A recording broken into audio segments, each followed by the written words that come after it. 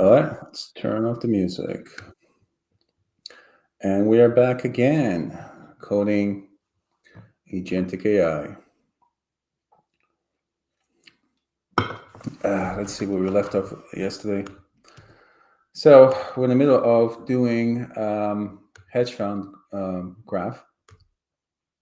Let's see. Now, I did get a message that I should probably leave this one on and let some of the business folks do some of these things and focus on the core, which is really the Kubernetes agentic AI. So we might actually do that.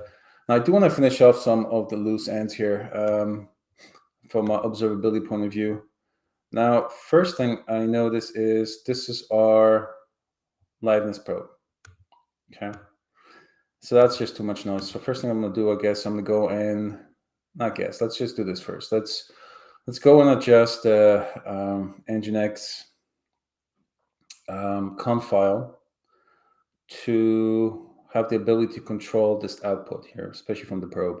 There's just too much noise, right? I mean, it's nice that probe is working, but when I look at the logs, that signal to noise ratio in logs is really important. I really want to see more signal, less noise. So let's just do that first. Let's see if we can improve the signal to noise ratio in our logs.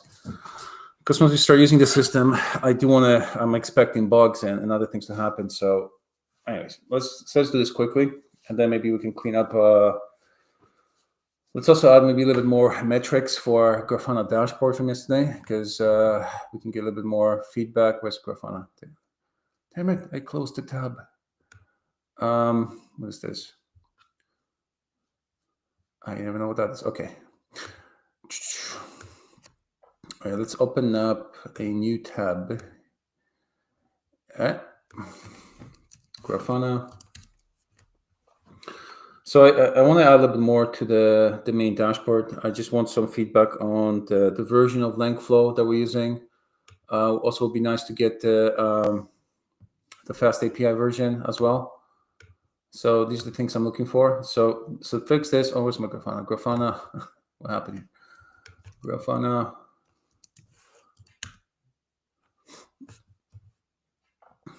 Oh, let's see. First need to debug. Let's debug Grafana if it's actually running in the dev cluster. Let's have a look at observability namespace and have a peek what's happening with my Grafana. Grafana. Oh, I see. Okay. So it was in the middle of refreshing itself. Again, preemptive nodes. We're running in the cluster to save money. So they're refreshing themselves once a day. Let's just kill this and let it refresh itself. Sometimes Kubernetes needs help when it comes back to life. When you kill all the nodes with all the pods running, when it comes back, it's sometimes in not the best state. So everything came back to life except for Grafana and Loki, right? Loki read pods, they're just restarting themselves, stuck in the loop. Anyways, that happens, right? Obviously, it shouldn't happen in production because you don't kill your server every day or your cluster every day and expect to come back live. Where is it? Let's just kill some of these pods here.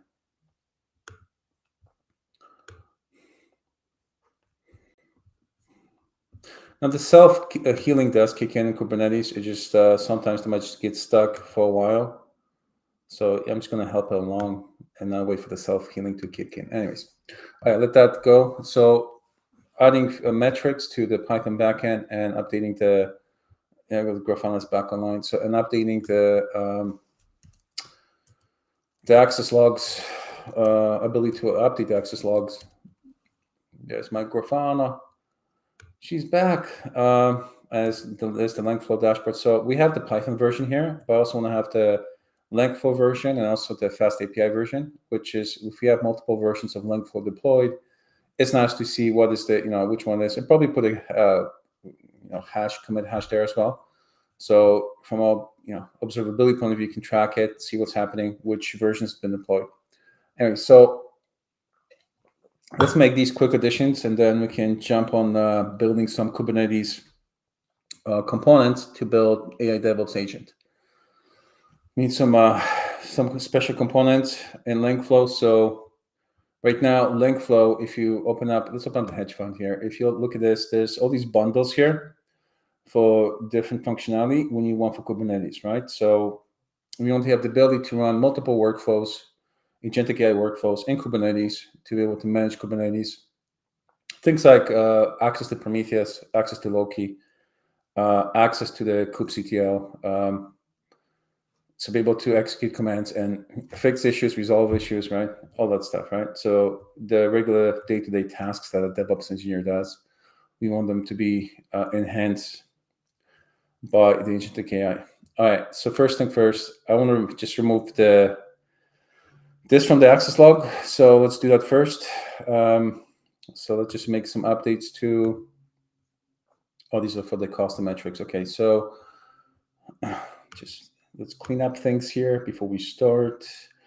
So I'm going to update not the container, but the template. Let's update the template and the entry point for the container.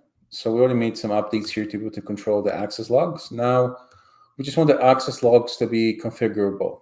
Okay, so we want to have the ability to detect specific agents like Kubernetes agent and then suppress them from access logs. So let me see what are we going to do here. So first of all, we need a way to map. So in Nginx conf file, you can just create sort of like if statements with the map. And then the map can detect based on what the map is. So in this case, well, let me see, what can we do the map on? So in this case, there we go. So if you inspect this right now, we can see in the payload, we have HTTP user agent, right? So we have this. So we can actually use this to our advantage to detect that actually Kubernetes is making this. So the user agent is Kubernetes. So we can say, hey, let's create a conditional statement based on the user agent. And if the user agent is Kubernetes probe, let's just suppress this message. So yeah, let's do it on that. Let's start with that. Okay.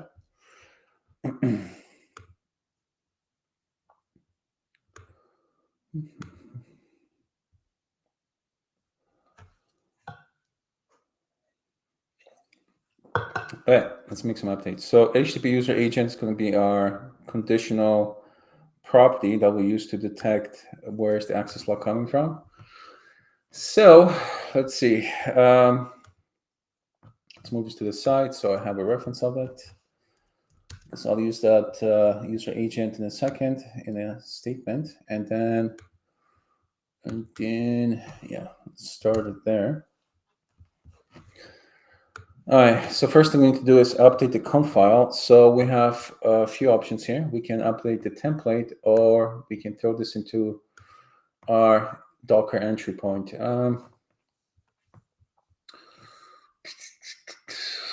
What's the best option here?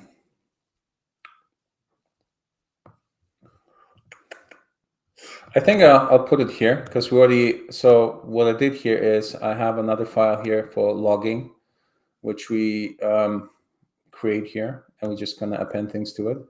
So what I can do is I can append the map, the Nginx conf map here as well. So that means I just don't have to touch the template. I can just put into this logging conf, and it's gonna live there with the access log definition. Let's do it that way. So we'll just update the bash script, not the template. Yeah, we can just throw it here somewhere at the top, just here before the server block, and make it conditional as well. But there's no advantage right now. Maybe once I start doing it, I'll see a better way of doing it once I'm in the middle of it, obviously. All right, so what we want to do is we want to append and also update these things here to make it conditional. So let me just create a variable first. Yeah, let's just start doing it.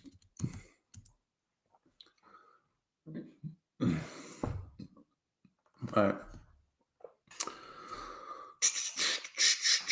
So what we need is a filter. Let's call this a probe filter for Kubernetes probe filter. I'm not expecting much help from code completion here since This is very random compared to all the other stuff that's there. All right, so let's do that. So we're gonna set an empty variable here, and then we can make it conditional as well. Maybe that's a good way. Always just always remove it. Let's make it conditional. Yeah, let's make it conditional. So sometimes I might want to, when I'm debugging, I might want to make it, I want to disable it, enable it, whatever. So I'll just make this, have another variable here. Now this is sh, so we got to make an sh safe if statement. So in this case, I'm going to check if, let's just create a new variable. We'll call it what? Let's make it a variable to suppress. Yeah, let's call it like this. So new variable, we go call it suppress probe logs. I forgot the P there. Oh wait. Crap.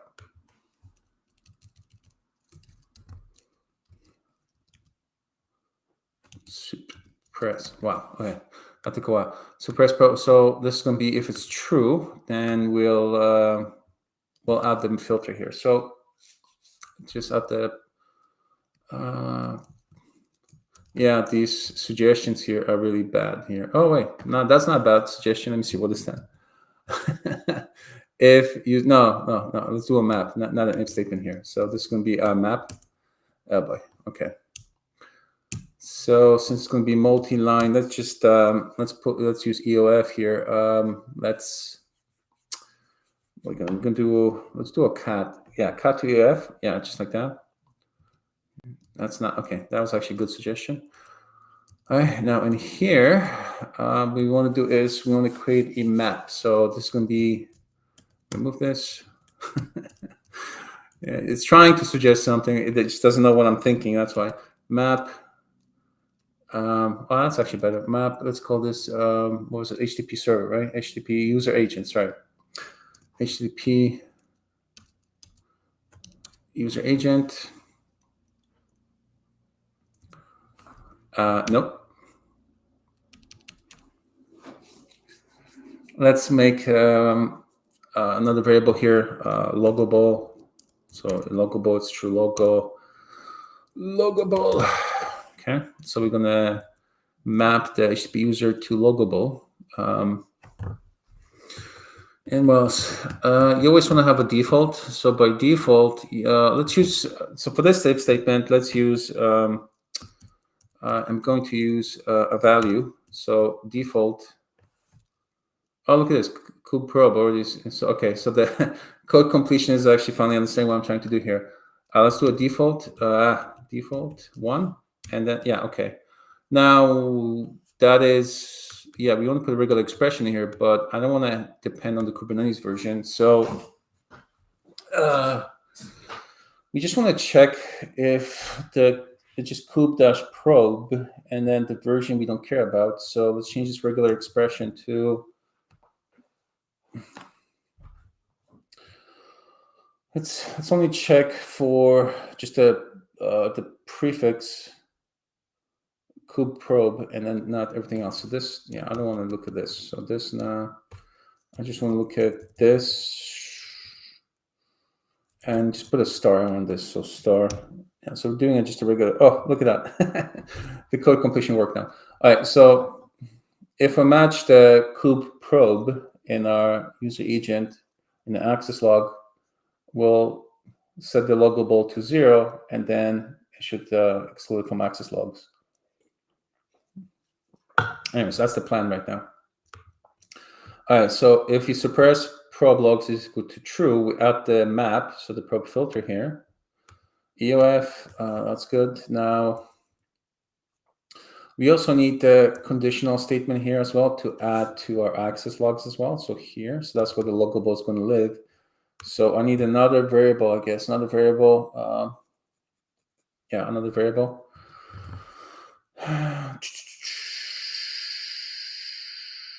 Well, no, what I want to do here, I want to make a loggable configuration, config, and this is going to equal to well, we need the if statement here for Nginx, right? So we need the if equals to, yeah, just like that, right? And then do an else statement. So if it's not suppressed to true, we just close this. So this one's going to be loggable config goes to empty. All right. I'm just going to make this added to my spelling dictionary, so I know I'm not misspelling it more than once. All right, cool. All right, so let's see if that makes sense. Probe filter, suppress equals to true. Yeah, it has to be a string, not a boolean. Okay, true. Then we're going to add our map here, which is just the if statement in Nginx conf, and then have the loggable variable here to map the user agent to loggable. And now we just need to apply this to our access logs. Okay, so next step is, let's apply this to the access logs. So we have 3 different versions here. We have the custom logs, and then we have the JSON in the regular format. So what we want here is at the end, we want to add loggable config, just like that. Okay, so that's going to be if loggable equals true. All right, I think that makes sense. We're going to test this in a second.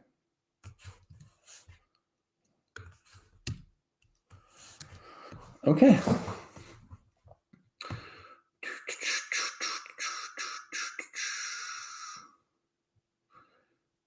So far makes sense.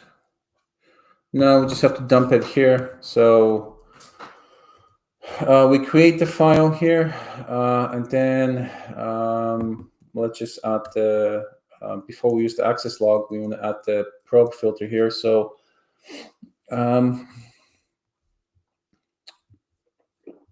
let's do an if statement. So see if it if exists. So exists or empty, which one should we? So n is for, yeah, if it's there, right? So I'm gonna look this up. I always forget which one is, what's the n for. So in this case, it's going to be probe filter e. Okay. All right, that makes sense. All right, let's see if we can add some comments here, make it a little more pretty.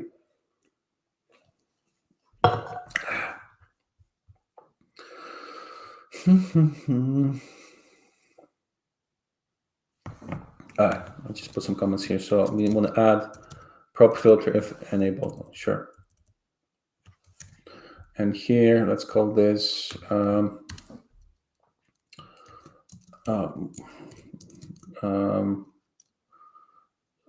probe filter if enabled. Cool. Right probe filter if enabled. Right. All right. I think that makes sense, right? Wait. Right probe filter if enabled. Yeah, it makes sense. Grammatically speaking, sure, makes sense. All right. So where else? So I think that's it. That's it for the Nginx here. That gives me ability to configure this. Now I can use this environment variable in my pod YAML. So just put another environment variable on the pod, say suppress logs to true, and we should get this working, right? All right, you know what? Let's build this locally and let's fake the user agent so we can test this. Yeah, let me do this. Okay. Just double checking if I messed up anything. There's any spelling mistakes as usual. We want to avoid those, right? Cool. All right. Let's build this. Let me just, and let me see what I had open here. Oh yeah. All right, let's just kill all this.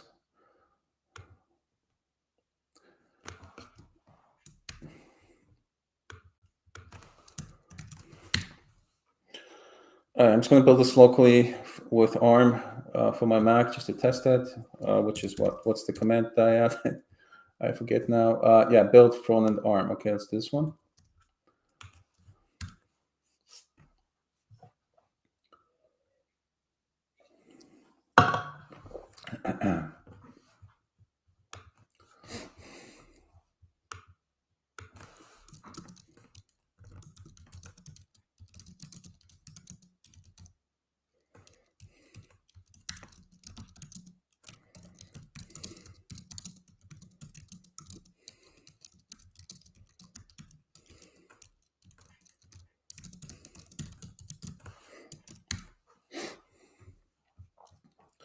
In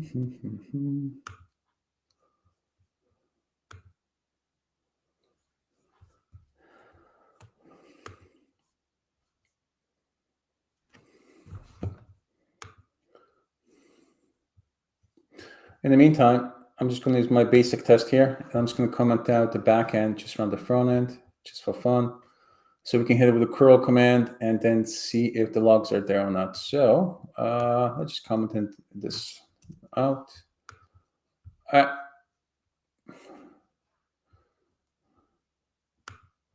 right, so I'm first going to run it with the way it is right now. So if I do a curl with that agent, I should be able to see the access logs.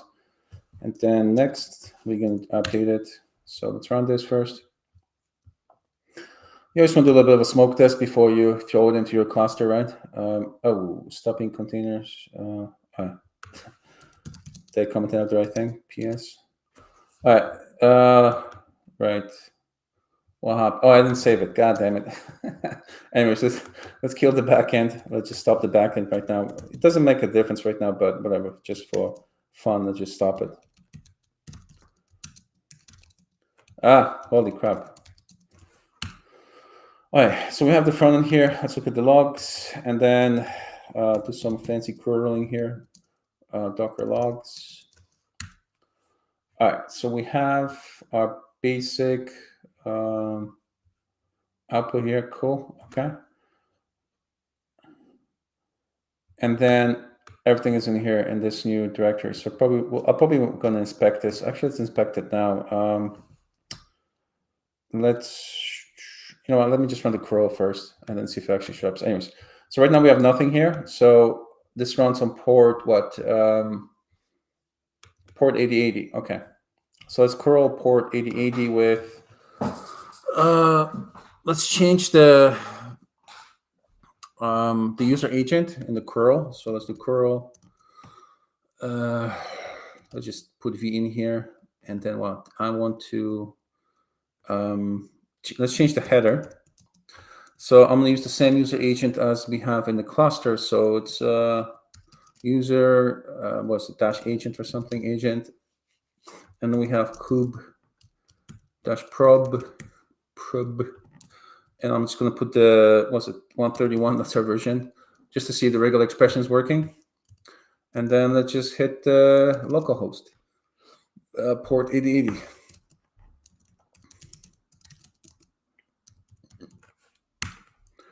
All right, let's see the logs. There we go. So we have, so exactly. So here's a probe line, right? So this is how it's going to look. Now, let's restart the container with the environment variable set. Where's my thingy here? Okay, so I'm going to just add one more variable here. So dash E dash, what the hell is it called? Suppress something? God damn it. Memory of a fruit fly. What the hell do they call it? Yeah, suppress probe logs. Why isn't this is not saved? Did I not save this? You know, every time I open a VS Code, I always upload my own VS configuration, and I have auto save on everything because I forget to save all the time. Now, I don't know if I saved this or not. Let me look at the timeline. God damn it. What do I do now? What is the save? Oh, just the line at the top. Okay. Not a big deal. The build still works. All right. So here, suppress equals to true. Let's restart this again.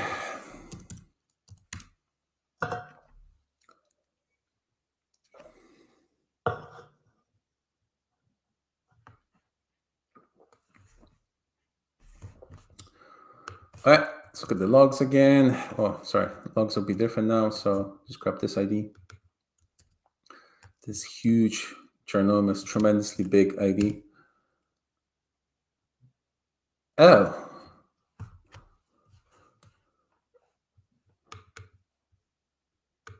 I see. I messed up with my map.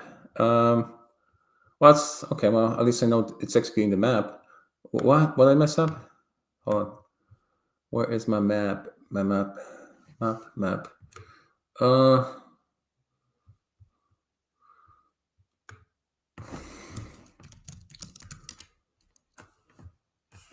it just killed itself, huh?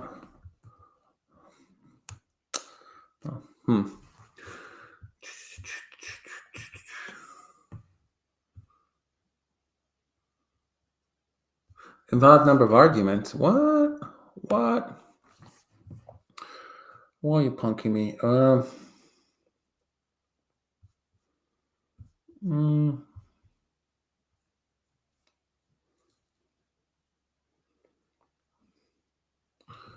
Where's the invalid number of arguments? What am I missing here? Oh wait, I think that this regular expression. Yeah, that's what comes to mind first. First glance. No,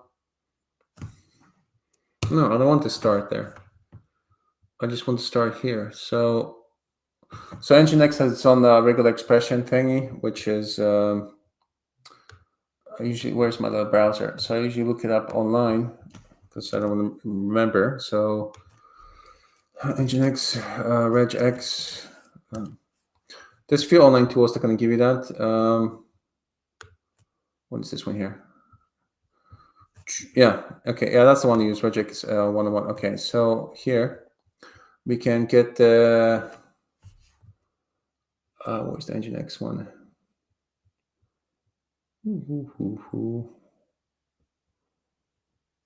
What? Which one's the Nginx one? Nginx. Oh, is it this one here? Hold on, let me go back here. Which one is it?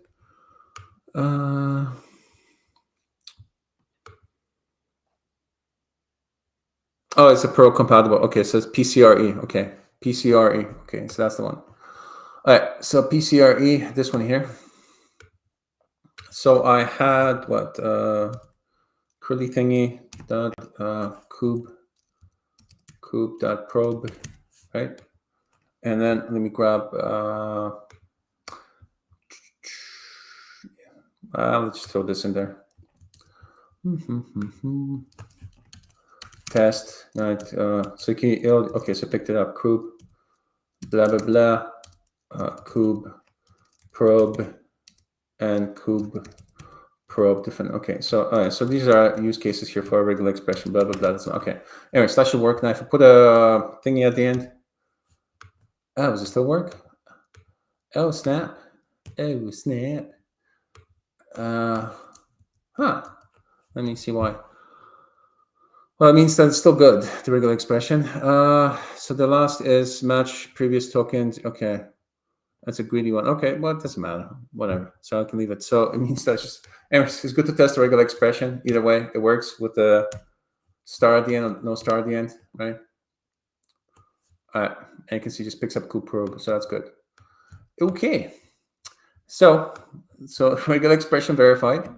Now, well, let's verify the map now. I'm the map. Where's my map?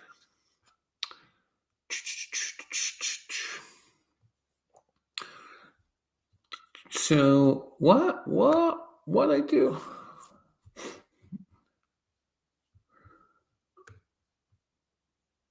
Which argument is invalid? Invalid number of arguments in what? How is it? It's always two arguments. How is it invalid number of arguments? Why are you punking me? Where's my little browser? So let's just have a look at Nginx map here, just to confirm. Just going off memory, but maybe my memory is faulty. Directive here.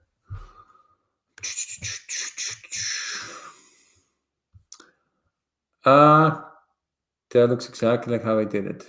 Oh, I even have it here. Use agent. There we go. Same idea.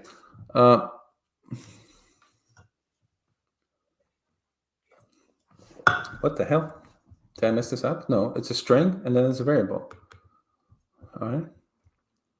It's supposed to be a simple change, but I guess with my fat sausage fingers, there's always a problem. So here we have, it's literally the same thing. Is it just formatting issue?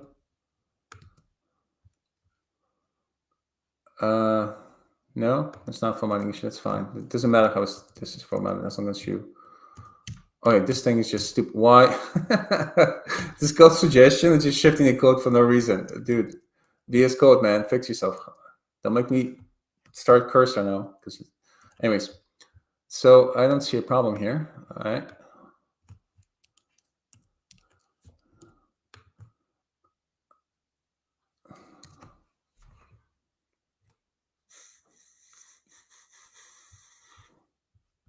Let me build this again. And this time I'm just gonna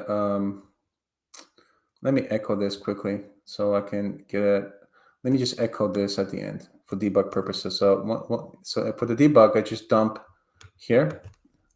And then just do this the same thing. So I just wanted to see what the hell I have in that file, just to see if echo login configuration. Okay.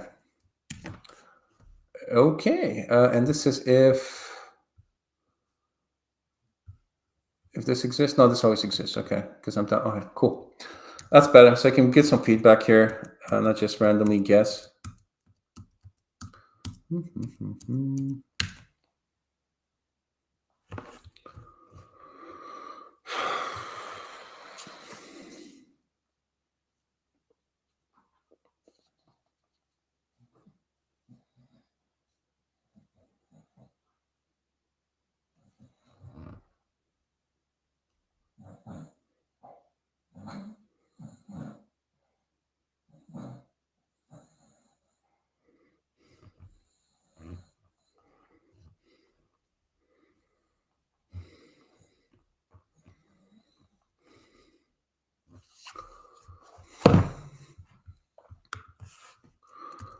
All right, let's run this again.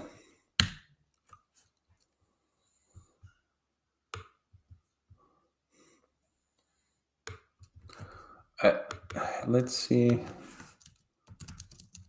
what's in the logs.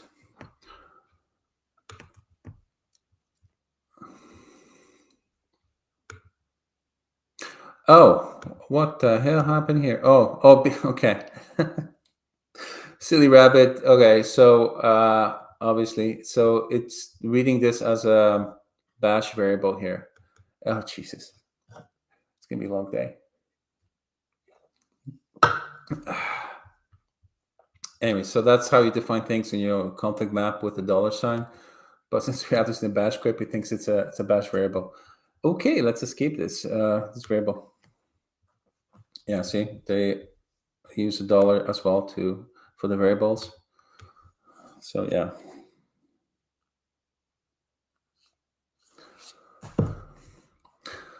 Let me escape this. Let me see. How am I going to escape this? So in le bash, that's French for bash. It's le bash. Oh, you know what? Let me do some fancy thing here. Let me put this on the screen so I have a reference of it here. I always have to have my logs to the side so I can have a peek at them. So for this one here, just zoom out. All right. So let's make this whole thing a string, right? Because there shouldn't be a bash. Let's see how many things I'm going to do this.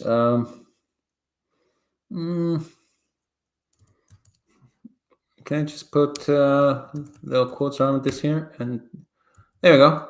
Yeah. Yeah, that should do it. Yep. And this one, let's escape this one as well. Okay. Okay, that's good. We made this. Yeah, even the linter tells me it's good, so it's a string. Okay, let's run this again. Quick build and another smoke test. Oh, sorry. What the hell am I doing? Now don't run this again. Build.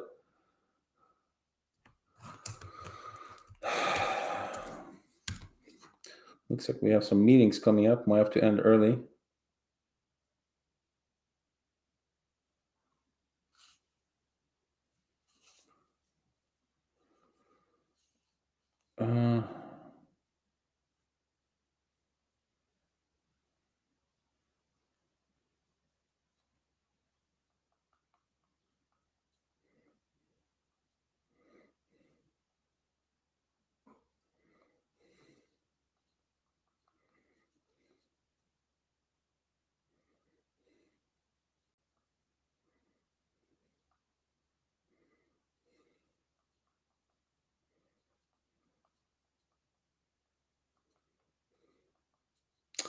God damn it. Business meetings. All right, let's see if we can run this.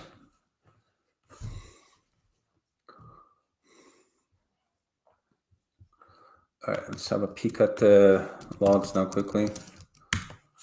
Okay. Oh, go away. So yeah, there we go. So yeah, no longer empty. Okay, cool. All right, let's do a curl. What the hell's your problem? Let's do a curl again with my fake user agent that pretends to be Kubernetes. Oh, hold on. There's another error here. What?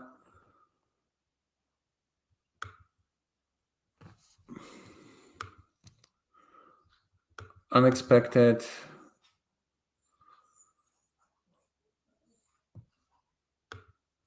Oh, hold on. Oh, god damn it.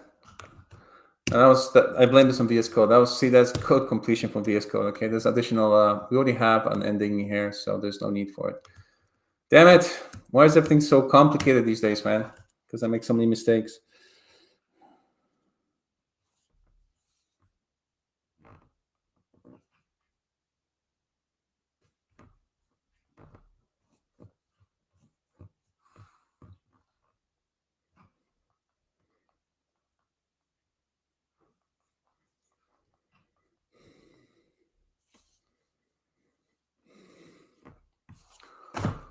All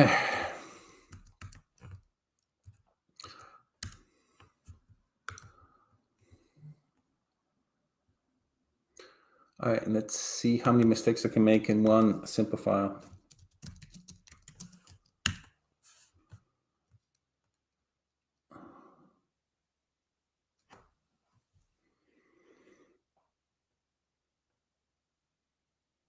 All right, that's fine. This is just a message from. Okay, so it looks good. So let's just hit the curl. Oh, it's not fine because we made the upstream crashable. Oh god. Okay. Let's start. Sometimes you just got to do things the hard way. That's how we learn. I'm learning. Let's run this again with backend. So it's not complaining about the upstream. I really hate when we get this upstream errors. Anyways, there we go. Let's look at the logs now. God damn it. Docker. Let's get the ID.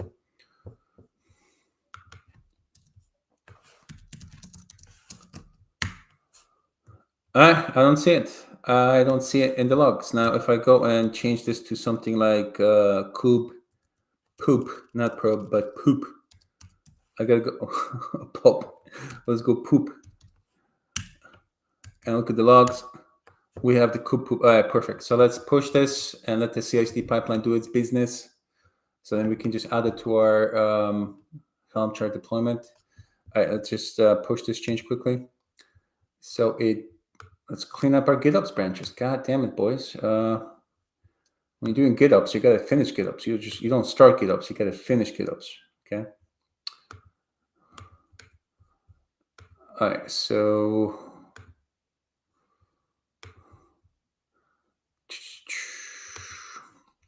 let's put. Oh, these LangFlow guys were busy adding more changes. We're gonna have to sync up soon. We have a lot of changes that we made. So many changes. So many amazing, tremendous changes. Best in the world changes. There's no tariffs on our changes. And let's just push this.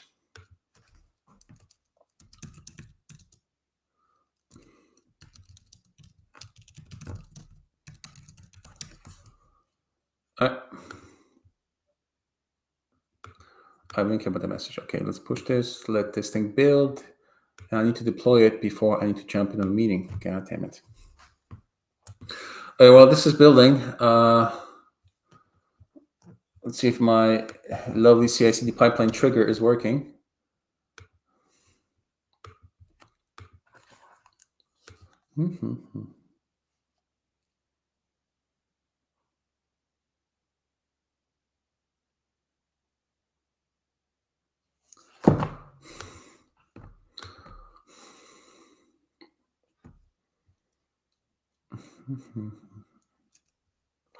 There you go. A build kicked off.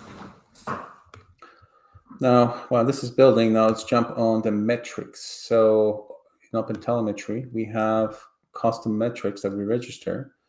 So I just want to register 3 more metrics, one for the FastAPI version, one for the LangFlow version, and one for the Git version as well. It's always nice to know what Git version is deployed in your prod system. So there's code issues, you can easily trace it back, which is also encoded in the image tag as well. All right, so what we're going to do here, let's make this a little bit bigger.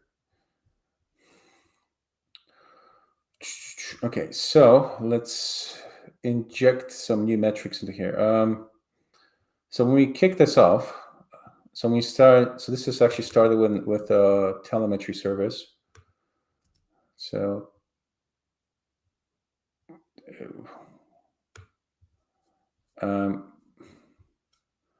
let's just include the .py files.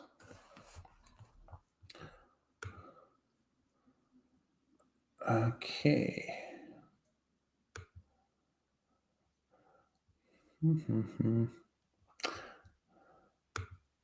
Yeah, there we go. So it started with the service, right? So when the yeah, it's here. Okay. And we pass in the Prometheus enable here. Yeah, I'm gonna ignore that for now. Well, so I would like to also include here the FastAPI version, so we can inject it here. All right, and the LangFlow version. So that is from we do have a version thingy in the main flow here. I know there's a version thingy. It's a technical term. Where's the version thingy? Here. So there's the version. So we do have the version. So we pass in the version. So I can pass this into here, the start service. Okay. Hold on, let me think. Should I do it in the constructor or push it to the? Let's see. Let's see how they do it here. So they have it in register metrics here. So once it's defined, and we can call this. Where's this called actually? Let's just see. Maybe we can call the same method here. All right, so it's called when we initiate OpenTelemetry. Okay. Oh boy. Okay, so the order of events here is not the greatest in terms of when the FastAPI starts, when the server starts, when the OpenTelemetry is created. So it's a bit of a headache here because the service starts first with a service factory, and then in the constructor we have already this. So and then this calls the constructor, which is here, which calls the registry. Okay, to register the custom metrics. So we need to get it in there before anything happens, right? So I can definitely squeeze it into here, into the constructor, which is then called by the service here. So throw it in here. But then I have to get it into the constructor of the service, right? Which is a problem.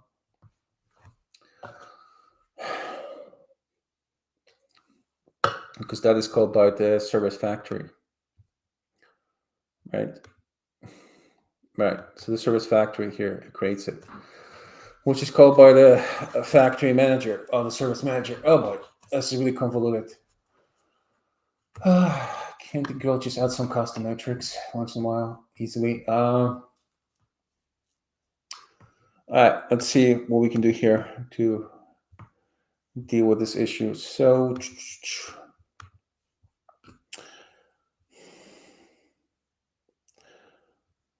you can see that everything is happening here in the constructor here, right? So once we get the metrics here, register the metrics, and then we get the Prometheus metrics reader, and then we just go through all the metrics here.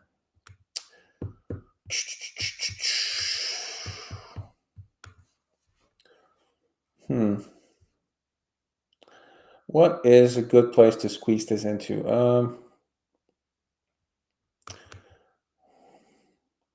And we have the create metrics here as well. So ideally, we want to get the register before we get here. So before the constructor happens here, we only register the metrics. But again, it happens here. So maybe you can, let me see, if this is using, what is this? Is this a global variable? So it's obviously it's a class instance variable, but I'm wondering if it's also a global registration here. So yeah, okay. So there's the metrics here. So we store everything here, which is your class variable. Sorry, your instance variable, not class variable. So it would be nice if this is this registration here happens, or this register or registration is a global variable. And in fact, a lot of times when I look at do I still have FastAPI open here somewhere? FastAPI here. Right, so you have the collector registry here. A lot of times the collector registry is something that is thread safe, but it's also a singleton. So you can register metrics all over the place, not just in one place. And then, yeah, you pass the registry when you actually do it. When you actually kick off the Prometheus server, client server. So we don't have this option here. At least I don't see that's been done that way. That the collector registry is somewhere that we can access outside. It will be definitely beneficial if you can access the registry somewhere. Am I missing it somewhere? Oh boy. Metrics registry is here. Right. I need this to be outside, and also I need to be able to register things after we kicked off the Prometheus open telemetry reader and exporter, so we can actually add more metrics. Also, we can then use this metric registration in other places as well.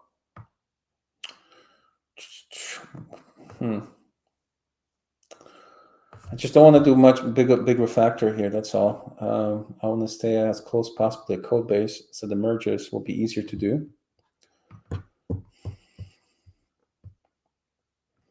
You know what? I can probably just do it here in the same method and then make the other variables global, which is not ideal.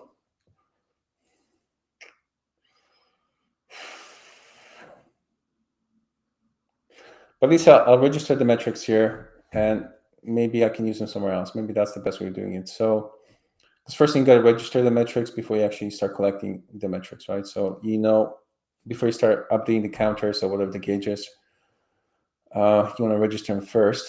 Okay, so let me do that. Let me register them here. And what else? Yeah. And when this kind of starts, we already have the metrics registered, then we can start using them. All right. Okay.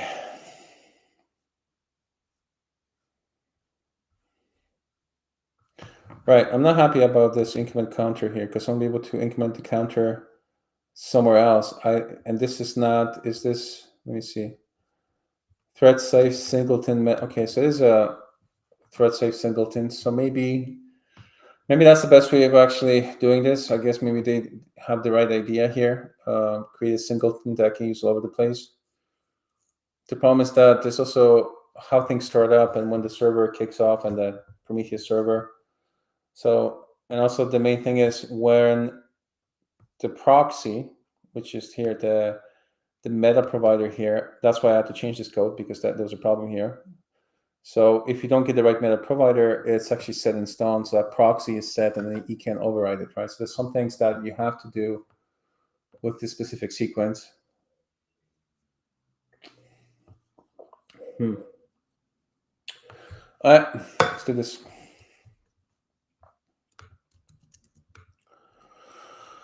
Oh boy. All right. Did the thing build? I see my Slack messages that it's done building. There we go. Okay. So while I'm thinking about the metrics. Let me deploy this change here.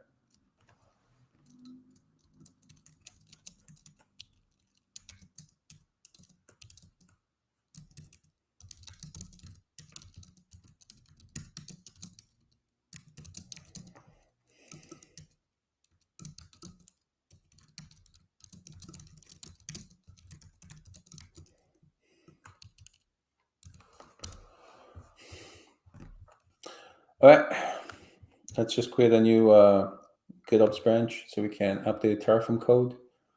So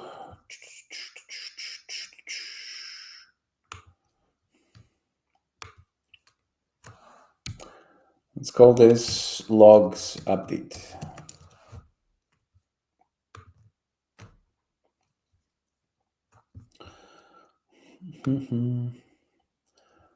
So I'm just going to grab the variable. What was the variable? Suppress probes equals to true. Let's throw that into our Terraform code.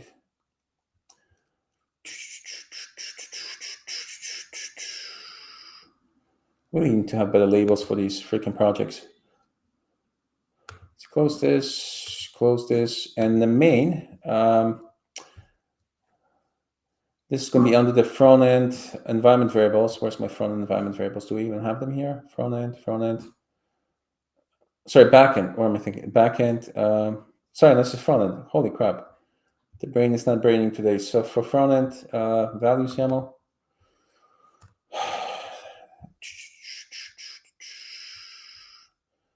Front end. Where's my environment variables here? The hell I call it? They call me NV virus or something silly. Oh, here. Okay. No, actually. All right. So let me just add this. So name equals to. Oh, come on, code completion. Don't mess with me. Value equals to true. Well, not true. All right.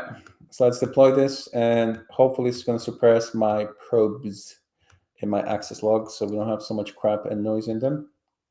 All right, let's apply this with Terraform code.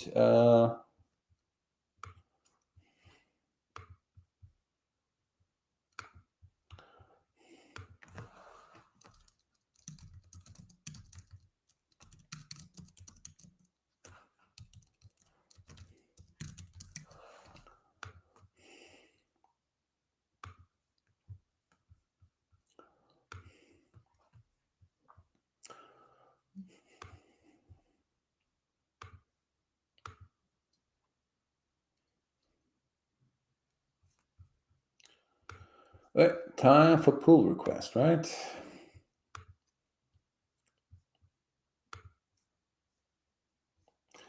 Suppress probe logs, extra environment variable. Yeah, okay, we're good. Okay, let's run this.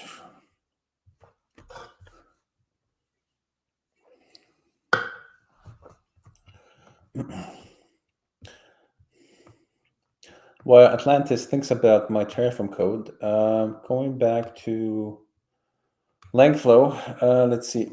Let's close some of these things. So let's clean up a bit so I can see exactly where I'm changing the code. All right. Let's do this. So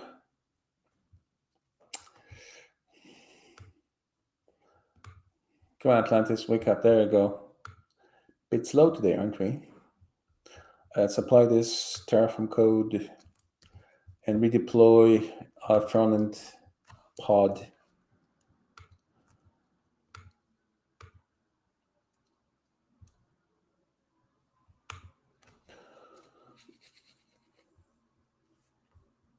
Is it restarting? Yeah, I love that Google Cloud GUI here keeps crashing all the time because it's so inefficient. That's just hilarious, right? And it did an Angular, man. Maybe it's time to update. I just want to say maybe it's time for React. Maybe controversial take, but maybe. But look how slow the GUI is in Google Cloud, man. It keeps on crashing all the time because of memory constraints. Oh boy.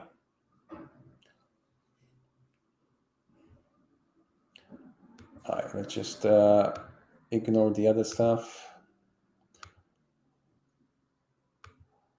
I don't know why the backend is also updating, but whatever. Let's just see. So I want to see less crappy logs in this this deployment.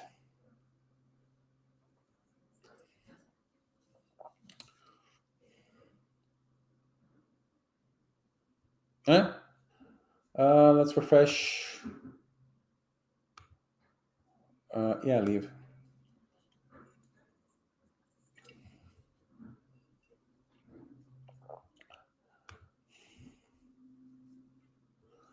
There you go. Logs are coming in, so we can see it now. Yeah, it's just my Macintosh. I'm gonna give it a second to see if. Oh, what's this? What's this? Service mesh is not happy. Why isn't service mesh happy? What's your problem?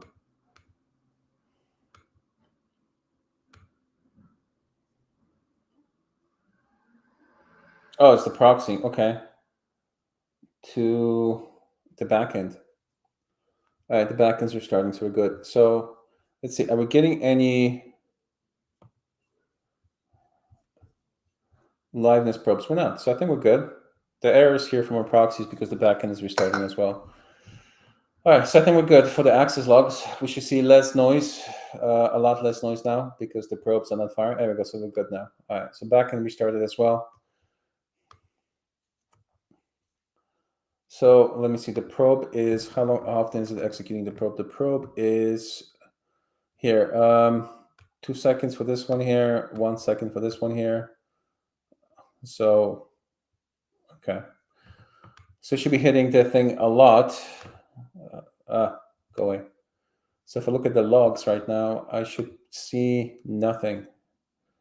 Nothing. There we go. So the last response is from just the service mesh backend was restarting. Okay, so yeah, looks like we're good. So now when I come back, I should see nothing past this line if I haven't refreshed the application. Okay, good. So that's way less noise. All right, moving back to the metrics now. Right. Let's refresh this. Just make sure. Yeah, still nothing. All right. So we were able to check the user agent and only exclude the Kubernetes one, not my beautiful, amazing Safari. All right, moving on to the metrics quickly now, because that took too long.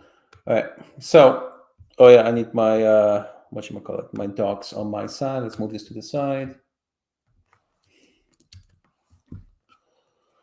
Okay. So what is the best way to deal with the situation? So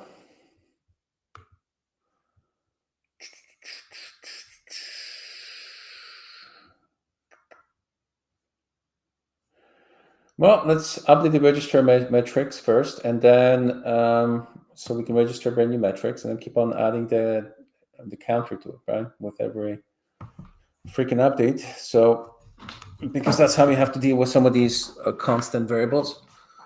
They're still constant, but it's a time series database, so you have to keep on updating it. Anyway, so we have to register the metrics first. Okay, let's do it here. Let me see. I want to add how many? 3 metrics. So let's start with. Let's start with FastAPI version. Okay. Let's put logger here. Not application level, but these are it's called system metrics, right? Okay, I'll just put it below that. All right, so let's add one here. It's going to be name. Oh, okay. Let's ignore the code completion. So it's going to be, we're going to call this one FastAPI version, right? FastAPI API version. So you can see what version we have of the server. The description, this is going to be my FastAPI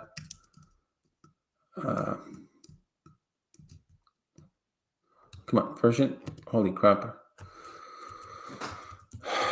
Percentage. No, this is going to be, what's the unit? The unit should be, well, it's a string, but we can make this, we can make this empty, right? There's no unit on this one. We don't care about the units here for this one. And this one is going to be what? I guess it doesn't matter which one is. You can make it a gauge. Let me look at the gauges in a second. Okay, the labels. This is what matters the most. So we need the.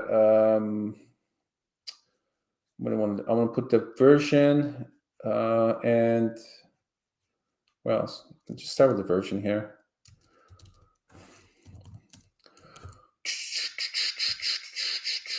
All right, so that's a mandatory label, the version. All right, so first I gotta double check this observable type or observable gauge here if it's gonna work for so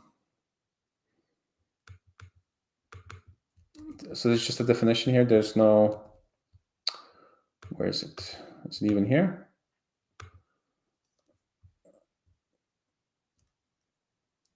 Create observable. Yeah, this one here. So they're using the one straight from the packages, and this one has what?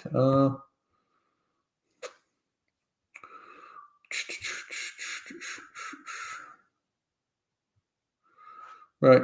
So we need the implementation of this. This is an abstract method. Where is mi impl?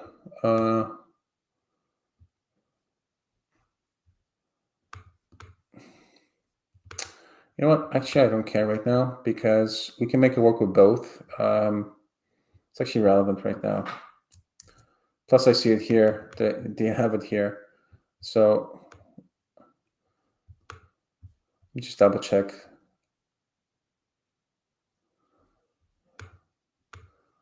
All right. What is this callback? The callback is here. Okay. I guess we're good. We're good with that for now. So the only thing I need to do now is find a way to populate this version somehow. How are we going to do this? So first step is always registering. That's the first step.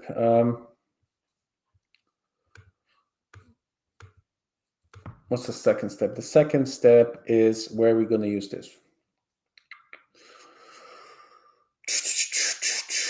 So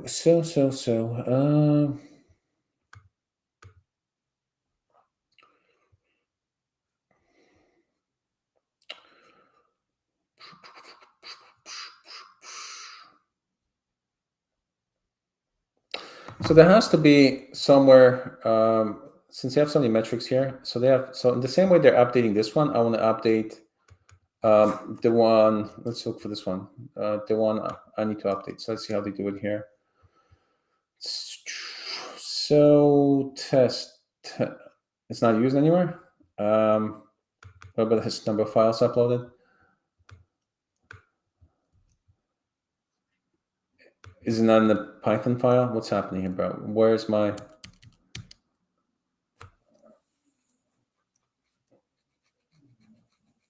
Wait, so it's not even used anywhere? Oh boy.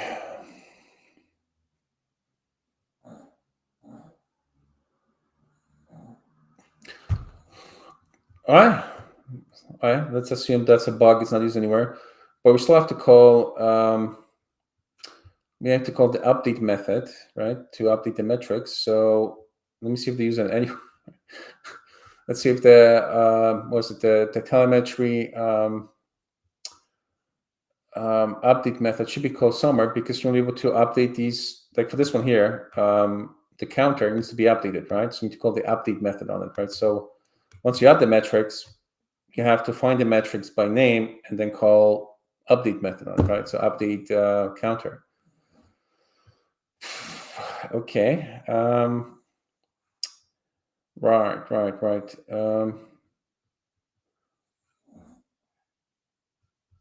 So these are just definitions here. So this one here, increment counter, where is this one used? See, because you have to do it by name, right? So yeah, that's how I thought so, because that's usually how I do it. So is this used anywhere? Like, seriously? It's just used in tests, but it's not really file uploads. So it's not used anywhere. Okay. Okay. Anyways, but at least we need to do this, right?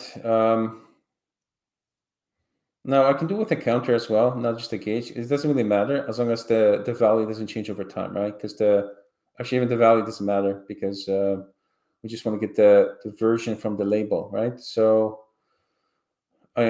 mental note, I need to update this test in a second so I can test my metrics here. But before we do that, I need to find a way to call this.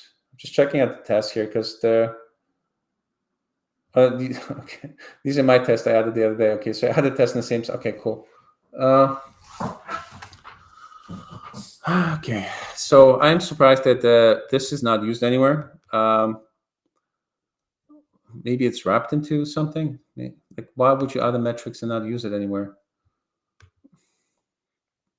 Yeah, I guess it's not. It's just in test class. That's all this. So they just define it and test it. Okay. Okay. Let's ignore that part. Okay. So in our case, I need to be able to call, which we're going to do. What are we going to do with this? Since it's a gauge, we're going to do update gauge. Okay, by name. And we're going to do it when FastAPI starts. No, let's do it at the end. Let's do it. I don't want to make this something that happens all the time. It needs to happen once. So I think it's better to do it just once, maybe when it starts, when the singleton starts. So maybe in the constructor. So let me see, maybe now the version of the server I can only pick up from the FastAPI class, which is not included here, is it? No. Okay. Okay. So let's do it in a telemetry class when it creates this this constructor, when it calls the constructor. And then here, let's do it here. So after this is called, and we register the metrics, I'm going to call, and it's after this is created already, I am going to call the version. Okay, let's do it. All right. So in the main, I had a lot of debugs here last time because we're just debugging. It's nice to have them in your Kubernetes cluster as well so you can see what's happening. So here, when we call the service, when we start the service here, telemetry service, now this kind of combines both things. It's their telemetry service about using this product and also the observability. So that's why I also kind of squeezed in the Prometheus server here as well, the metric server. So what I can do is do it here right before we start. I'm going to register the FastAPI version here, okay? So let's just do it here. You know what? We can also do it before the server starts, right?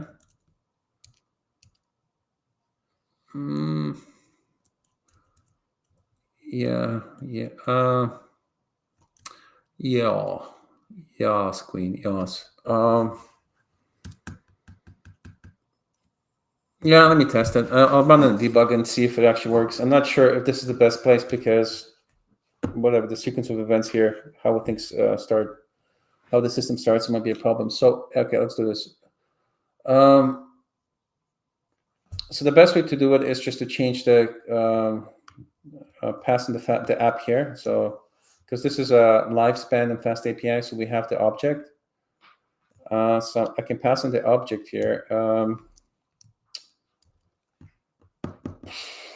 Or should I just pass the version? I don't want to have a reference to the object there, so maybe I should just pass the version. So let's do it this way.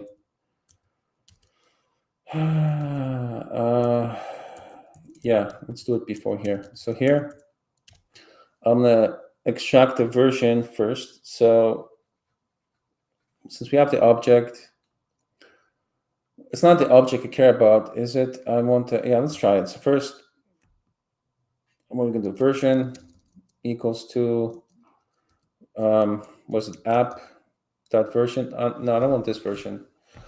I want the version of the FastAPI module. So I want the underscore.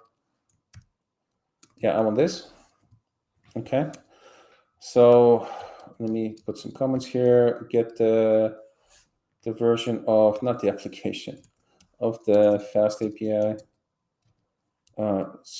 Yeah, FastAPI app. All right. So then I can pass in the version here. Now at the same time, we also have a version here that we passed in. So this is going to be the application version. So beautiful. So we have two versions. Okay. So actually, let me just put this in here. Why waste space? So FastAPI version, and then we have version. So I'm going to give it some names in a second so it doesn't look stupid. All right. So at least that's that. And then the other thing I want to put here is the hash of the commit would be nice to have. So we're already including Git as a library in our container because it's used by some of the Git bundles. Usually I wouldn't include Git in any of my containers, a Linux package, because it just creates vulnerabilities. But we already have it, so might as well use it for Git as well. How am I going to do this? I want to get the current running branch.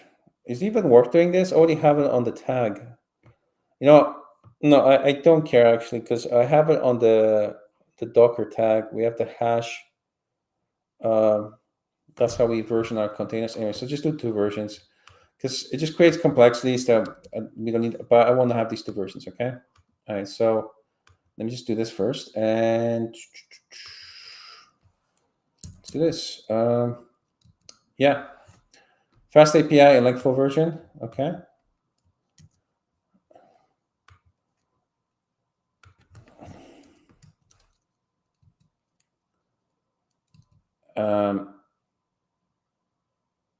What just happened here?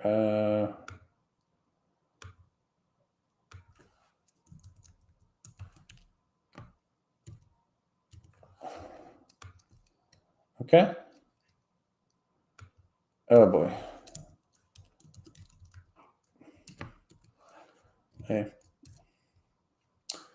Okay. All right. So we have the FastAPI version, LangFlow version. So that should be good enough. Now, going back to our service here.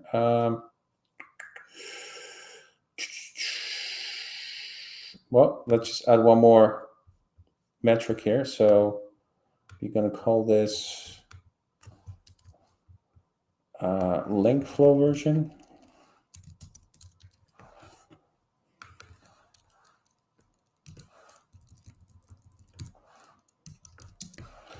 So this is going to be our romantic version. So our regular version is going to be get hash, but romantic version, just to see what the hell we're running, is going to be this.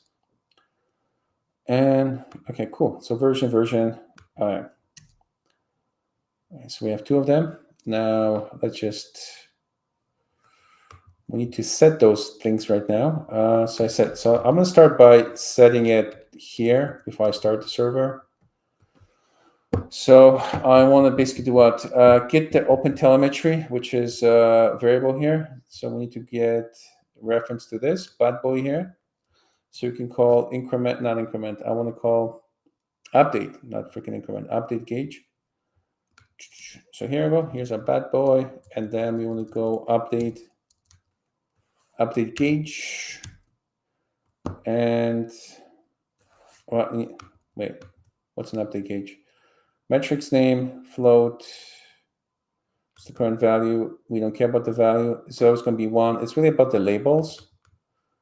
So the labels is the version. So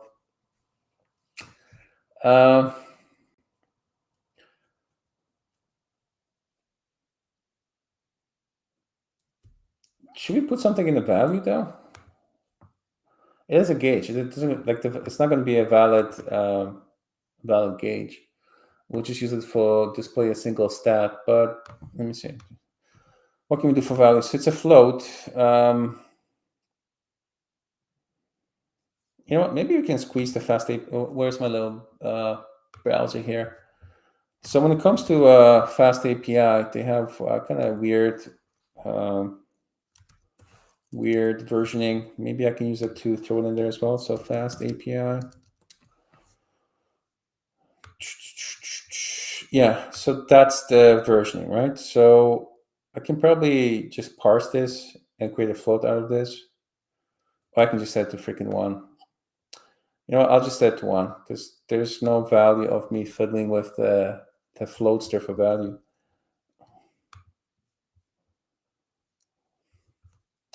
Okay, let's do it. I see some messages coming in.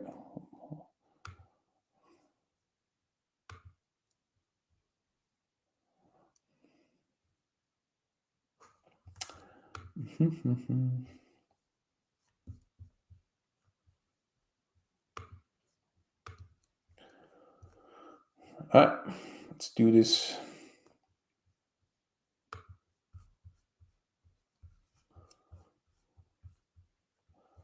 All right, so I need to grab this. So I need to go by name.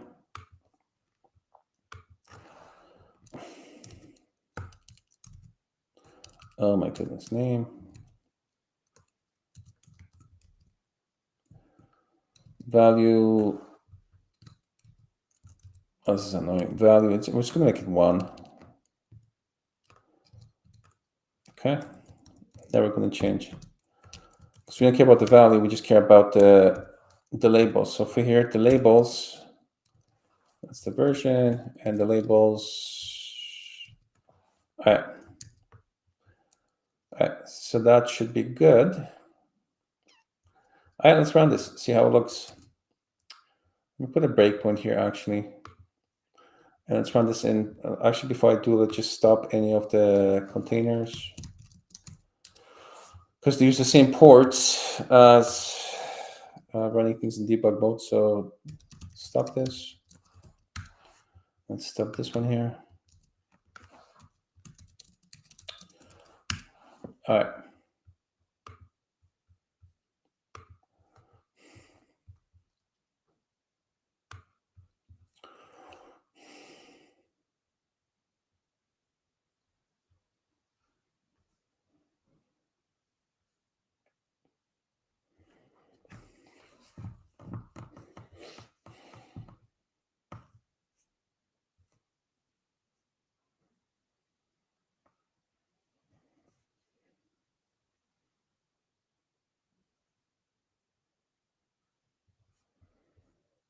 Oh, there's an error. What's the error?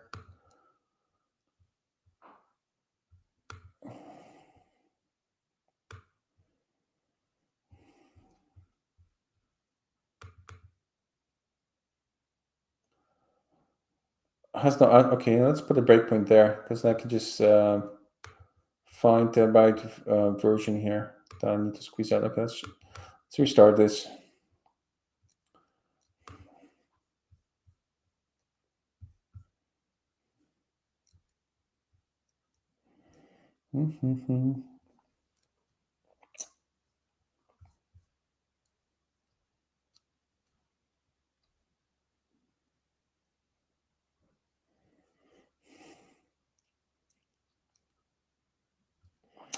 All right, let's inspect this variable here.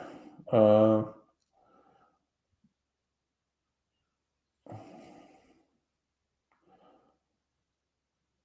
right, we have the version here, so I guess we we added the what about this version here? Is this that version is good? Okay, so we're good. So just this version here, right?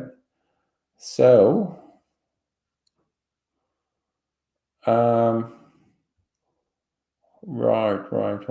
right. Okay. So we don't have that version there.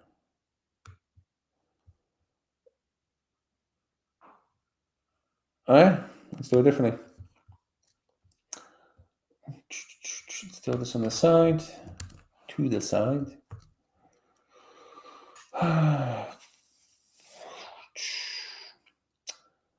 Right, so I can't inspect the object, I have to inspect the module. That's what I'm supposed to do. So for the module, let me see if I can grab the module here in my debug window here.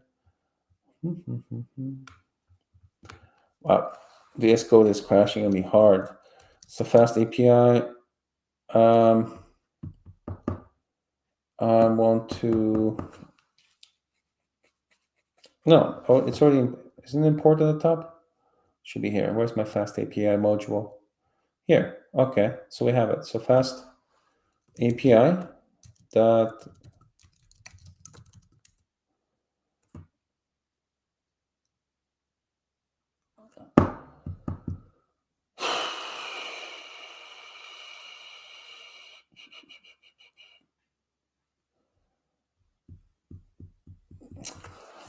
I have to change the import. Let's import it by itself, okay?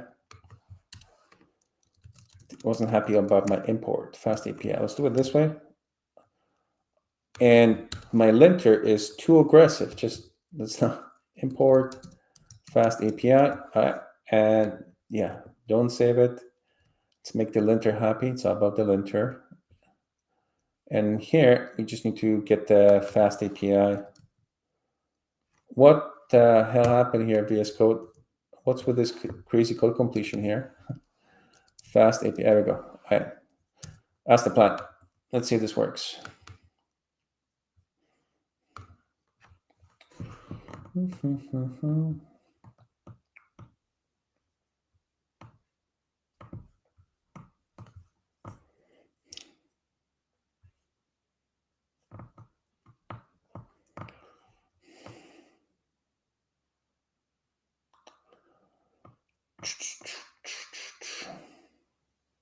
All right, so I'm good with that. Good with that. Let's step into that quickly.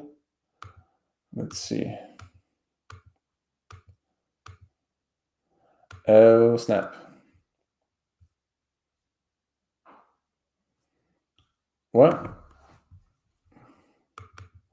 1 second.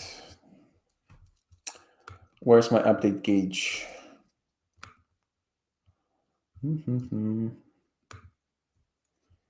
Oh, it's metric name. God damn it. God damn it. That was a bad code completion. VS Code. I blame you for that. Okay. We're good? Yeah, value and labels. These are labels. It says map string. Okay. Do I have labels there? Yeah. All right.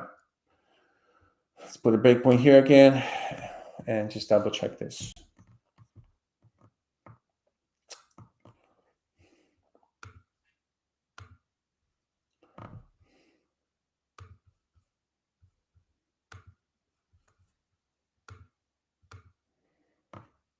All right. Let's see how this looks in my browser. Let's look at the Prometheus metrics here and see what's happening. There you go. There's the LangFlow version here. Where's and FastAPI? There you go. So we have both. Okay, cool, sweet. All right, we're good to go. Let's package this and ready to go. So it's going to be out at 1. It actually doesn't make. We don't care if it changes over time. Sorry, we do care if it changes over time, but it's not going to change over time because these are set in stone, right? We always set to 1, and we always set this version here. Okay. So now we can go update the Grafana dashboard and throw it in there. And in the meantime, let's just play around with this for a second. There we go, still there. All right.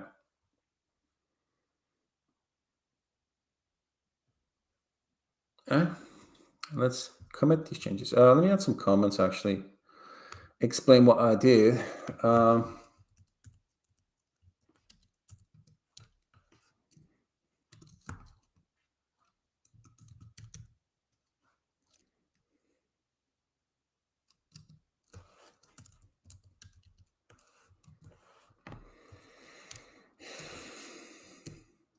Right, we're supposed to write some tests before we push this, right? So let's be good citizens in this project and write some unit tests quickly here. So let's just throw, let me see.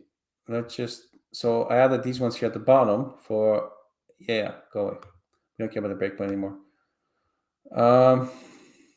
So where are we going to put these?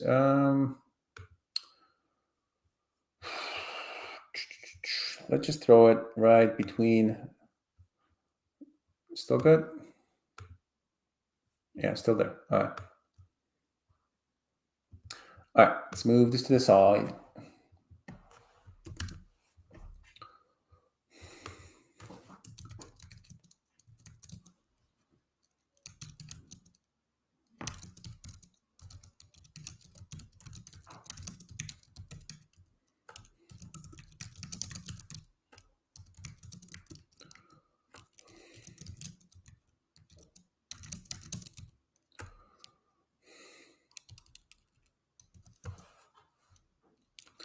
All right. So in our case, we have them part of the telemetry service, which is good because this is part of the telemetry service as well. It's part of our start server. So first of all, let's just see if we broke any other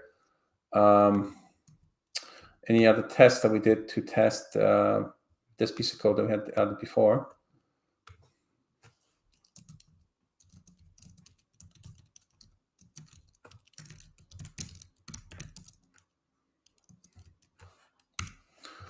All right, so looking at the tests, let's just pause the server. We don't care about them running anymore. So going back to tests. So I already added these tests at the bottom here to test the server, the new metric server. So let's just see if we broke anything.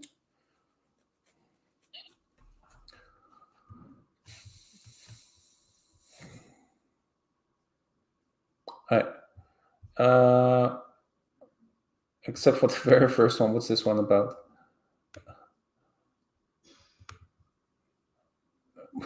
What's the problem? Oh, 4. Okay, yeah, we have more. Okay, great, actually. Great. So we have, where is it? Where's the check? Oh, here. So we have 4 metrics right now. Good.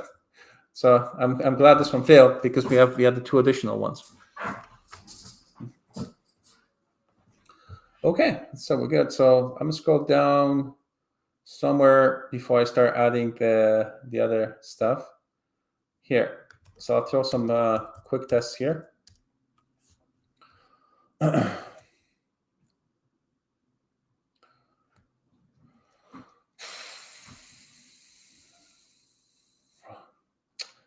Now I'm thinking maybe I should use the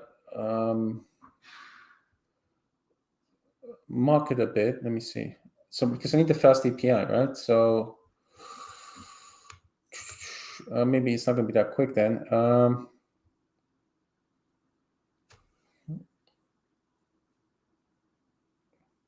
I don't have to test the extraction of the, where's the main one here? So I'm going to assume this is good, right? So I'm not going to test the FastAPI version. I'm just going to pass in the FastAPI version here and just test it from that point, right? So sometimes you don't have to test everything. So I'm not going to mock like FastAPI and do some requests and then see if it works. No, I'm not going to do that. So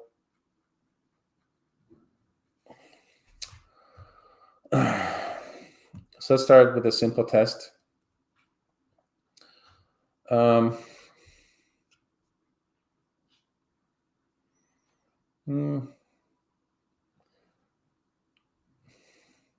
So what do we care about? We care about that the update gauge is there. We also care about the update gauge has specific values. So I should test the update gauge first, and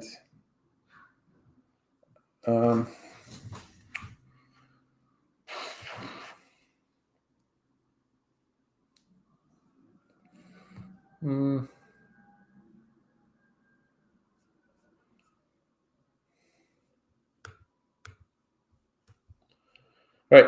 So FastAPI integration, I don't care about. I'm not going to add that. So again, we're going to focus specifically on the new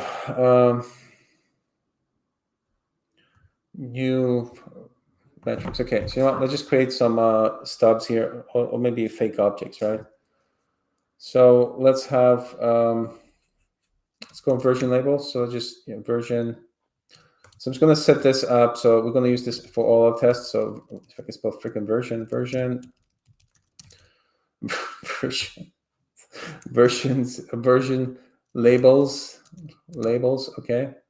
Yeah, so this, and I want to also have the FastAPI. No, was it? No, I call it LangFlow version, did I? Or how did I call it? I'll just call it version, just version, and just put the thingy here. Was it 0 something blah blah blah? Whatever the version of FastAPI is, okay? All right, let's do that. And right, so we'll do a version label. On version labels, we'll add more versions here as we go, and then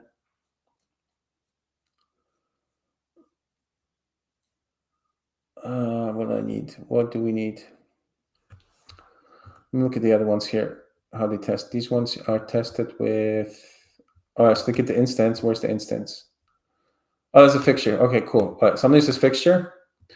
Now, since I'm attaching this right now, I'm going to change it. So what I like to do is always have the name of the fixture defined. So then it doesn't, sometimes people get confused. And anyway, so fixture, okay.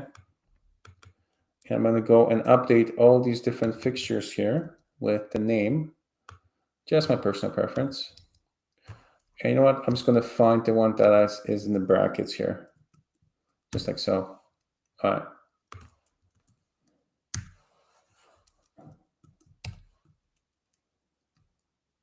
That's good. I'll just replace all of them. I'll just deal with the issues. Okay. And then just change this one here to. Oh, wait. So this should fix any of these. Yeah, see, it's not complaining anymore, right? So the linter is happy. Beautiful. Best ever linter. This one here, I'll just also add comments here. I always like to add comments so people know what the hell I'm doing here. So this is for so this thing is a singleton. So we're getting the fresh whatever, just get the instance. All right. And here let's return OpenTelemetry. Cool. All right, that makes it happy. Sweet. So if I'm looking at what they did here, this one fix. So they just updated. Where's the assertion here? There's no assertions here. So okay. Anyways, we're going to do this just with assertions. Okay. So that's the goal. Let me just grab this. So anyway, so fixture OpenTelemetry. So I'll grab this, put it to my test. I don't know what's the purpose of this freaking test here, bro. I mean, what happened? I understand this one here. If there was an exception, sure, you can test if there's an exception. But what is the point of these freaking tests? Like, you're not asserting any. Okay, I digress. Okay, let's just go back to the test I'm writing. All right. So what test of? Let's do a test. FastAPI version. What am I testing? Fast. See if it exists first. So metric exists. Okay. Let's try that one first.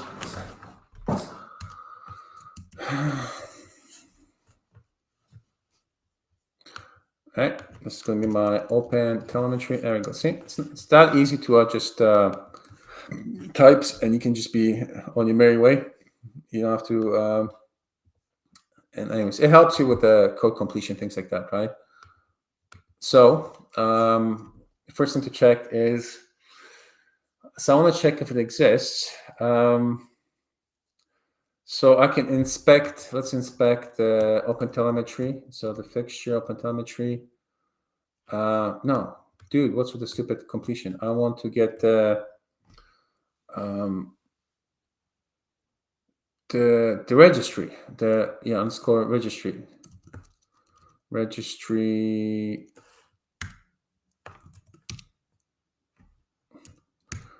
Oh my God. Well, we got to be fighting with this code completion now. Metrics, right? What is the variable? The variable is, we want to get this one here, metrics registry. Okay, metrics registry. All right. So we're going to get this one. Now, we just want to check if it's there. So you want to assert FastAPI. What is the name? I'm going to use the same names here. Now, I like to put these things in variables so we can pass them around. But right now, I just don't feel like it. So I'm just going to grab it. Yeah, we just don't feel like it. And we're just going to test in, right, like that. Very, very basic test. If it exists in the, okay. Sweet. What else we can do here? Save this. So that's a very basic test. Now, let me just run all of them, see if I messed up anything. And then we can make this test pretty. Oh, snap. What is your problem? Open telemetry, not found. Did I do a global replace and it messed it up here? Oh, yeah, I did. All right. Fixture. All right, shop. Let's run this again. All right, cool. We're good. All right, bit of refactoring, bit of cleanup. All right, so first thing we gotta assert that it exists. It does exist. Next thing is, what we're gonna do here. I'm gonna combine multiple tests here. I know it's nice to have a single assertion in the test, but in this case, it's a very basic test, so it feels like a waste. Let's just also check if, let's inspect it, right? So since you know it exists, let's get the metric out of it. Sure. Oh, look at that. Beautiful assertions. All right. That sounds good. What else we can do here? Quickly check. Let's also check the labels. Well, that's the version, so we have that. What else we can check here? That's it. That's all we need. That's all for this test, right? Oh, snap. It failed in, where's the failure?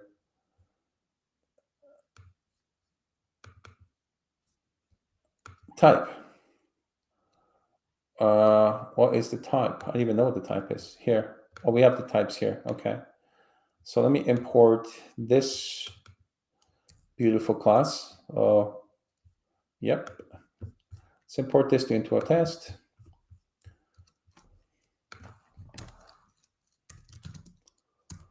LangFlow service.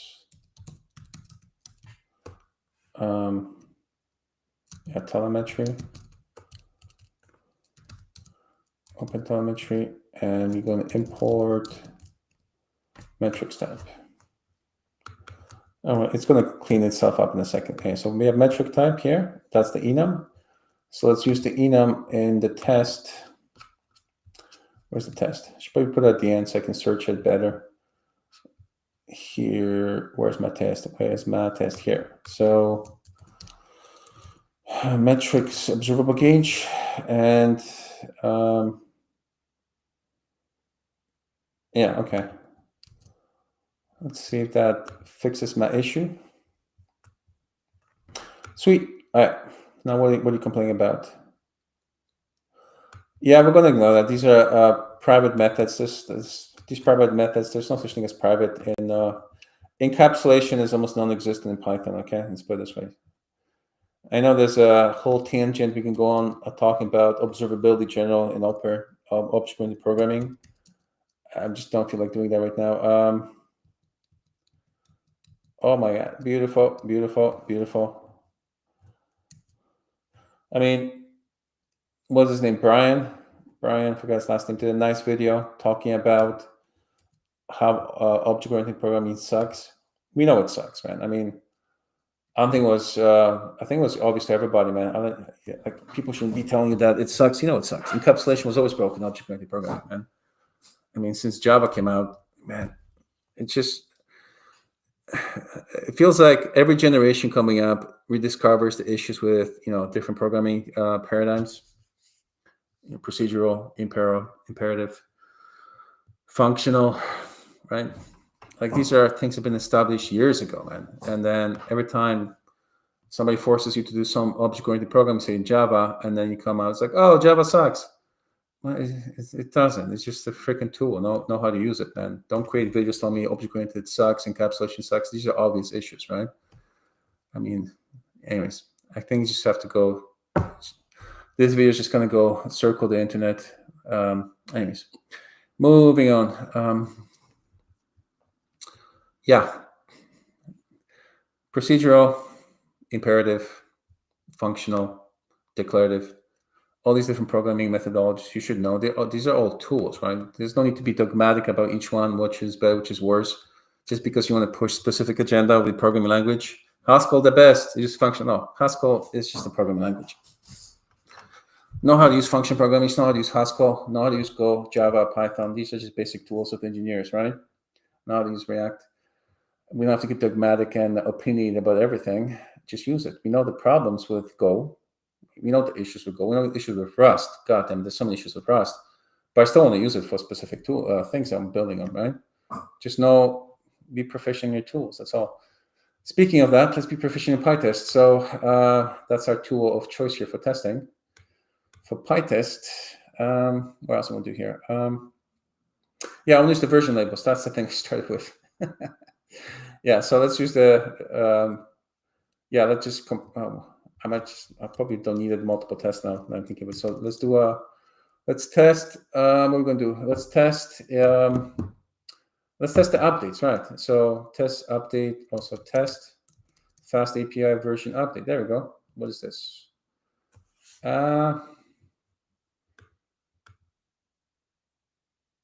Okay. Yeah. But I'm thinking that I really don't need it as a variable now, global variable. I like this code completion. That's good. So anyway, so we just want to make sure that when we update this version, then we have the, well, let's assert, I want to assert the version as well. So assert, not just the value, but I want to assert the version. No, what the hell happened here? Version, no. What I'm going to do here? Hold on, let me get the metric out on by itself. So metric equals to that. Sure. And then I want to get, what do I want to get? I want to get the value. So metric, get the value.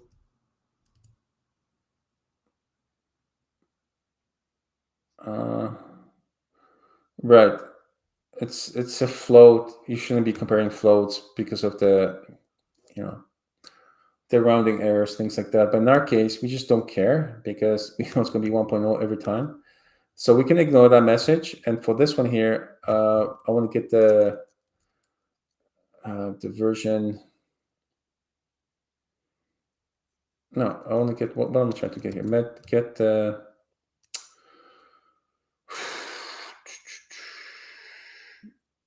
I want to check the labels, right? I want to check the freaking labels. That's what I want to do. I want to check if the yeah, just like that. All right. So after an update, it should be like so. All right. Does that make sense? Something that makes sense. What I messed up? What happened? Where's my error message?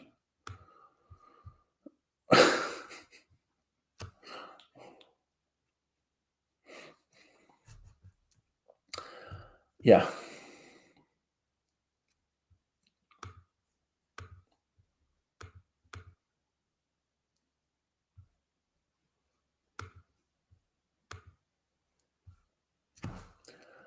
But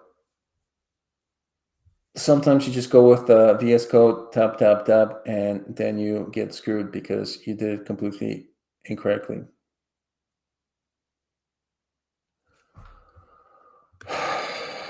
All right.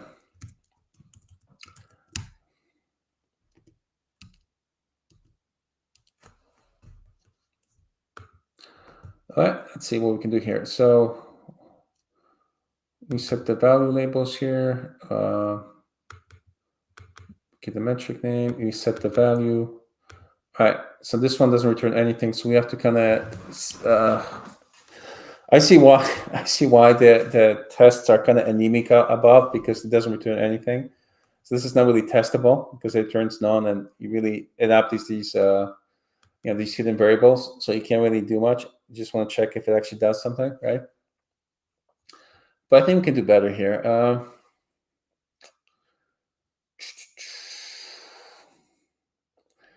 So let's see. What can we do here? I don't want to test the usage right now because I don't want to mock everything. Maybe I should just do a simple test as they did. Let me look at the top one here. I mean, this is literally what I did at the top, just one-liners, right? Yeah. Update. Oh boy. I hate tests like that because you don't really testing anything, you're just executing code, right? I mean, a test should come with an assertion, like just to verify that, whatever happened here, it did something. So let's see. I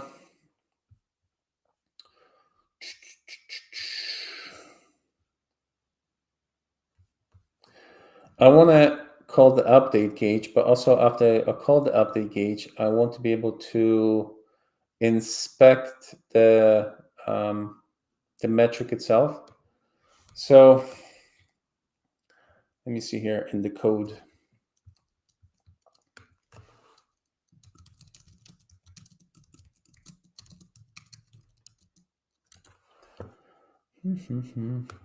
All right, so I'm rejecting this. I don't want to have this test like this. This is what we have right now. All right, nope. I want to be able to assert something here, not just throw this in here, okay? So what can we do here? Once we have it, then we can get the gauge out of the metric instance. Let me see. Yeah, so we get it from the instance here, from the hidden variable. And then I can inspect it. Let's do it that way. Okay. Yeah, so I don't like that test. And I don't just propagate bad tests. I feel like a bad test. So in here, while applying it now, let's just say, let's get the gauge just like that.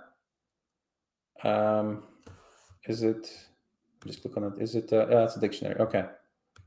All right, cool. So by string, I should get the gauge here. Let's get that. Once we have the gauge, let's first of all check if it's just a basic assertion. If it's gauge, not value. Check if it's is not known. The next thing is we want to check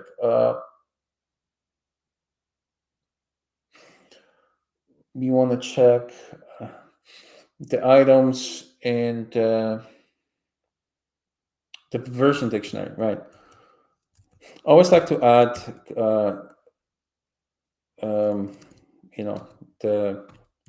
the failure message here so people know exactly why. Okay, so we have that. Now I want to inspect the labels and I want to inspect the value, right? So the value is in, where's the gauge? The value is in the hidden variable, right? Where's the freaking gauge? Where's the, come on, freaking, oh, here. So where's the gauge? There's the metric. So if I go, so it's just a dictionary. Cool. And just call set value. Okay. All right. So I should be able to get,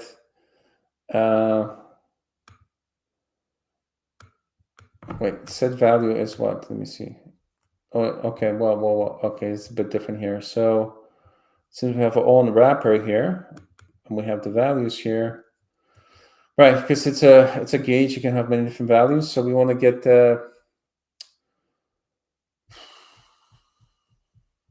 get all the values here, right? So we have set values here. We have the hidden variable gauge in here, and we have the values here. So we want to grab the values, and in the values, I'm just going to see if it has 1.0. Okay, let's this way.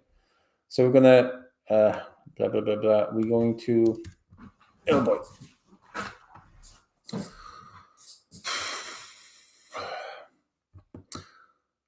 I'm going to get the values. So gauge assert. So let me just do assert. No, that's about. So it's not value because it's also not. So we just saw that it was a hidden variable. So we're going to get gauge dot values, and then for values we're going to get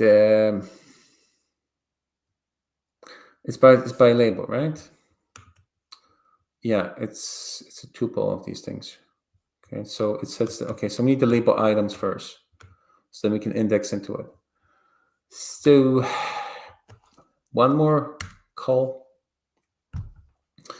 Let's get the label tuple that's required for the label values. Label tuple, right? Yeah. So we're using the version labels at the top. I guess I'm gonna use this multiple times, so I guess it's a good thing. It's a yeah. We put some comments here. I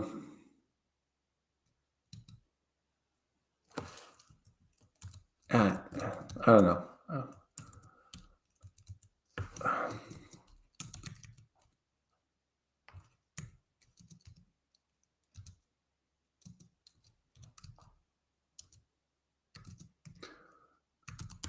Just gonna push like that. Used by the test below. Okay. Tests below. Tests. All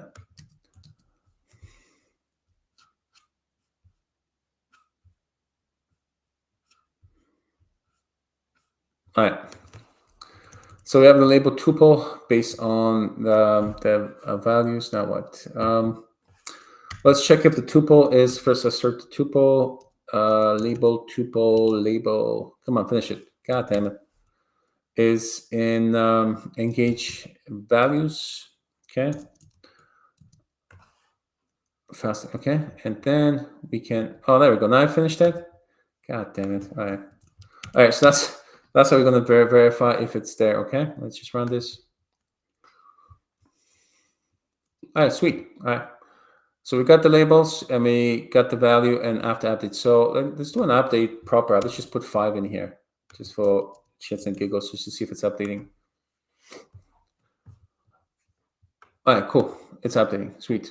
All right, moving on. So next is let's do the same test, but for the other version. Yeah. Let me see if it. Oh, sweet. All right. I'm back to loading you VS Code for these code completions. Okay. Sweet. All right. So these are the version labels. I'm gonna have to create another version label. So I'm expecting this one to crash, but the version is the same, right, as the other one. All right, so let's assert that actually the version is what the version is. So, let's call this FastAPI version.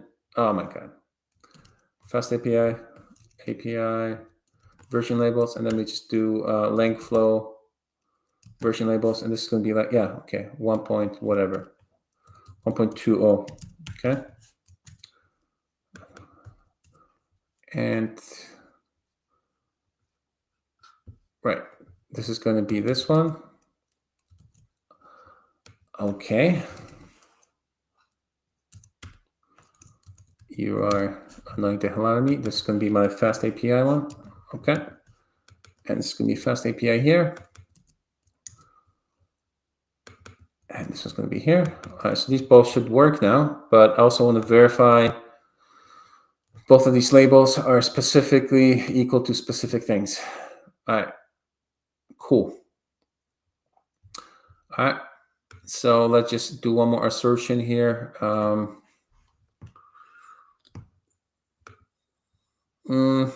you can't really make an assertion because you're passing it and then just check if it's there. So if it's a pass-through, it doesn't make sense. Anyways, I'll leave it like that. Let's do it in a different test. So let's do one more test, just to have a little bit more code coverage here, or test coverage. What else we're going to do? Let's do, what's a good one here that we can finish off with? Well, we can do exceptions. They do exceptions at the top. So, excuse me, let's copy this one here.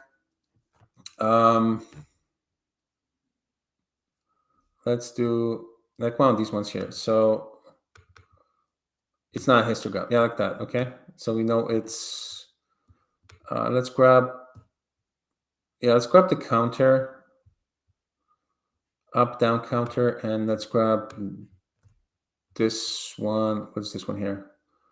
Increment counter. Yeah, so I'll do these three. Okay. So we just verify that it's not a, where's it? Here?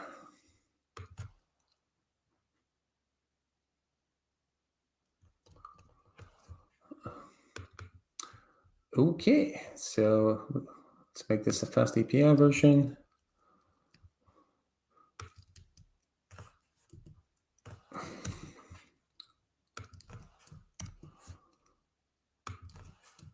Okay. Again, I'm just going to fix up some of these types in here. So, yep. I'm going to add some comments as well.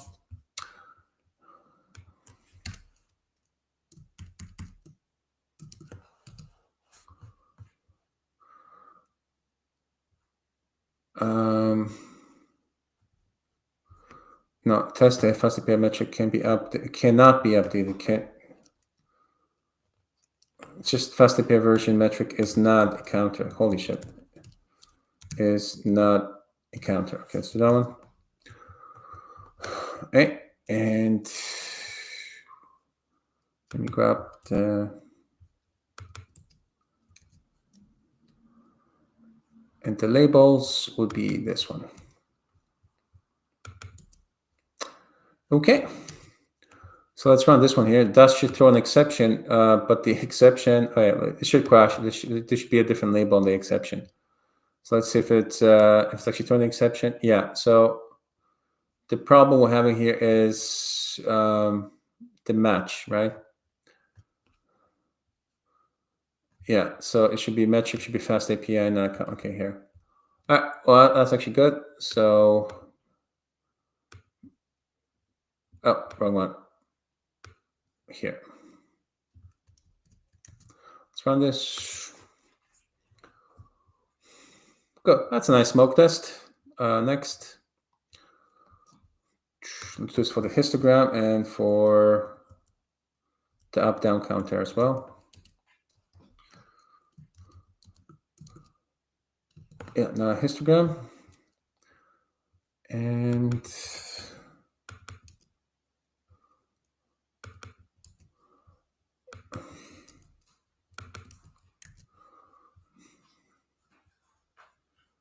all right. Cool. Let's do the same thing here.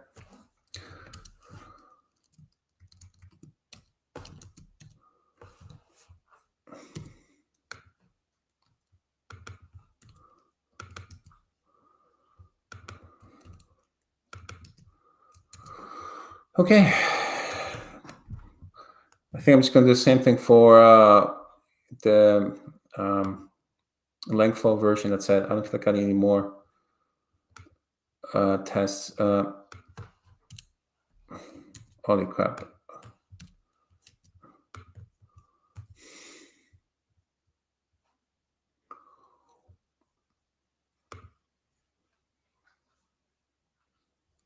Oh, what's your problem? This one is what? FastAPI.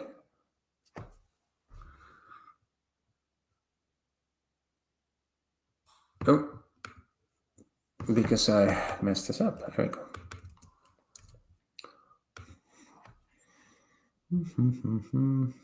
All right. Just going to copy paste this and the same thing for LangFlow, just to, again, it's like smoke test, unit tests. This should fail if I start fiddling with it, and then LangFlow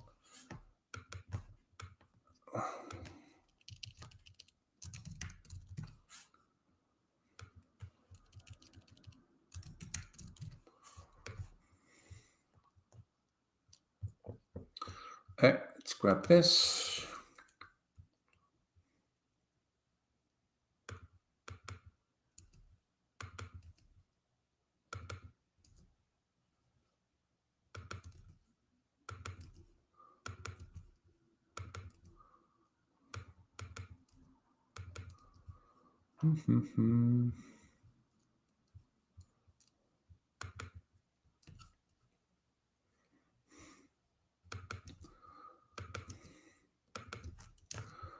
All right.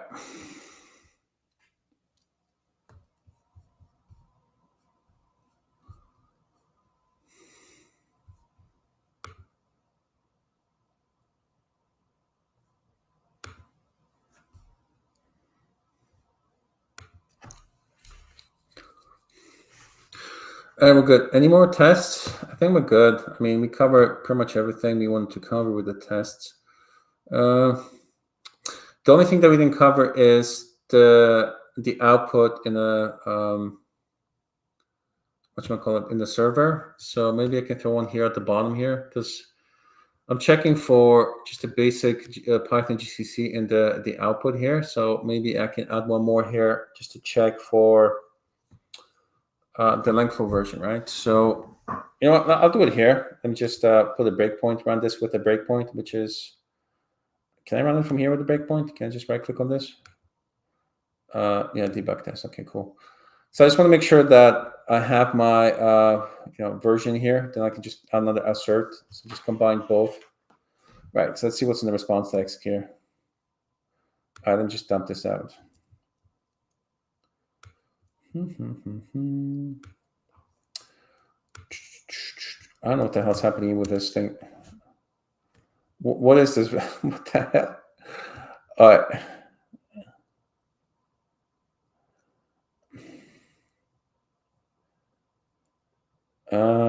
Yeah, I don't have it in this one here. So yeah, should we add it?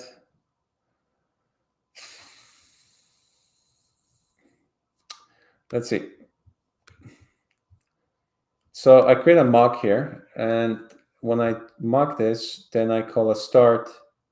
Where's the start? Here. Yeah, but I don't have the metrics there yet. If I call the start service, that'd be different here. So yeah, I don't feel like doing it right now. I suppose it's good enough. Should we say it's good enough?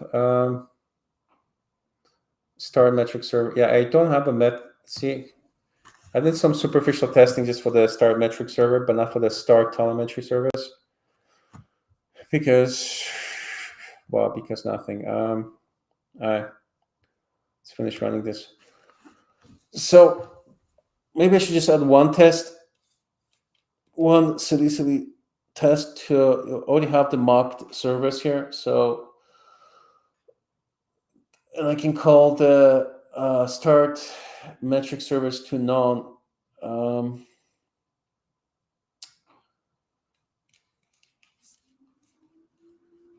boy, yeah, let's do one. It's more of an integration test, I suppose, than a unit test. I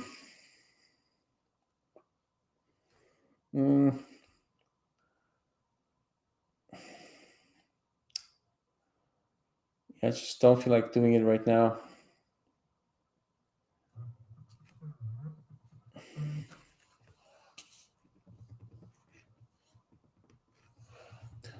Message is coming in. Let's think about this for a second while I pick up this phone call.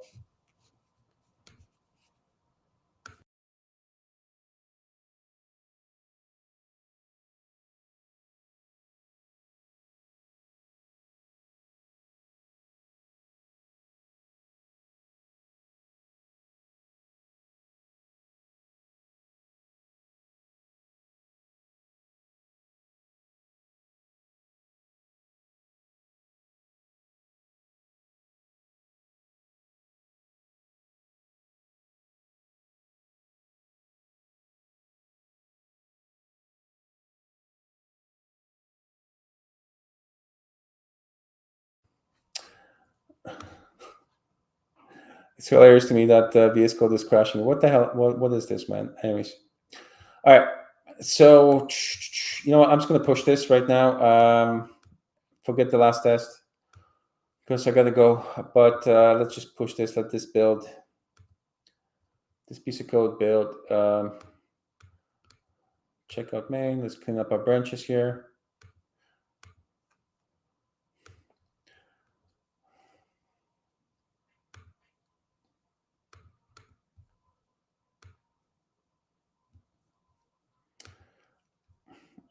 We did our due diligence here. We added some tests. Probably next time I'm there, I'm gonna add more tests. But right now, I just want to get this done and move on to the next piece of important coding. Let me just see. The test is good. The service is good. All right, let's push this.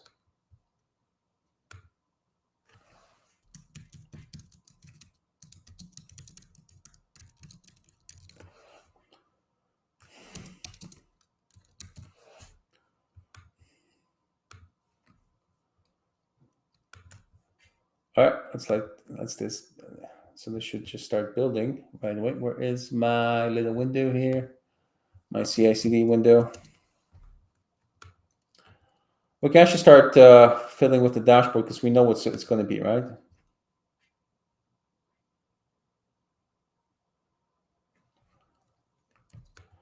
All right.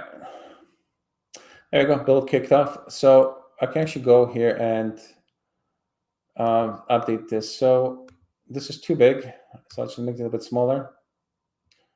All right, I'm just going to duplicate this and then change this to duplicate and duplicate it again, duplicate. So we're going to have three versions here. Just squeeze them into, just squeeze them. And this one too. Oh, just move to the side. All right.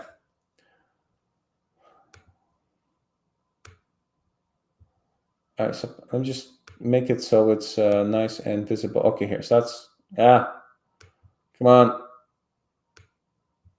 Oh my God, it's snapping to the freaking wrong. I'm just annoyed right now. Anyway, so this one here is going to be, let's edit this one here. So we're going to call this FastAPI version, FastAPI version. This one's going to be based on, where's my little window here with my, here. So this one, FastAPI version.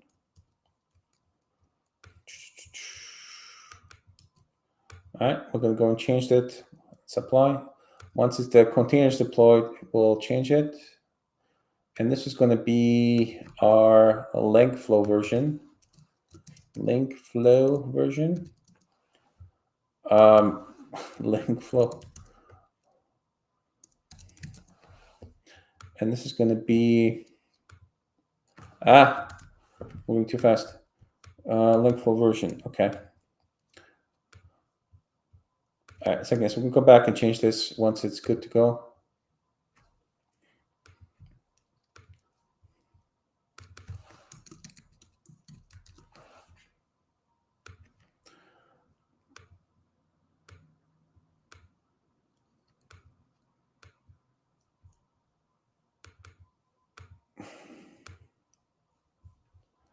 All right. So there's nothing there. Let's see if this is getting done. Look at the build times, man. 4 minutes, 5 minutes. It takes a bit to build bulk containers. So again, we can definitely optimize this, but I'm not expecting it to build so much. So I'm kind of resistant to start fiddling with it. But let me look at the dashboard here.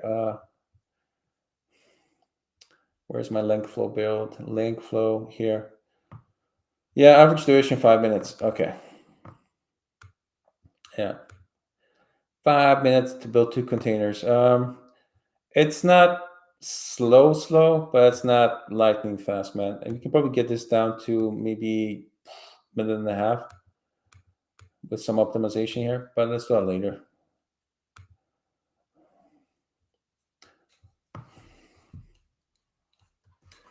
All right, the next thing on the agenda is to start actually building the agentic AI for Kubernetes. So we're going to go and start adding components.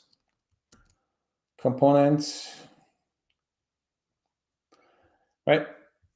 So if you go to my project here, let's save this here. So there's a simple agent. Also, there's a couple components here, section here. So we're going to probably add our own components here. And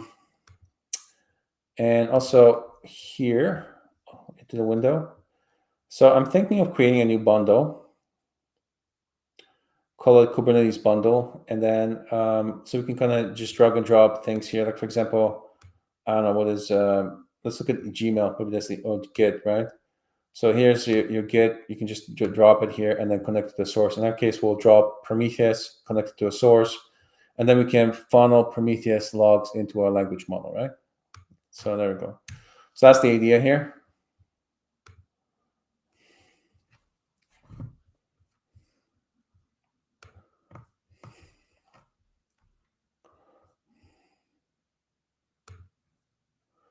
Mm-hmm.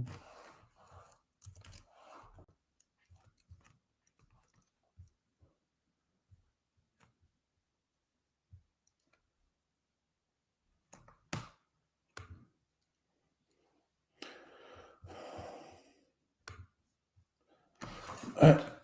Quick break. Be right back.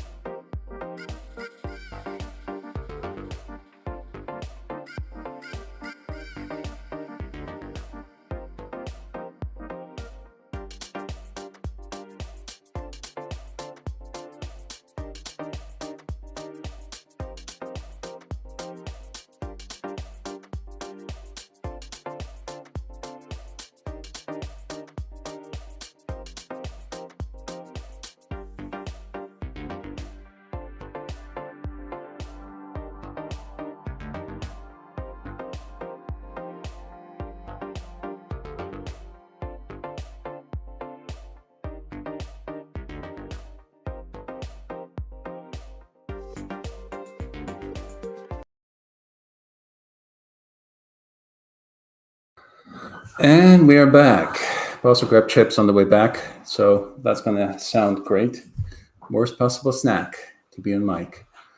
All right, so this is good. What I'm going to do is I'm just going to kill the container because, again, it grabs the latest one.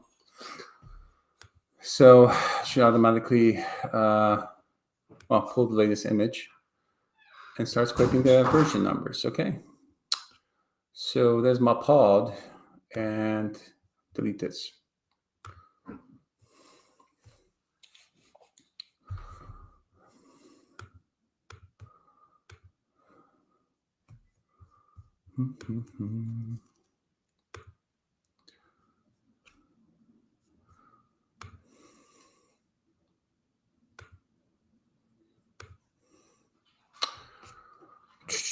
Let's give it a minute. Just kill everything. Everything has to go. Amazing regular expression has to go. Yes, leave. Okay. You just want this.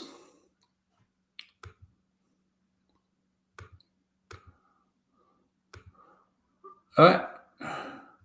Cleaning up a bit. Let's get rid of the logs. Don't forget the logs. All right, sweet.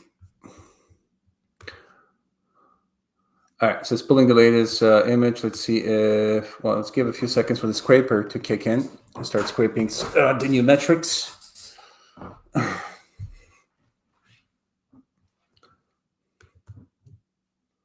Oh, these chips are tempting. I want to grab some of these chips, but they're going to create so much noise.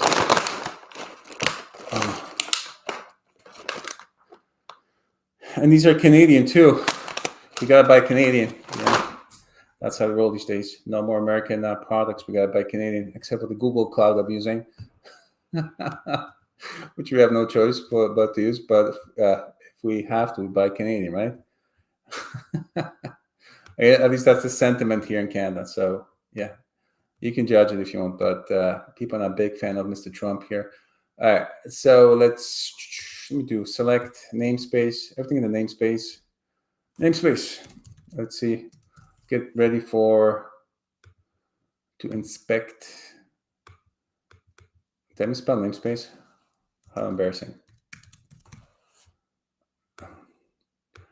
And we're going to grab the KubeRT LangFlow namespace. There we go.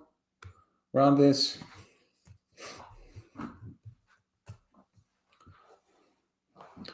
Actually, I want this for last, let's say 5 minutes, just to keep it short.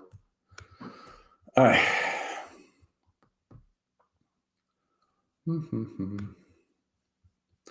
And we want to get FastAPI version first. Let's see how that looks. Let's see if it came in or not yet. There we go. We got it ready. Sweet. And let's see if our dashboard's getting better. All right. Let's go up to the dashboard now. And let's change this to this. There we go. That's our version. So that's the FastAPI version. Nice. And then just get the LangFlow version, edit, change this to, there we go. Apply. There we go. Done. And we have a Python version. We have our FastAPI version. Let's just make this Python version a bit bigger. This one a bit smaller. Oh, it's not going to play ball with me, is it?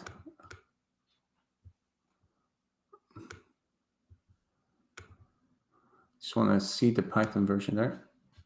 All right. If you're going to be difficult, let's make this a little bit smaller.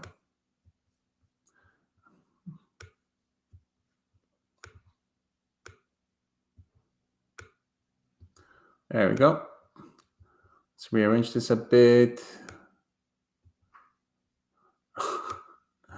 Yeah, these are really annoying snaps that are happening here. All right. Let's make everything bigger before we redeploy it. Let's refresh this. And let's go to the website so we can get some feedback. So we can see some routes. Let's get some routes on the screen.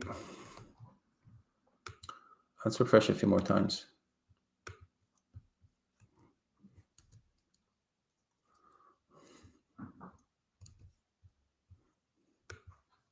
There we go. All right, so now we can see it. All right. Yeah, I'm gonna make this a route probably later, man, because I'm not happy with the request count.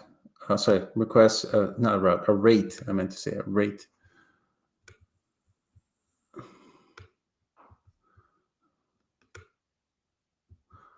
All right, it's coming along the dashboard. It still needs a little bit more work, but you know what? It's okay. It's not that bad.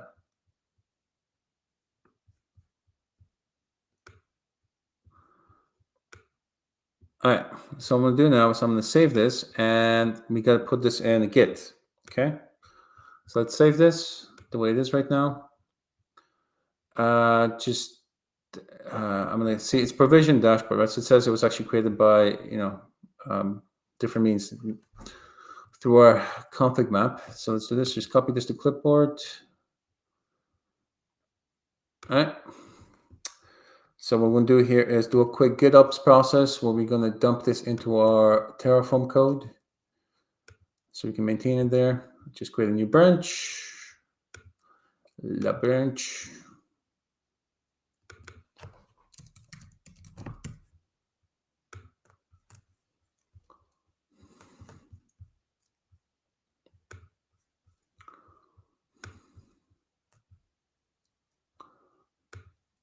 Okay, so here's a dashboard here. There's the JSON. Let's just replace this JSON with this JSON. All right. Sweet. You know, before I forget, let me just do make the. I want to generate the docs.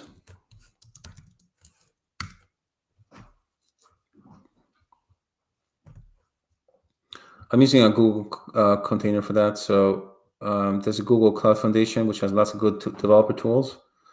Sometimes I don't want to deploy developer tools locally on the Mac. I just have them in the container. And this is a good container that has all the really DevOpsy tools, Terraform, Terraground, pretty much everything there you need.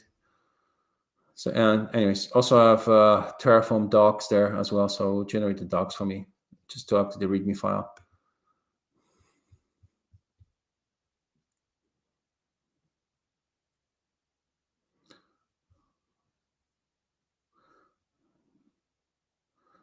Is this a chunky boy? It's taking a while. Oh, it's complaining about my credentials, Google credentials. Okay. Anyways, it's getting from a public repo. So if you can't find my private repo, it gets it from the public one. That's fine. But it's taking a while, dude. Come on, hurry up.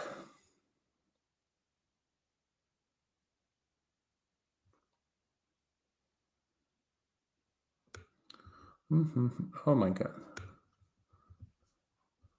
There we go. There we go. Just executed. Beautiful, amazing README file here. Just got updated. Okay, sweet. All right, let's push the changes here. So now, let me just double check here. So we should have the FastAPI version, FastAPI _ version. Yeah, there we go. All right. So we added the new changes here. I'm not sure about the space. Let's remove the space. Let me look at all the ones. Yeah, the space all over the place. Yeah. That's what happens when we copy paste. All right, we're good. There was just one boo boo. Oh, no, multiple boo boos. Not just one. Multiple boo boos. All right, cool. Let's save this and let's apply it to it with Atlantis. Let's apply it with Atlantis. There we go. See, there's my update README file. It has the new additions, the new variable. So I like to have the README file updated. Now, obviously, you can use the commit hook on Git to do it. Probably that's how we should do it. In fact, that's how we do it on all the other ones. I just didn't add it to this Git yet, any hooks. So maybe that's something I have to add in a minute. It's just, if you forget, it just runs it for you before, when you commit. It just makes things like a little bit easier. So anyways, just commit this. Updated FastAPI dashboard.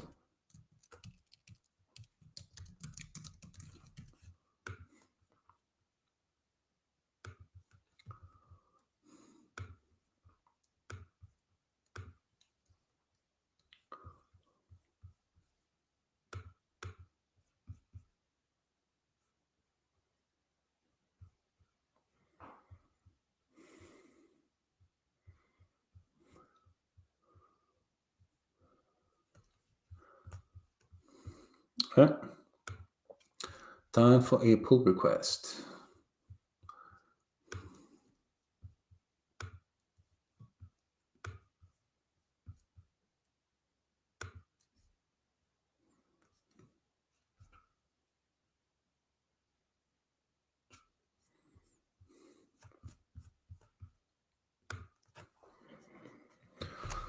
So this is the way you update dashboards with GitOps, so you don't lose track of them. Just doing them in Grafana, similar to like CMS or WordPress. People will just jump in, start make changes, and then you have no source of truth for them, right? So this is the way to have a source of truth.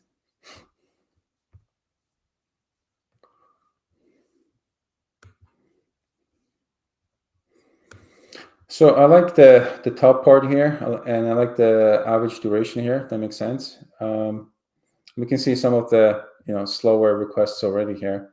Like this one, tags, getting the tags is very slow.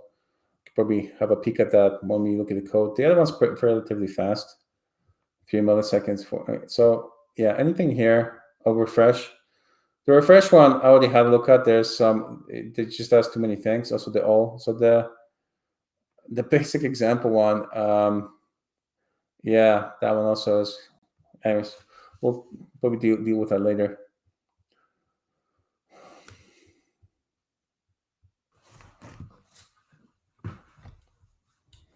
Come on, Atlantis, wake up.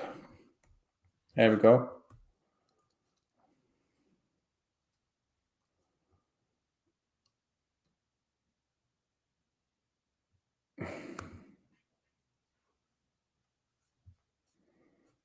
What just happened here?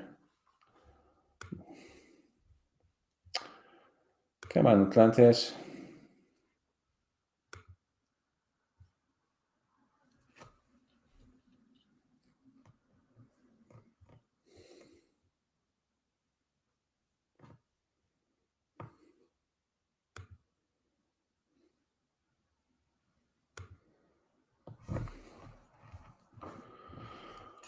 What's going on with Atlantis? Where's my plan? Atlantis, let's have a look.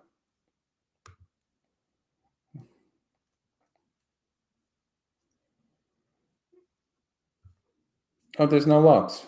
Why is there no logs? Is Atlantis having a problem? Come on, Atlantis. What is the problem?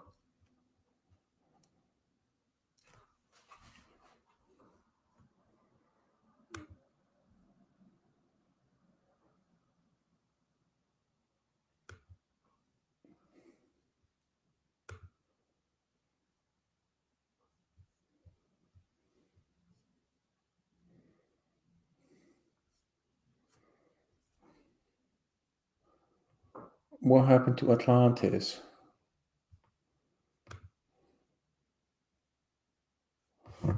What's going on?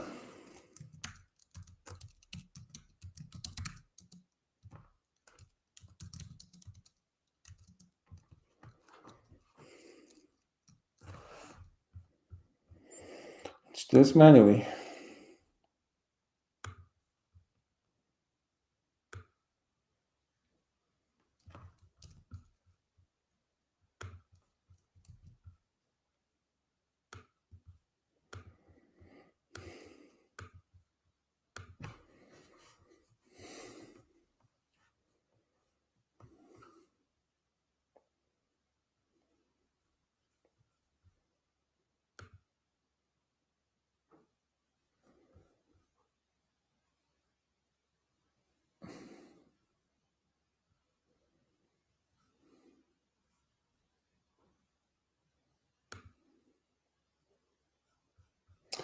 Oh, I see what happened. So we need to update Atlantis file. So in our file, we're not checking for changes to JSON, right? So here, so next time actually, should we just do it now? Yeah, let's just do it now. So I also want to apply, so not infra, but dashboard. So anytime we make a change to this JSON file, we want the changes to be detected. I'm just going to push this as well.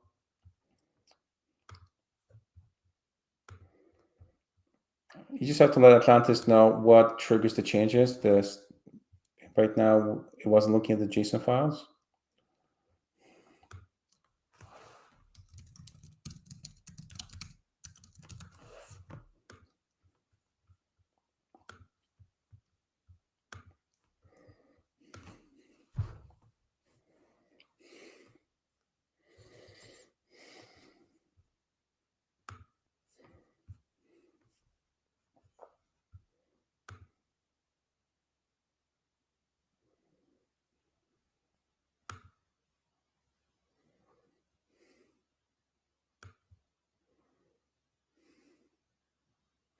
All right, let's apply this right now.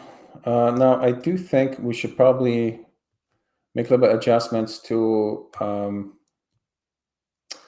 the resource one, because the resource won't execute if the file is not changed, right? So we're talking about the Terraform state. The Terraform state is very sensitive. Sometimes you gotta force it to trigger things. Let's just see if things are forced right now or not. So the issue here is this, that while we just changed this JSON file here, the way it's applied is to the resource, and the resource only changes if this changes, right? We're not looking at the content here. We're just looking at the file name, right? So, the best way to deal with this is really just to have like a random generator here that generates new, changes the config map each time something happens to the file. So if it doesn't change, we're gonna have to come back and deal with this.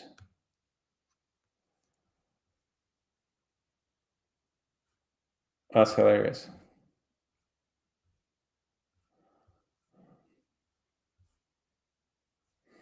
Right, so let's update this, okay?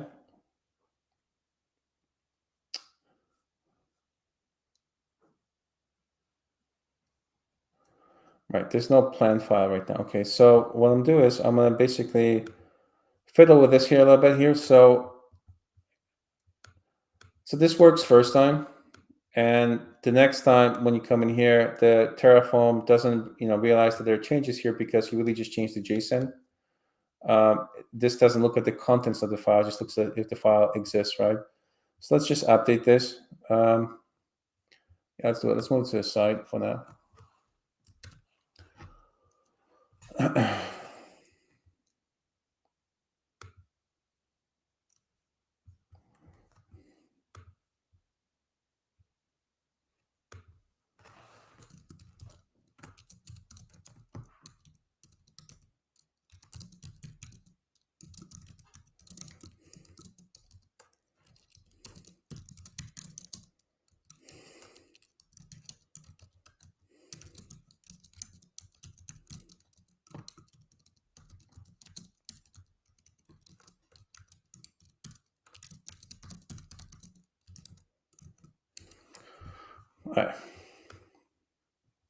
All right.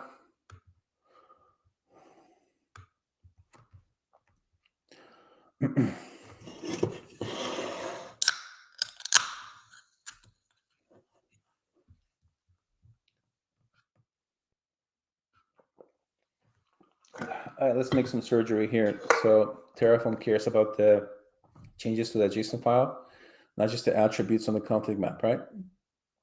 All right, so usually the way I do it is just to create the local file. Let's still create a local file. And once we have the local file, then the local file, we can look at the local file contents of the JSON file, and then use that, take the property of the contents and let me think. How do you want to do this?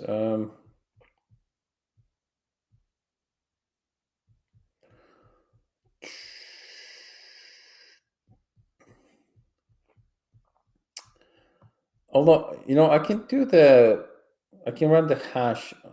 Let me think, because a lot of time, not a lot of times, but sometimes I just use the hash on it as well. So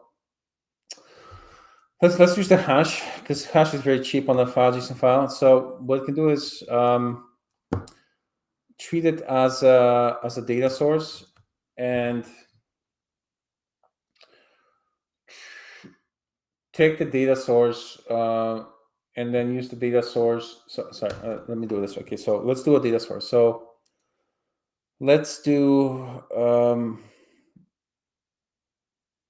let's create a Terraform data, right? So resource, let's do that. Terraform data, right? And the data is going to be the hash of the dashboard. So let's call this LangFlow. I'm gonna call it the same as thing below, FastAPI dashboard. What is this?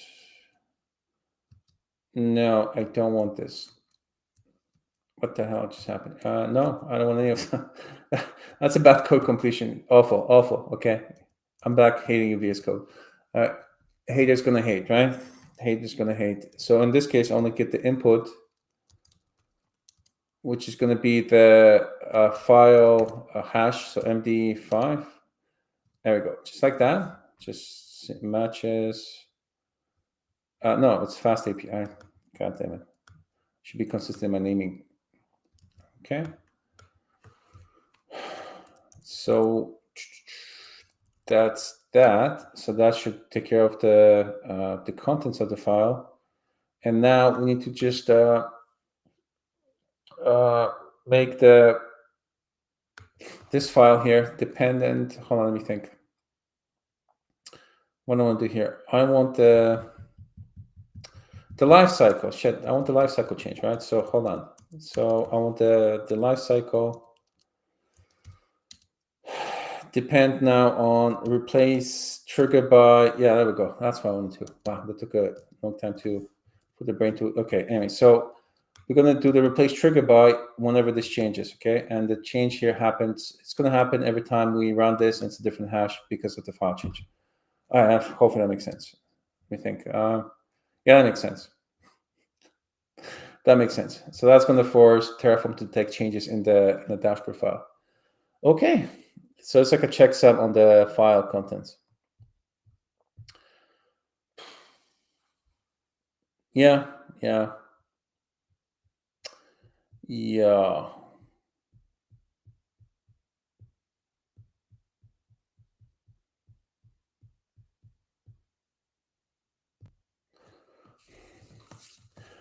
We can do the same thing that we do in the Helm chart, right? So in the Helm chart, we use annotations to do a checksum, right? So like I can move this here to the config back annotation, so I can do it in the annotation as well, right?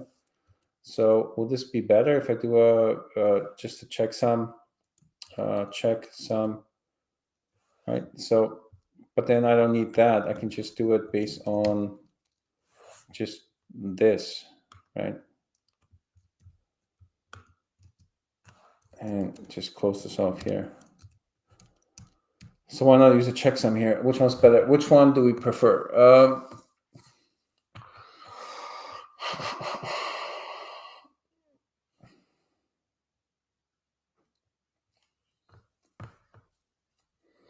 Let me do a checksum here, annotation, because I don't want to create another resource. Let's do it that way. So this checksum will cause this annotation, this variable to change each time with the, let's do it that way. I don't even know why I was trying to stretch my brain to do the other thing. I think that's better. Okay. All right. We're good. Yeah, I think we're good. I think that's good. It's cleaner that way, right? And it's more understand. Okay, yeah, let's do it that way. Let's do it. Let's push this change.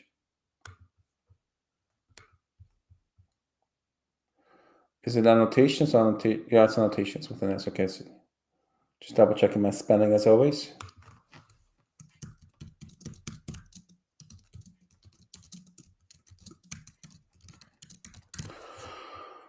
All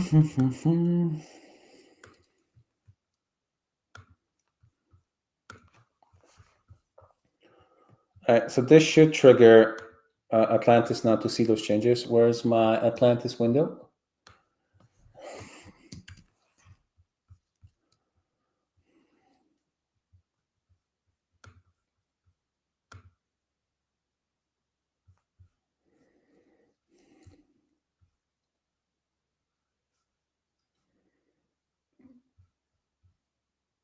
Oh, what? Okay. Well, at least the changes are there. I just made a boo-boo in the path. What? What I messed up with the path? Path module, dashboards, Where's the problem? Oh, not such file? Oh, ooh. Okay.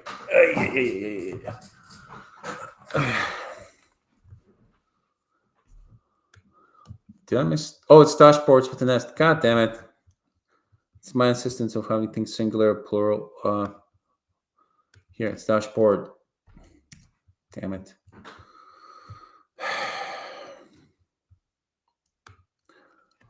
Yeah. And the language models learn on my mistakes. And that's why you get code from language model you get because of the mistakes I make. So don't blame the language models when you get crappy code. It's just me typing crappy code. Typo.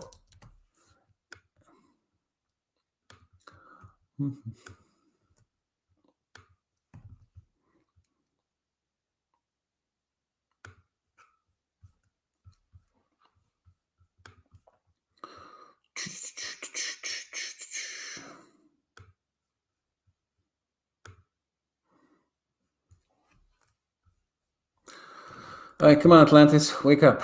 This should be good. This should be a good change.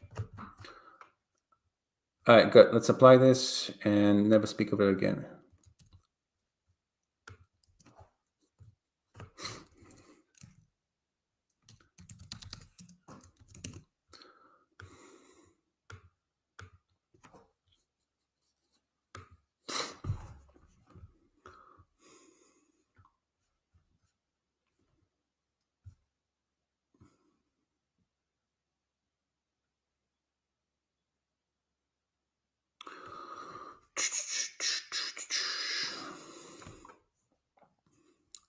Come on, Atlantis. I have chips waiting for me. Okay. So let's just see if the new checksum is there in the config map. It should be there. So this is our new dashboard. There you go. So perfect. So every time we do any change in a JSON file, your Grafana dashboard file, Terraform will notice the changes right now because the checksum has changed. Okay, that's good. Let's just have a look at our beautiful, amazing dashboard. So let's go to dashboards, discard changes. We should see the changes now here. All right, sweet. This thing's not coming in. Come on, what's happening? What happened?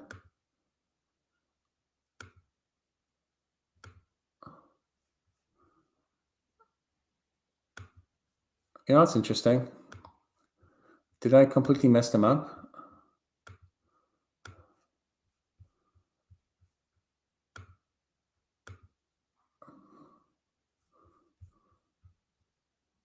I did mess them up, didn't I? Oh my goodness gracious. Because I'm a tool. I removed the space. I didn't remove the space from a freaking regular expression I created. I'm such a tool. Oh my God. Let's do this quickly.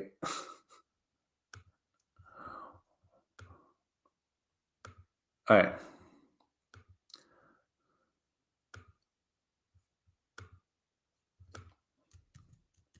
All right, let's see if our Terraform code is actually working. That's amazing. Let's apply it very quickly.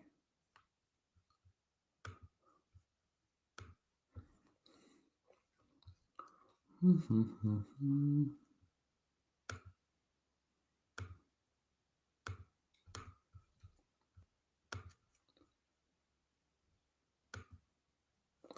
create a new branch. Let's call it dashboard update as well. And now let's update the JSON. Sweet. Now let's see if actually the checksum works. So we're testing our code. This is a code test. That's all this is. Yeah, I forgot the space there.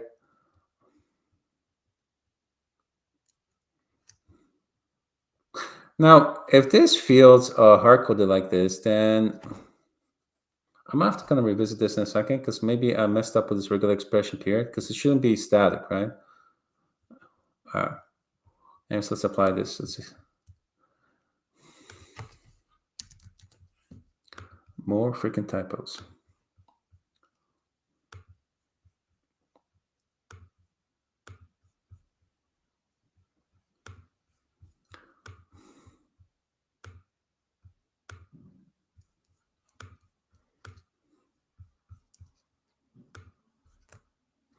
Yeah, there's the empty space, empty space, empty space. Version 2. Interesting. Usually don't update the versions. All right, I'm curious now to see if the checksum is working because now the Terraform should detect the changes based on the checksum of the file, of the contents of the file. I should create a new hash map or a new hash value.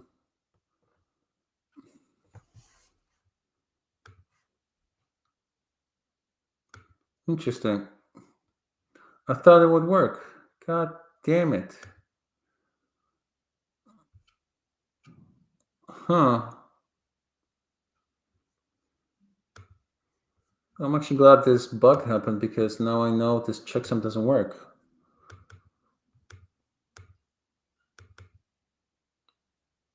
Now it's a bit strange because it should create a new value here. It shouldn't be the same value. Interesting.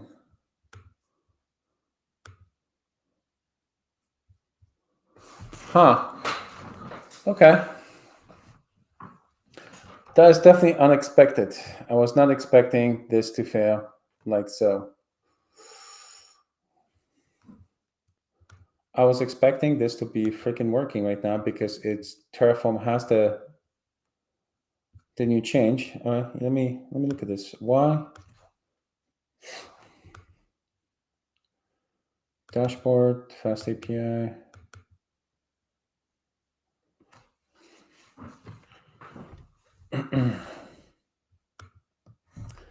This should work. Why doesn't it work? That's a good question.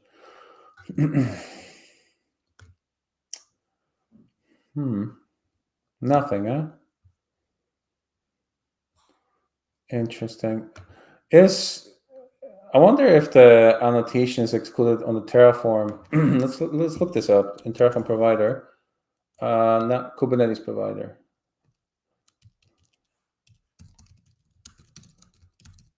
Let's see if they do some fancy business here. So we did the config map here, this one, and we changed the met here annotation. It's an optional.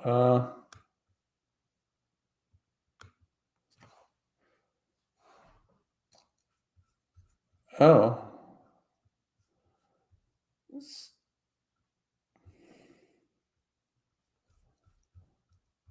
No, this should be fine. Come on.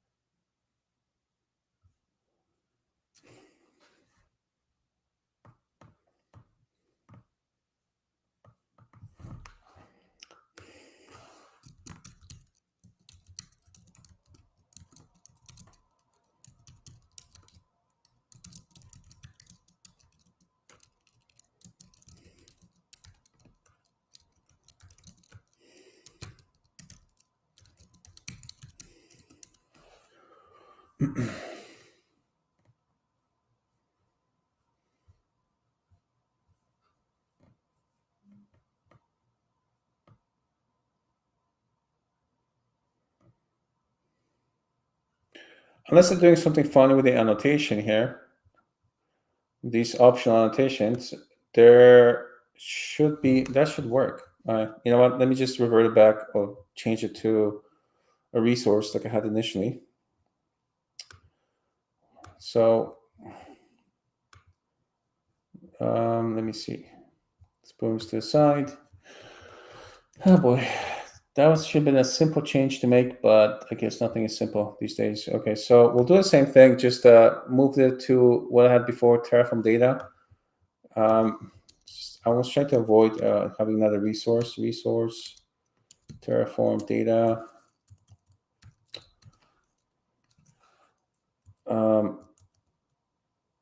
ID, no, what the hell? Dude, okay.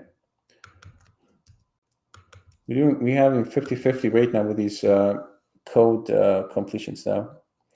So yeah, so we're doing input equals to, we're just going to grab this.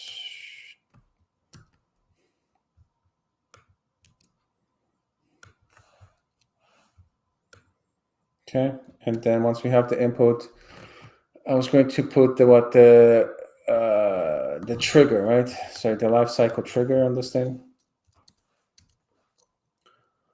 Replaced by trigger by this. Okay, cool. All right. So this should be a little bit more, well, bulletproof, I suppose you want to call that, because this input should change this Terraform resource, not necessarily a Kubernetes YAML resource, right? So I'm just going to do this thing here. All right. We're good. All right.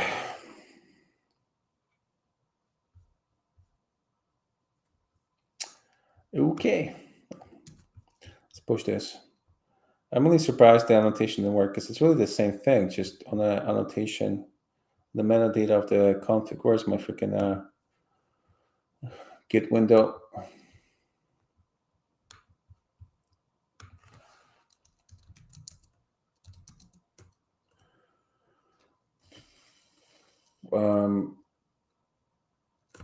What am I updating?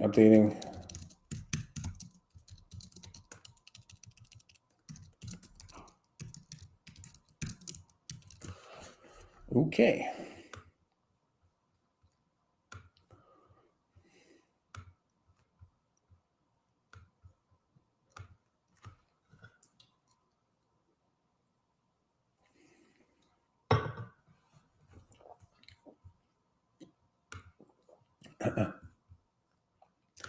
Where is my window?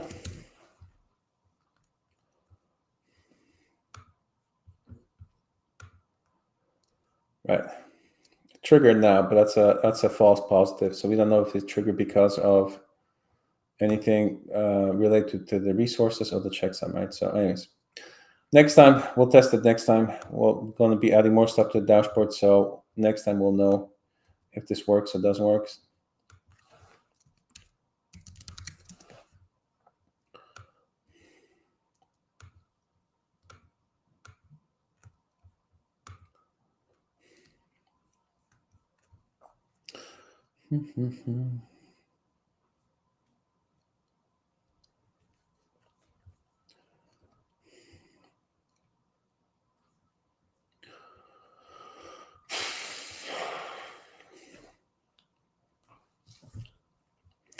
All right, let's see if we have the changes. Let's refresh this. All right, and let's refresh the dashboard now. Let's go to dashboards, discard changes, refresh this bad boy, and see if a LangFlow, it's working. Okay, cool. All right, so at least the top part and the side part I'm happy with. All right, moving on. Next thing. Now I need to start doing the Kubernetes agents. Yeah, shut up. Just shut up. So next thing, so I still have to do some more observability here and also deploy Redis. So we need Redis for caching. We need Redis for for the vector database. We need Redis to cache the messages. So we need Redis in multiple places, right?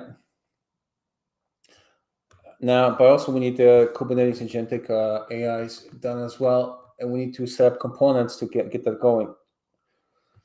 So how are we going to do this now? We should probably build some components, and in the meantime, also deploy Redis. And we'll probably build our own container for Redis. Actually, let me go to Docker Hub and see if they have any decent Redis containers here. So we can do both things at the same time. I usually build my own Redis containers for then use the official ones. Oh, I see the Bitnami one. Okay, you know what? Let's have a look at the okay, Redis stack. That's the one I need. Okay, let's see what's in this stack. Let's see. Maybe I use this guy's. Is this official? It's a verified publisher, but it doesn't look official. Let's see what we have here. Yeah, okay. So I like this one already. So you can see there's a graph, there's a JSON database. So Blossom is involved too in the time. Okay, so I like this one here. Let me look at is there a Docker file I can look at here? Bruh, where's my Docker files? Bruh. This is by Redis. Okay. Maybe that's why. Redis is kind of stingy since they start hating on open source. They still tell you they're open source, but really they're not. All right. Is there... I want to see a Docker container somewhere. Let me look at documentation. No, that's where this insights. Is there a freaking repo where we can look at this container? Sorry, this Docker image.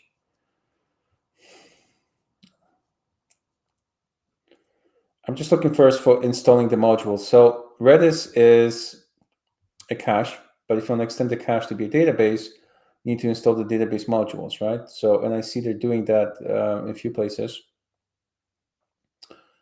All right. So maybe I don't need to build my own container. I'm going to use this one here as a starter. Just want to confirm a few things here. Look, they use the dump in it. I use the tinny in it. Okay, so anyways, so I like this already. We're thinking the same.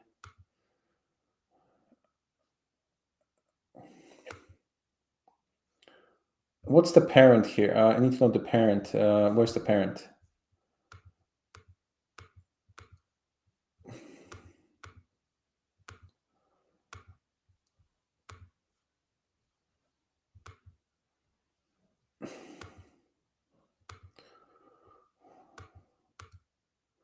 All right, I need some more doc on this so I can figure out what is exactly in this container, the stack. So I do want to build my own stack, but it'd be nice to know what's in this stack. Anyways, let me see if I can find this this GitHub for this thing here. While I'm thinking about the other things. So look at this, 10 million downloads. Ooh, must be fancy. I'll be the judge of that. Let's look at the Docker file, and maybe we should have to create our own Docker file. Usually I do my own because with this stack broke my heart too many times with their issues. Oh my God, there's no, let me see. Is this, okay, maybe here. That's the GitHub here. All right.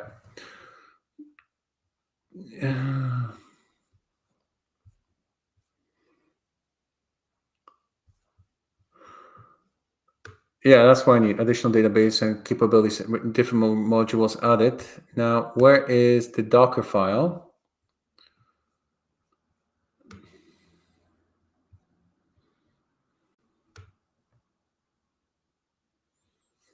Just looking at the code they did here. Looks reasonable.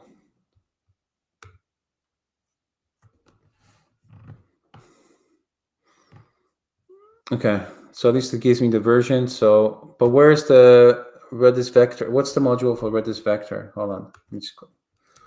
Redis.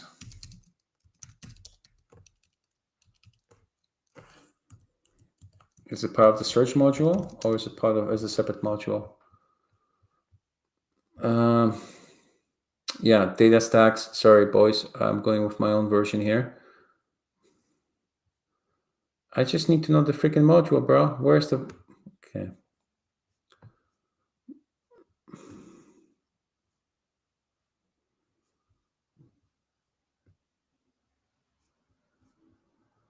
Okay, so it's part of the Redis search, as I recall. Okay, yeah, because we already did a lot of work with the Redis vectors, and I think it just the vector database is just part of the search module. Okay, as I thought. Yeah, because you create the index here, the search index, and then you have the vectors here. Okay, cool. All right, so that Redis stack seems like yeah, just to verify. Yeah, there's the vector index here. Okay, So we're going to deploy Redis Stack for vector database, search database, term search database, JSON database, and a cache.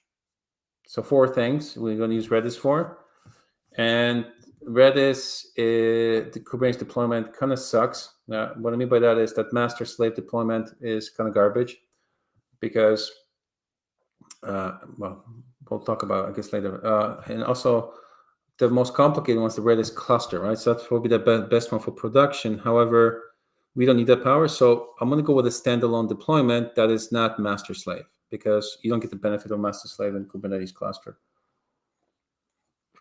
At least in general, right? There's things you can do to do it. Okay, so let's do that. So standalone container, standalone Redis deployment, and we just give a little more juice to a little bit more CPU horsepower to be the database, vector database, to support our vector queries. And for the vector database, we're going to index our Docker logs. I think. Anyways, we'll get to that when we get to that. All right, moving on. So anyway, so the Redis stack is the one I'm going to use. I just had a look at the versions here, and I like what I'm seeing here. I mean, we have still our own versions of Redis stack still in use for dev because this wasn't a good, whatever repo before. So let me see what else we can do here. I want to get. Let me look for the Docker file here.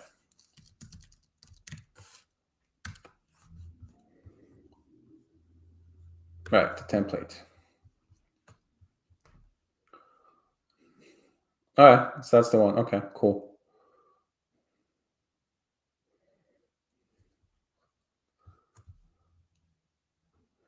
Yeah. All right, so yes, these are the modules we need here. So we need these modules, good. And we good. So, yeah, I think they need a little bit of help with the Docker files. Yeah. Let's see, we're going to use, I want to use CentOS, so let's use Bullseye. What's in here? I see. All right, let me see where they actually use the template.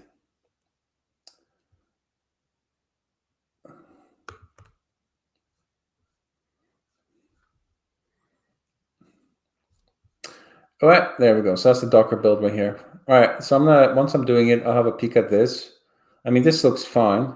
The problem is I have this with the Docker file. There's a few things that I'm going to adjust. I'm not going to fork this. Yeah, I'll just probably deploy it the way it is right now. Yeah.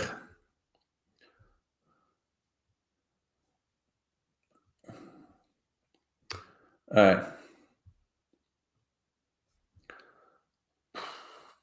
We don't have to fix the world, do we? So I'm going to ignore some of these things here. Anyway, so it looks good enough to start. Okay, let's put it this way. For dev. For prod, we might have to fork this and make it a little bit better, more prod friendly. All right, moving on. So, what's happening here with our LangFlow deployment? Is it?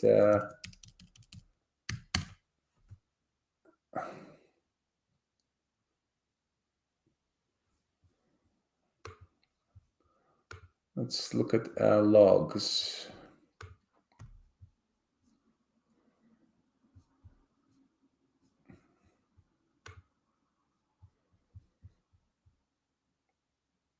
Interesting, the database. I wonder if it's just a password issue because we rotate the password again.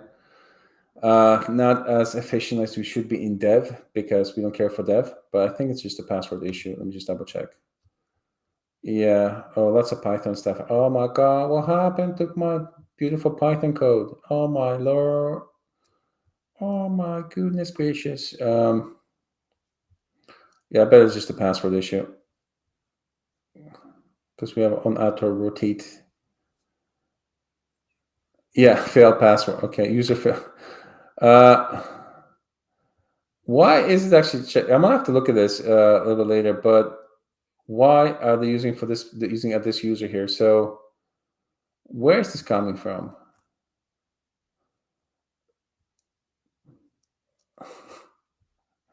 So LangFlow was created when we deployed this as as the default user. And right now, it's used to create a database connection. All right, anyways, let's delete this pod. So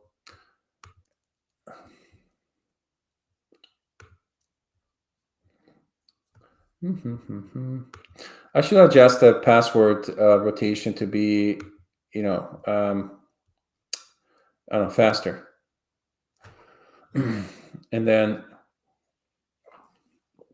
avoid some of these issues here. Also, let me just double check if I have my annotations here for the secret. Oh, see, there we go. So, damn it, I forgot. So here, this reloader is supposed to reload when the password changes, but it's only looking at global variables. What's in global variables? Global variables here. Okay, so this is not the database password. This is the LangFlow password. Okay, where is the database password? God damn it, I forgot to add it. So database password is it here? All right. Let's do one more quick Terraform update here. So this should be on the annotation, the stateful set annotation, to force the updates of the stateful set when the password is rotated. Because we have a rotation on this password to set every few hours. I think 8 hours. I mean, you should do it like a few minutes in prod. Keep on rotating stuff. But yeah, and it's managed by an operator, as you can see, right? Reconciles that it creates a new secret for you automatically. So it's not the created date here, because that you can ignore that, but when it's actually refreshed, when it's updated, right? You don't see it here. Anyways, so going to workloads. All right, let's see if that fixed the issue. There we go. That fixed the issue. Okay. All right, you know what? Let me make one more change here to our Terraform quickly, so we don't get this password issue that often anymore, unless it will hit specific timeouts.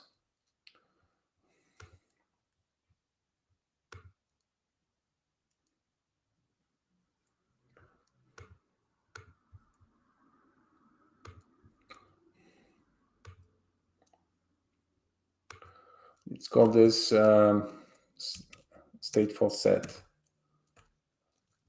SS update. Yeah. Nothing funny about that, right? SS update. All right, so in our main file, we have a list of secrets we're supposed to update the stateful set for. Where's the list of secrets? Am I blind? Oh, here. Right, so it's not just that one. Now, is this comma separated or space separated? I don't even know. Keycloak clients, you can, what? That's not the one. Before I go anywhere, I'm just going to double check this, if this is comma separated or space separated, because I just don't remember right now.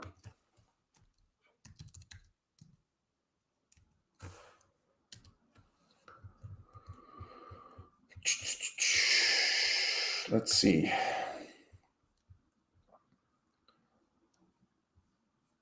I need multiple ones. Where's the multiple ones?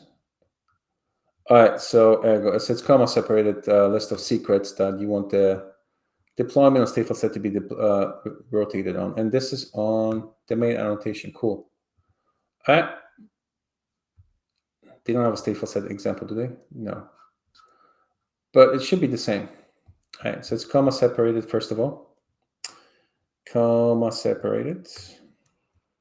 And second of all, which secret are we grabbing? We're grabbing the LangFlow Keycloak client secret name? No, I need the database one. What is this one here? Keycloak secret. Okay, let's do this one, but I need the one for the password. Database password, this one here. I need this secret. So let me grab this secret here. So database, outputs LangFlow database secret. No, I need the database secret. Sorry, I need this one.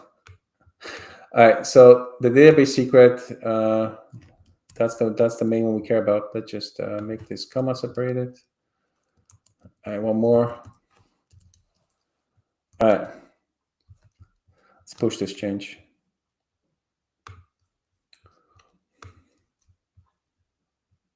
So this is just to allow the Kubernetes reloader to reload the pod when the secret changes, so it gets rotated.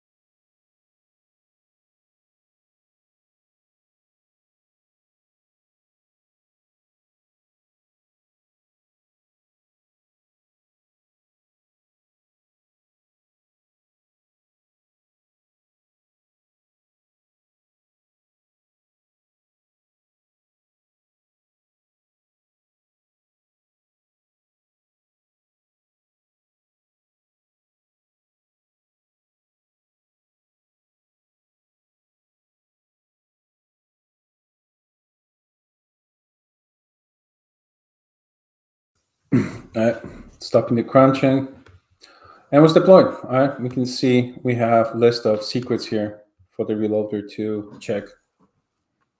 All right, so we should avoid some of those issues in the future. At least some of the basic issues. All right, moving on. So now we need to create some Kubernetes bundles here and components. So we're going to start with a bundle first. So I do want to have the ability to configure, connection to specific Kubernetes things. So I have a kubectl component, so I can talk to kubectl. Now the kubectl component, because this runs within Kubernetes, it's going to be first-class citizen, right? So we don't have to pass in secrets here for Kubernetes. So we're not going to be exposing Kubernetes credentials because this is going to be running in the cluster that it's managing, okay? And that's the benefit here versus creating a SaaS model where you have to expose your private cluster credentials, which a lot of people don't want to do. I know there's lots of services out there which kind of connect to your cluster. I mean, there's the other option is something like a Datadog integration where you put the agent within the cluster that sends stuff to the mothership. It's more difficult here because I want the LLM, the agent, to execute things directly within the cluster. So I don't want to having an agent that sends information, then we push information back to the agent executes it, right? So it becomes more complicated. Plus, I think it creates security issues, right? So I would like to have the agent be executing things within the cluster and have special privileges to access some of these cluster resources, but it also means that it has to be within the cluster, right? So we want to make the assumption. So whenever we do anything with the agent, the assumption is that it's not a RESTful API. Like, for example, some of these things here, for example, connecting to Confluence or YouTube or any of these kind of resources or Crew AI. These are all based on NVIDIA here, Notion, right? So, you have to kind of have access to the RESTful APIs, right? We're going to just directly execute native code straight from the agent on the cluster itself. So it's more like an MPC server, the Anthropic, agentic service protocol, where you have a server running and the protocol talks to. So we'll probably create, maybe that's the better way, create a couple MPC servers here for Kubernetes, and then they will wrap the Kubernetes tools, and then we'll use them to access, talk, or the agent will use MPC server to talk to, right? So anyways, that's the plan. So let's get this done then. I'll start doing it. All right. All right. Going back to LangFlow. So let's ignore this Terraform code for now.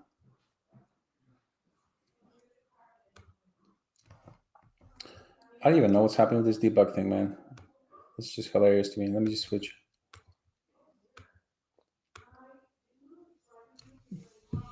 Why VS Code? I don't know. It wants me to use Cursor or Windsurf.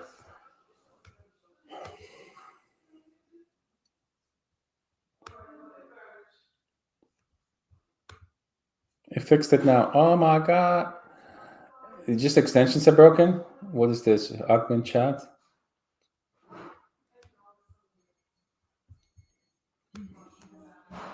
Nope. Lots of things just happen here.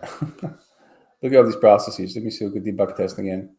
Oh, now it's working. Wow. So the extent. So errors. Okay. Refreshing the extensions fixed it. Okay.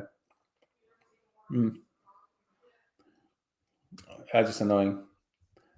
All right. So let's close some of these things here. So now we got to focus on custom components. Now, since we have the code base, should we create custom components? Just create components. And let's just clean up these things here. Let's close this. All right. Let's see. What do we have here?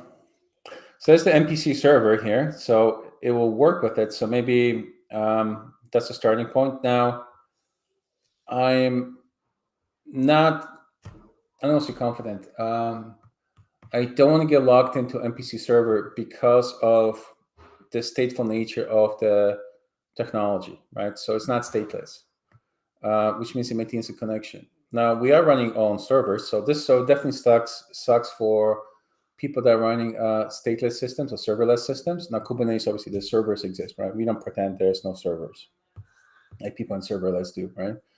We manage our own pods and containers. So in our case, it might be okay to use this stateful set like that, and maybe we can leverage some of the MCP community servers already, because I know they've done some Kubernetes one, a kubectl one. We can probably start deploying them. So maybe this is about maybe time to market question. If MCP gets us closer to deploying some of these tools for the agents to use, right? And also offloading the managing of the tools to the open source community as well, so we don't have to maintain it. Because we already have on kind of kubectl container tool that we deployed already, but we have to maintain it. So there's MPC server. In fact, here, if I go to Klein, it should open Klein. Klein comes with its own MPC server, right? So if I look for Kubernetes here, I should probably find There we go. So, right, we have there we go. So this is the Kubernetes one here. So it's already done by this guy, Flock. I don't even know what that is. Let me just click on it. So if I bring this here, we already have MPC server for Kubernetes. Now, there you go. So you can control Kubernetes from Claude, right? Now, obviously, that's a big security issue. It's going to be a little bit better the way we're doing it because it's going to, you don't have to give Claude or anybody else access to your cluster. But the tool already exists, right? So you can see this guy's talking to his Kubernetes cluster, getting namespace, right? Default namespace, blah, blah, right? So we have this already built, but without MPC, right? So the question is, should we maintain our own version, which is not MPC, which supports everything, not just MPC server protocol? So we have our own server. We call it the command runner because it runs kubectl commands. So we already built this before even this guy was, before he even built it. So we built it last year, right? So we already knew this was coming. We already built this. We have it running. Actually, it's actually running in the cluster already. So, so the tool is there. And we have in the log chat, so in the assistant, right? Kubernetes assistant. So we have a, right. So we have it here. Oh, snap. Let me just delete some of these things here. Let's kill this. And yeah, let me just clean this up while I'm here. No. What am I doing? I'm like a freaking fruit fly here. Jeebus. Pause first. Anyway, so there's the command runner here. And we also have a gateway to help with so we call them plugins, right? Because of log chat. So we have a gateway that can actually forward you to different kind of tools. And this is specific command runner. Now this command runner is more than kubectl. This one actually has multiple kind of commands, Kubernetes tools that we package in there. So it goes well beyond this one here, right? Well beyond this one. I should probably say it, but let me just see.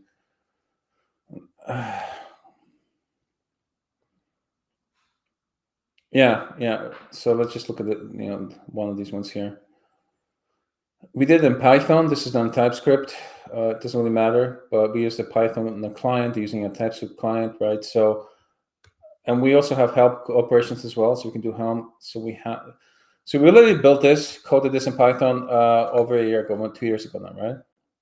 And we didn't call it MPC, we kind of invented our own protocol. I mean, we're not big enough as an Anthropic to spread the word, but we already have that kind of MPC way of doing things. We just never made it popular. So the question is maintenance. I can see right away that this thing is lacking things. It's very basic, right? Let me look at maybe get more information here. Yeah, we have a kubectl model.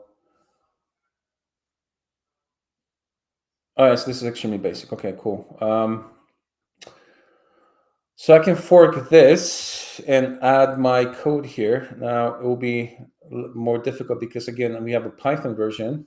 So if I go my Bitbucket here, where's my Python version?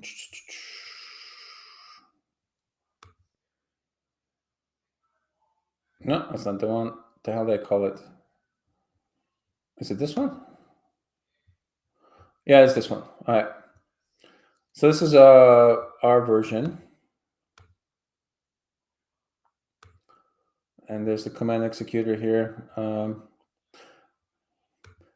Now, one thing that we did is we actually added authentication to our commands, right? So, something like kubectl get, you have to have specific roles and permissions here, right? So you're allowed not to do. So we kind of went way above what they have here, because I can see they don't check the, kubectl model. There's nothing here. There's no authentication here, right?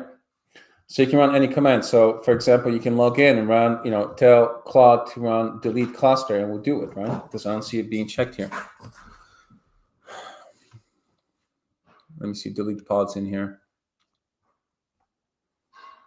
Right. So these are individual commands exposed to Claude. Excuse me. Oh boy.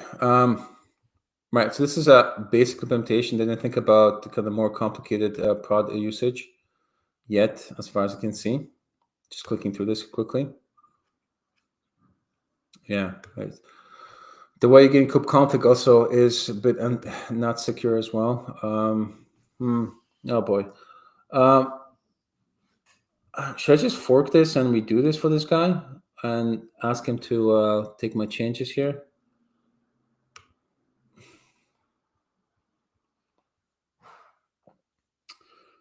Dilemma.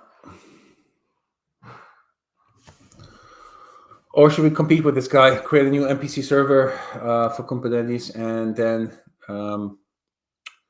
yeah, so we have a bit of a problem here. Also, I see they don't care about Bastion hosts or proxies here, right? So, yeah.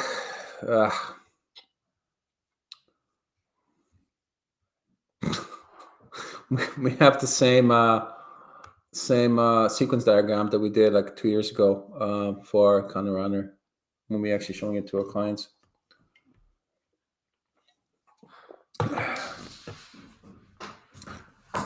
Except the client here is a LobeChat client, right? So in our case, we actually have it running as a LobeChat plugin right now, not NPC server.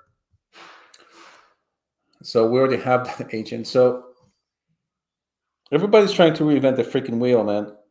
And it's just kind of sad because this NPC thing came from Anthropic, so it's a big company. Without that, you always should probably they have the money, the pockets to do it. But just to one of those cry me a river moments is we already did it.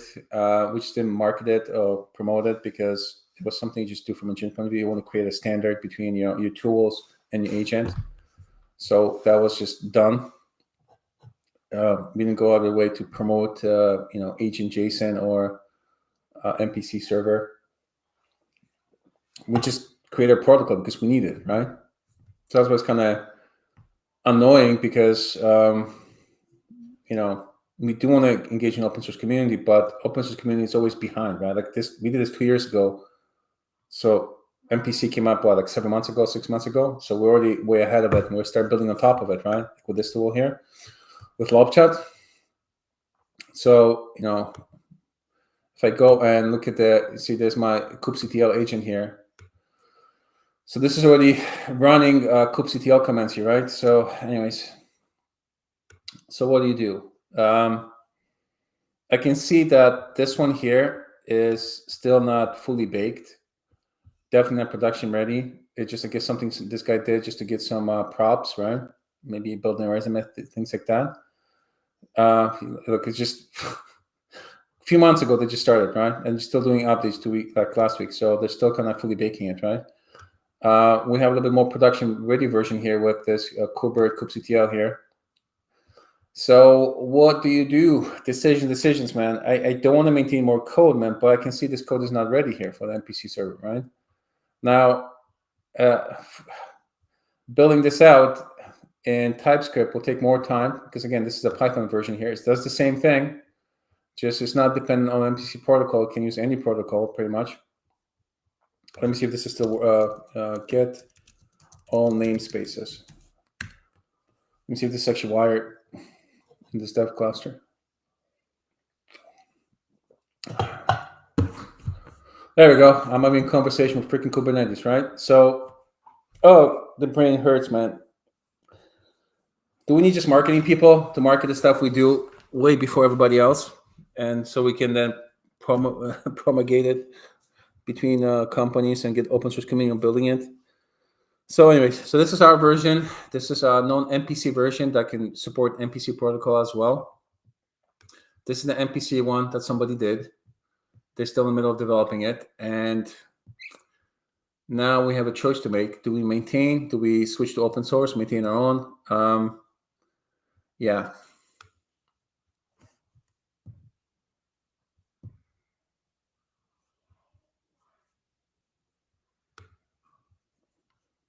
What's the chat? Who's asking me a question?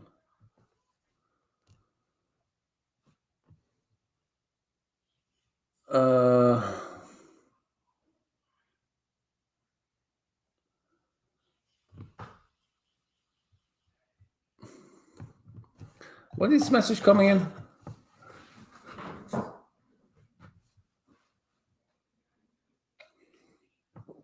Salmon Fish is going cray with some crazy questions here.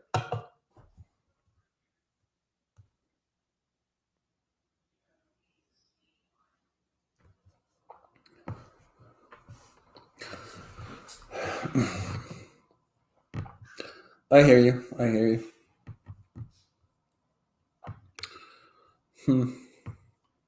All right. In the meantime, let's just build the component. So if it's using an MPC or not, we still have to kind of add it to LangFlow, build the GUI component for Kubernetes cluster.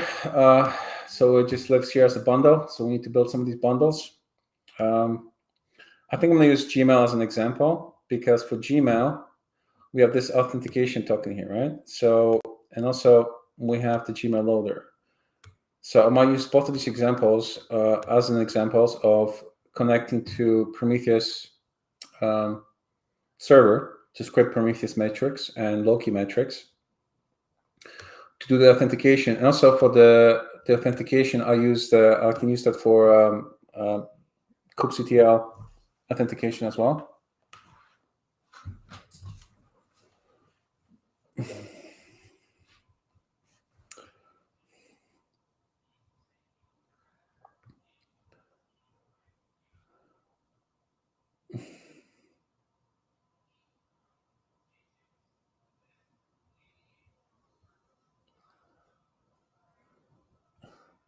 I'm trying to understand the questions this guy's asking. I like to answer questions, but Salmonfish is going crazy here.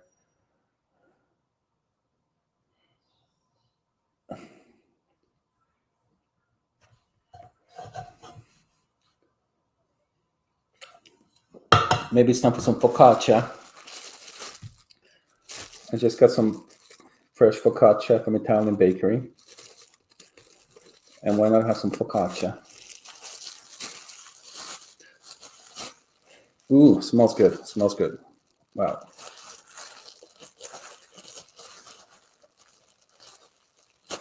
All right. Let's do focaccia. Can wait here. All right, let's do this. So Google tools here, a good example, good thing for us to kind of look at and mimic and see if you can use it with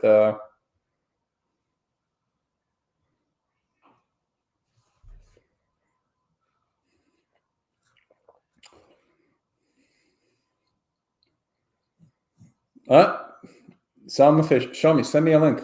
We'll have a look at it.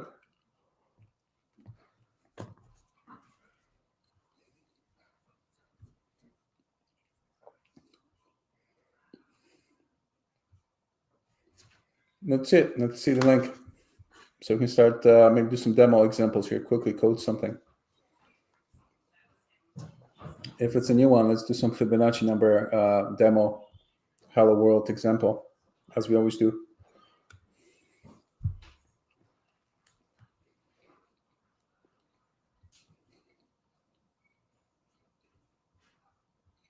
Anyway, so we have MPC servers, and there's a marketplace to get them. And we can see that the community is vibrant and growing. That's what people like to say. It just really means that free labor is moving fast. All right, moving on. So we need to create components. We have components here.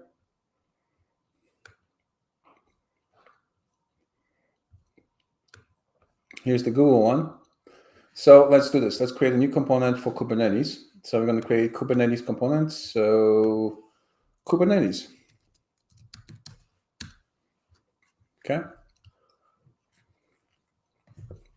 Let's get a package file in here. Delete some of this. All right, let's see. So Gmail, what do we have here? All right, so the all extend component class, there's a base class for this. And you know what, let me just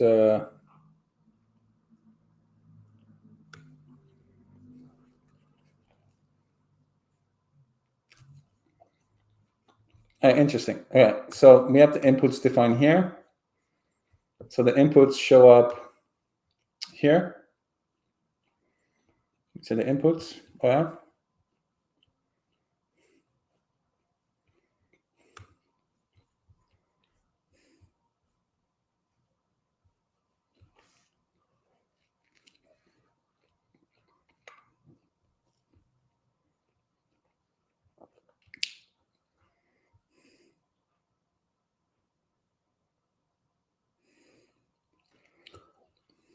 Interesting perspective there, Salmon Fish.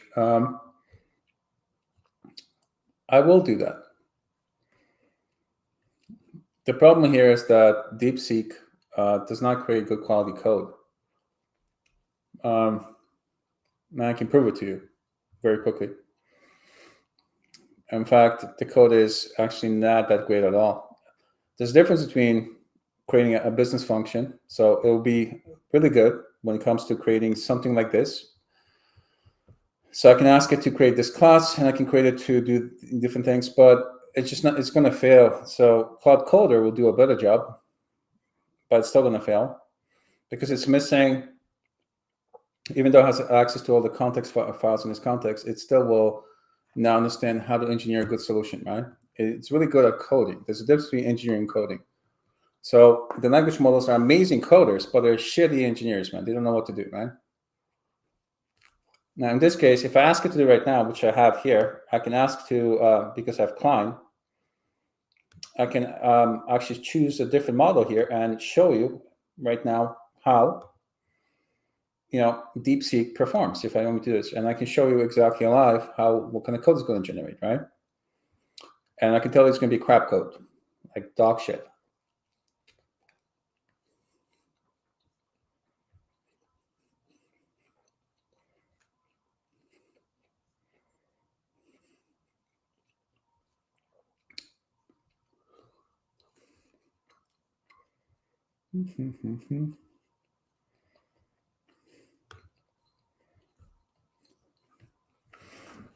See, when you do agentic AI, you have to be aware of all these different models, right? How they function, what they do, what's their weaknesses.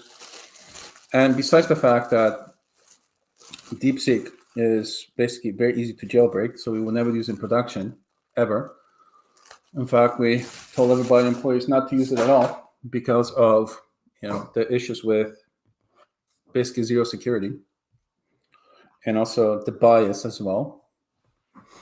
So you have to talk about AI alignment as well. You have to understand what that means, how the model is aligned. If you're just doing it for yourself, if you just want to throw it in a demo world and do something, that's great. But if you're doing professional software or hosting agentic AI with DeepSeek models, well, first of all, you're not going to get far. I mean, lots of European countries do ban it, right? You can banning it here in Canada as well.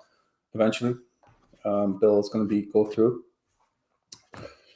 But beside the fact that it's Chinese model, that's not good enough to ban it. To me, when I test it, the bias is obvious, but also it's very easy to trick it to.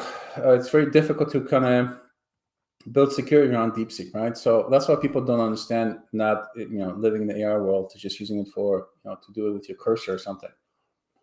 We can do a whole session where we test language models and show you how they align. It's about the alignment with human values. So we always talk about goals and instrumental goals, right? So the final goal could be something like I need to study to get a good grade. That's my final goal. Now, instrumental goals, you break that the final goal to sub goals, right? We call them instrumental goals.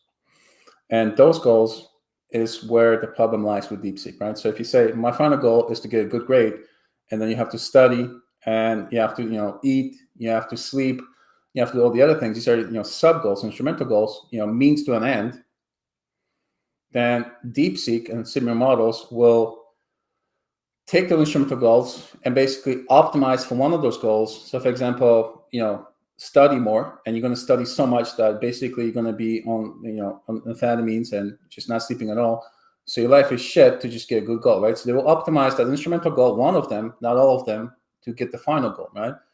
So that kind of example shows you where these Chinese models fail miserably, right? They don't understand that optimizing for instrumental goals means to an end is a bad way to do things in production, right? You just can't risk it.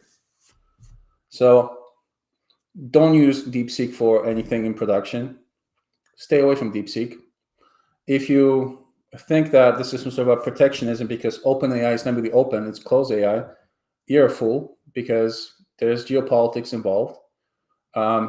It's not as simple as OpenAI blocking you, trying to ban all these models because they want to get more money.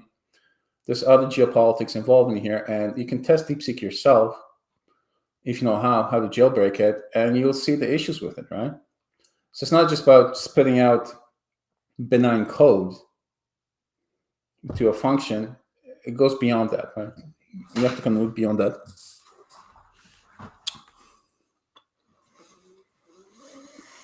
But we can test it if you want. We have multiple models here hooked up to our VS Code, same as Cursor, and then we can, we're already paying for multiple services here, so you can see how they compare to eService. It's already wired to Anthropic. It's already wired to Google to get Gemini. It's already wired to OpenAI, and it's also wired to. We also have Llama running locally as well, so I can get that going. I also have LM Studio running locally, right? So, we pretty much have access to all it. Well, ignore the math. This is me testing a Chinese model math. So we have a lot of experience even here on my Mac. We have multiple models here that we test, and we go through the testing phase, and we red team it, right? So red teaming is important. So that's something we have to do a lot. So red teaming is a term we use to test models, right? Security models, vulnerabilities in models. And I can tell you right now, DeepSeek is dog shit. Like it does you ask a query and gives you a response, but when you red team it, when you actually test it, the quality of the model, it's something that you should not be putting in production at all. Especially when you're agentic AI, especially if you're supposed to hook it up to and attach it to your Kubernetes cluster to do things, right? Like I wouldn't trust it anything. If I have to use agentic AI right now and hook up my, use my model provider here and choose DeepSeek, which is not even here, right? If I have to choose DeepSeek from a list of here, or maybe from Grok, they have DeepSeek there. I wouldn't do it. I would probably disable it for my clients as well, right? It just wouldn't make sense. The liability from such a model, it's enormous, right? We go bankrupt if the model goes crazy and does something stupid, or God forbid it does leaks information, right? Because it's such a bad model. Anyways, go test some of the models, do some red teaming. Now, the one we suggest is Promptful. So Promptful. This is a framework we use to test models. So this is really good for red teaming models, okay? So how about this? Run some of the tests on it, and you can see how it performs. Now, this should be part of your CI/CD pipeline as well. So when you're writing code, you should be red teaming your models before you release them. So your Jenkins, whatever, your Argo CD should be executing these red teaming, security tests. And you can test the responses. You can see how it is. You can get all this feedback on different models and based on different prompts and see if it passes, right? Anyway, so it gives you it's a good framework to just kind of execute some code and then run the part of your CI/CD pipeline, right? So you should do that. At bare minimum, right? We're going to be doing this, red teaming agents, because you're going to be able to test agents, right? Test what they do, what cannot do. And you can see this, look at this. You can to give you ability to do multiple things here, right? This one you can do context poisoning, data exfiltration. The context poisoning is a big one. Something to protect against, right? Anyways, so have a look at this. Have a look at the things outside of just code generation, so you can have so you don't miss the forest from the trees, right? So just hyper focusing on the model and generating code and saying that, hey, you should be using that. That's very superficial and naive, right? You have to kind of expand your worldview and look at it from different angles, and geopolitics as well, right?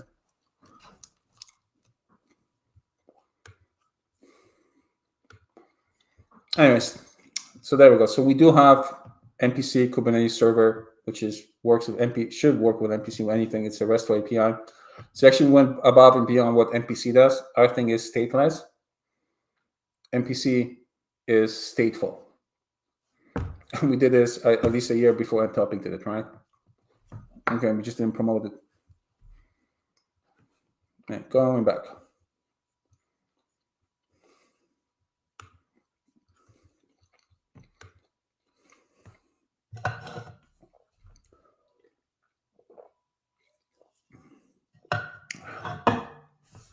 Well, that's a good focaccia, man. Jeez. It's a good store.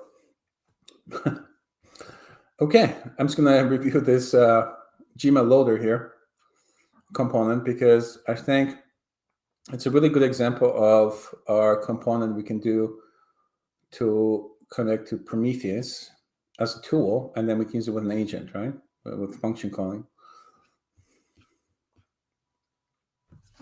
Okay, let's just give it 10 more minutes before we have to go to a business meeting. But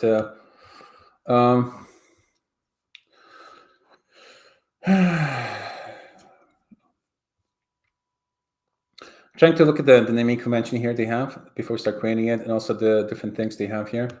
So if you look at this one, the Gmail loader, right? So they have a bit of description here, and we have the inputs. So if you look at the Gmail loader, you just put it side by side.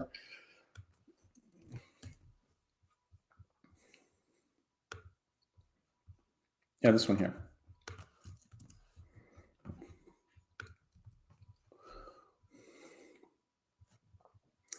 Right. So Gmail loader, there's description here, the icon as well. All right, cool. We don't care about all that stuff, but here we go. So we have the secret here. All right.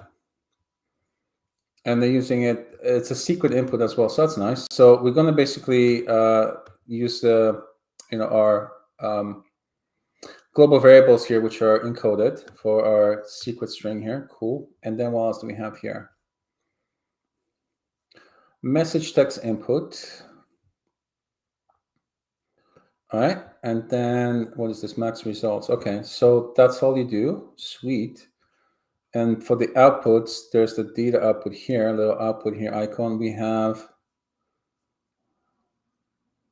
just display data. Okay. All right, cool. So the first part is how to describe the component. So that's good. So we'll do that for Prometheus. So Prometheus is going to be the first one we'll do. Prometheus metric. What do you want to do? Query.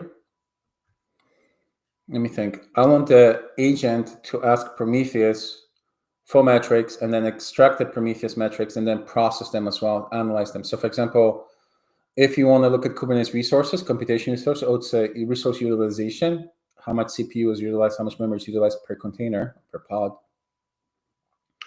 First, we want the agent to initiate the communication, to talk to, say, hey, let's find all the resources. So it has to talk to Prometheus, and then so since the query and the results goes back to the next agent, so it's a multi-agent system, and the next agent, his job is to analyze the queries, right? To see how the utilization of your components is. So that'd be like a resource optimization. So it's almost like an auto horizontal vertical scalar done by an agent and done dynamically live, right? So that'd be the first thing we're going to do. Okay, so that'd be an example. So the Prometheus component has to be something that takes in a search query, or at least something that we can ask a broader question about resources or Kubernetes resources, and it gives you back all the pods running and their utilization. And then we need another one to kind of process that data, right? Right. So it's always a search and response. So so we're just going to treat it as a database query box, right? So we want to have a PromQL. Probably that's the best way. So let's have a PromQL as an input, and the response is going to be JSON object with a Prometheus response, okay? And then we can pass it between agents. So anyway, so PromQL is our input, and the output is just a JSON response. Now I want to see this load emails here that actually happens. So, and when is this executed? All right. So what is load emails? Where is that executed? Actually, let's have a look at this. Kind of curious to see where they're calling this. Oh, okay. It says here the method is load emails. Okay, it's on the output. Okay. So the output triggers the loading of the emails. So once you enter the input, the output is triggered once you connect to it. Okay. All right, we can do it the same way. So the input is going to be PromQL, and for log is going to be logQL. So it's like SQL, just PromQL. And the output is going to be a method that triggers the search and then responds. Let me see what else I have here. So this is just kind of boilerplate for connecting to a Gmail. Sorry, grabbing emails from an email from the input boxes and stuff like that.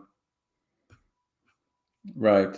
So we're getting the email. Okay, and then basically, to look at the email, look at the payload, extract the payload. Okay, good. So we'll pretty much use a lot of this here. Obviously, not for email, but for looking at the results from a PromQL. What is this lazy loading here? Iterator. Oh,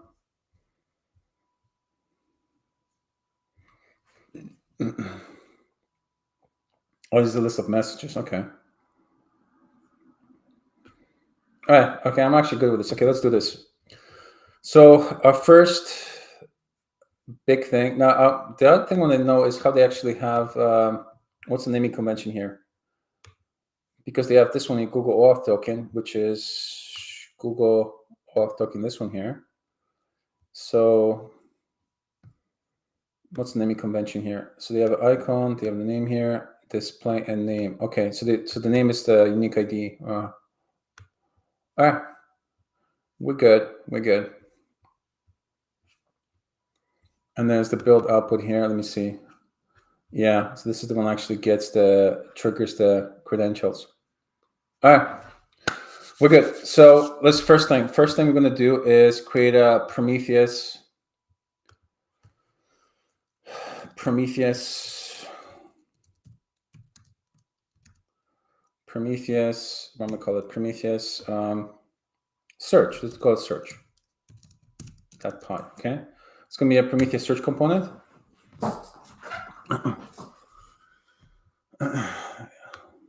I'm gonna use this drive search as an example.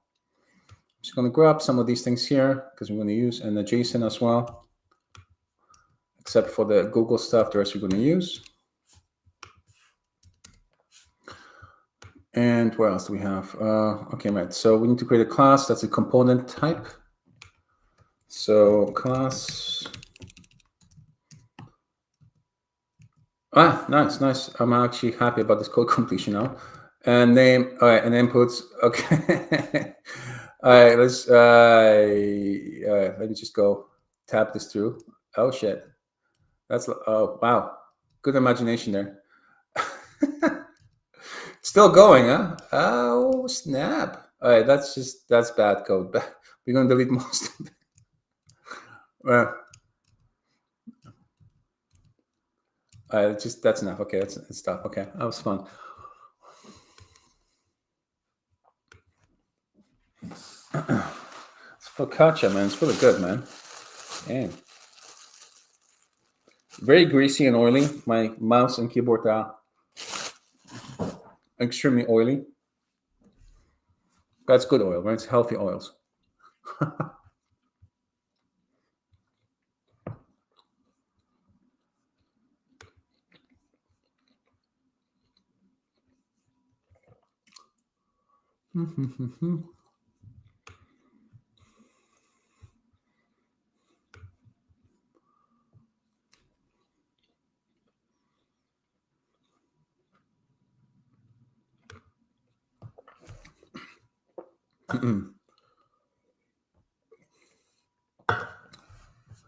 So I'm thinking about the inputs right now because from the inputs, it's not just the search query. So when we look at Grafana, let's use that connection data source here. The same way we have connection data source in Grafana, that we can get these Prometheus inputs here, or Prometheus metrics. If we look at the, where's the configuration? Here, data sources. Here's the Prometheus one. So we need the same inputs.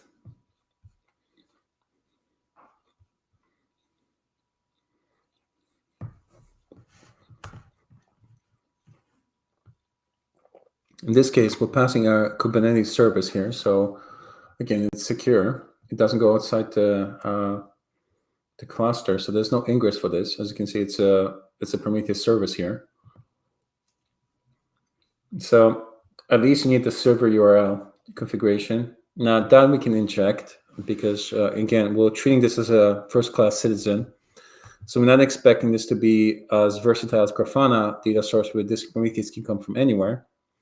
We want the Prometheus not to leave the cluster, or they assume that we'll never leave the cluster, right? So that means the authentication doesn't have to be as stringent as this one here. Let me actually create a new data source here for Prometheus, so I can see all the variables here. Right. So for authentication here, what we have here, basic authentication, no. Forward OAuth, okay.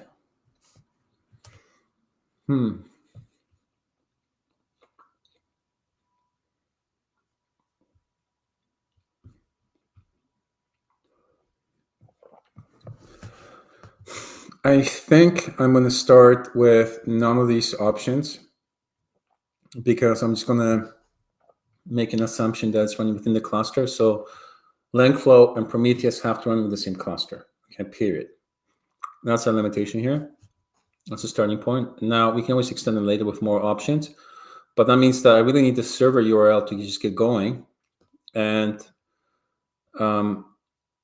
authentication happens really with mutual TLS with service mesh. So the service mesh does a lot of heavy lifting here for security.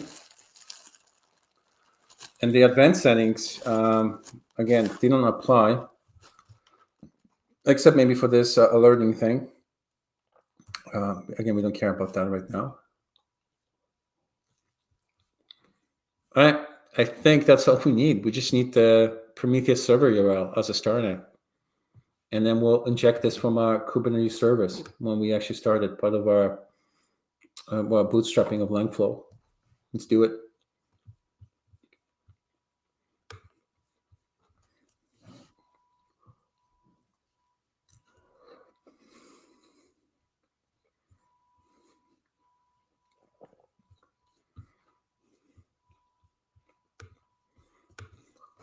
All right.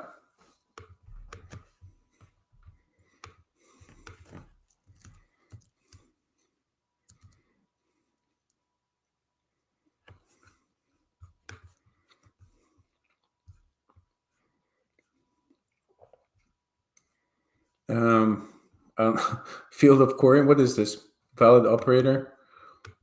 Right. I don't want to create the query myself. I want the agent to send the query. So I'm not going to have all these drop downs here. I'm just going to have an input box where the query, the PromQL goes. Yeah.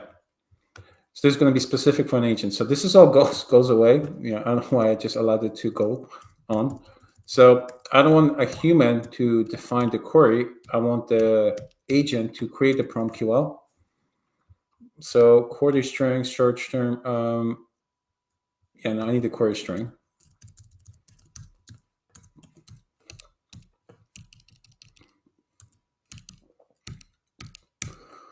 So first of all, this thing is going to be our server URL.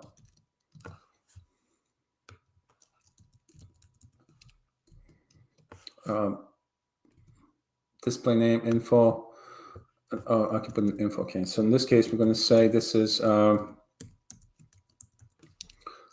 Yeah. Okay. Cool. We're not fighting anymore with VS Code. It's giving me good code completion here now.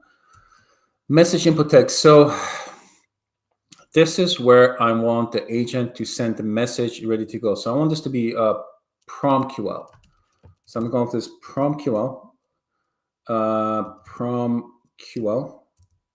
Whatever query.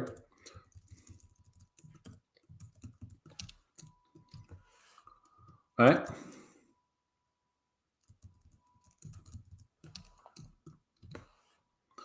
Yep. All right. So that's good. So that's a starting point for us for our component. I'm gonna have to do a shell of unit tests for this thing here. For the outputs, oh boy, I don't need all this crap here. I just need this data and search data. Yeah, I just need that. Holy crap! You really went crazy with the suggestions. And it did the Google Drive suggestions. Damn it, VS Code, we're back fighting. We're fighting again, man. You pissed me off again. Those are awful suggestions. So bad. So bad. All right, we need search data. All right. Okay.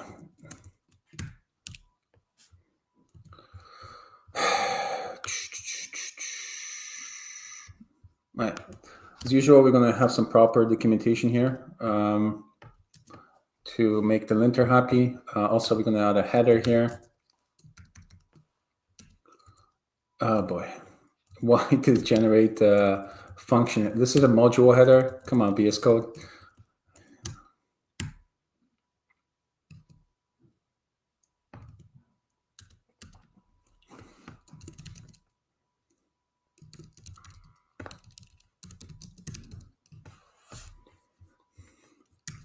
All right, we'll update it later. At least we're good. All right.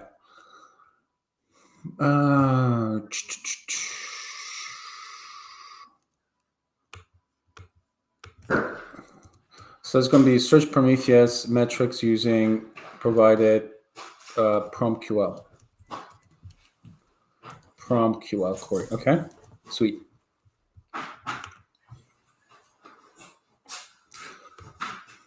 All right, so it's coming along. So this should be good as a drag and drop component here. Now let's just figure out how we're going to do search here. So I'm going to have to install Python Prometheus client, which I already have for OpenTelemetry, coincidentally. So we can collect metrics on the FastAPI server. How are we going to do this? Let me see how to do it here.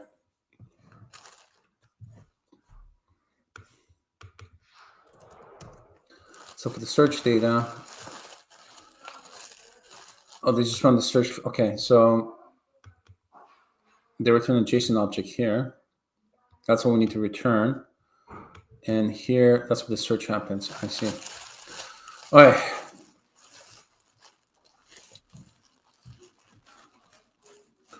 Right, going to our example, we are going to,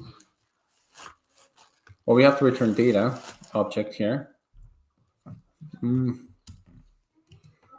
only thing is that this should be Prometheus data. I don't know what the JSON should be yet. I'll figure it out in a second. All right. So first thing I got to do, we have to manage the connection to the Prometheus server, which we have here. So let's do that. I need to see if the Prometheus client is going to work for me here. So LangFlow, did I misspell it? Oh, right, too many lines. Oh. See this line here? I have it here on purpose so I can see how far I go. All right. Just to make the code more readable.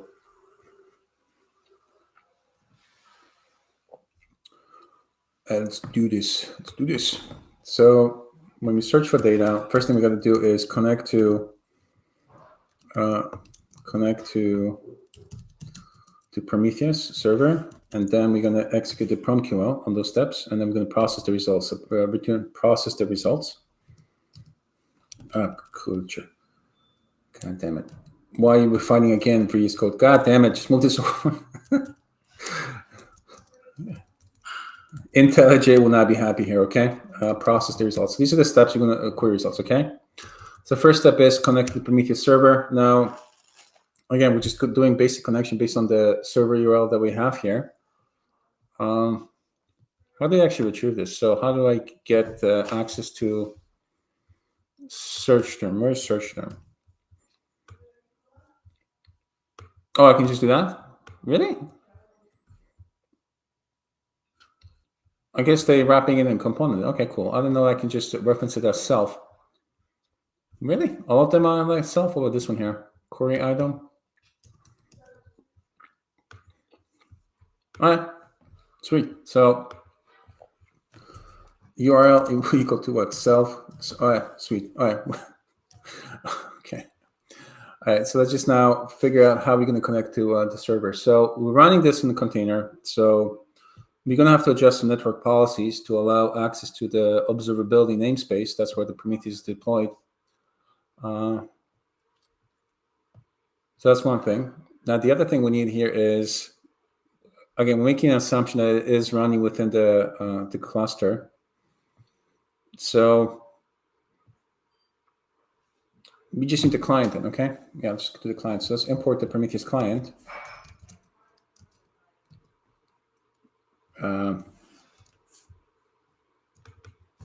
Is there such a thing as Prometheus client, or is this lying to me, hallucinating again? Are you lying to me? I don't remember being class Prometheus client. Is there a class like that? Or are you punking me? I think, oh, this thing just punked me. God damn it.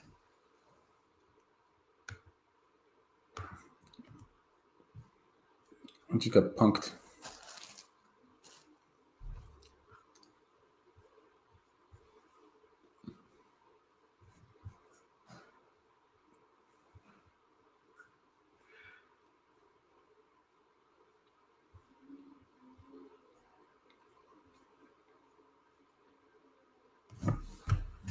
I get the feeling that this package here does not have the Prometheus server. It's just for collecting metrics from your local environment, right? So I need to install new lib. All right, let me look at it. Where's my PyPy? PyPy libs, PyPy. All right, so I need Prometheus server, I guess.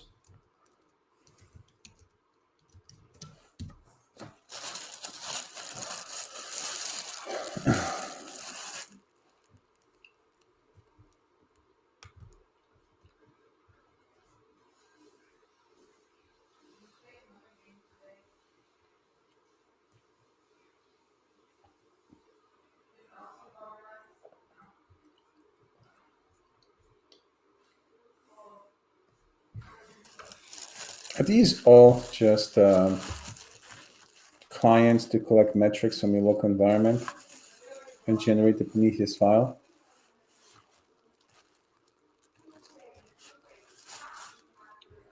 Hold on, let me just go and see.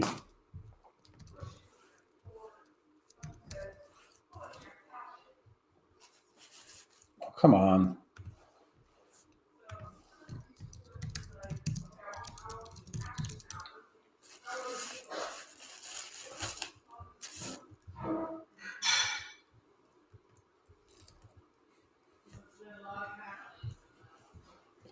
Yeah, so this is the instrumentation library, right? Okay, so everything's based on that one. So I don't need that. I need something to actually connect to the Prometheus server. And just double check the documentation. Yeah. Everything in here is to actually create, get the metrics going, but not connecting to the client. All right. Well, let's just look at the other Prometheus.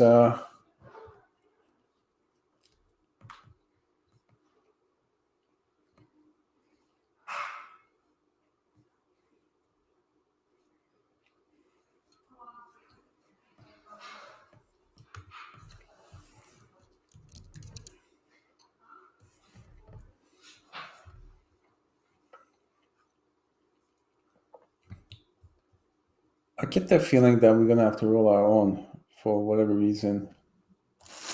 Now, it should be just it's a RESTful API, right? So you can just use any RESTful client, I suppose, but I was hoping for something more Prometheus-like. Oh boy, so much grease on the fingers. The focaccias are oily and greasy. Let me look at the Prometheus site, just to kind of get...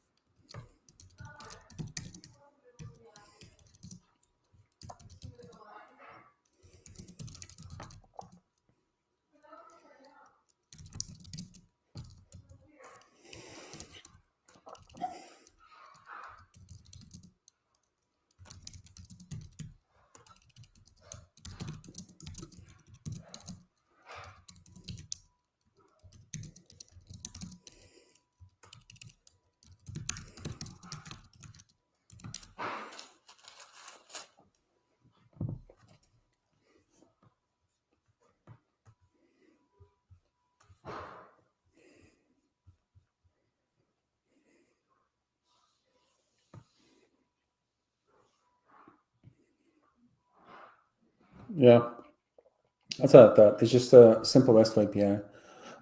So I don't really need to get a library going. We can just use standard Python REST client.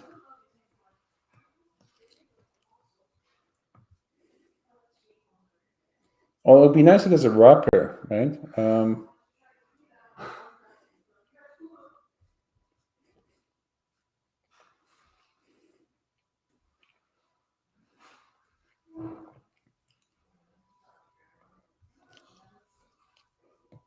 Before I create my own server, I want to see if there's a wrapper here for Prometheus client, man, because there should be something here, so I don't have to write it. Let me do a quick Google here, so we can do a due diligence. So Python, Prometheus, what am I calling client? Connect to server. Just simple query, so it doesn't think I'm trying to get metrics or something.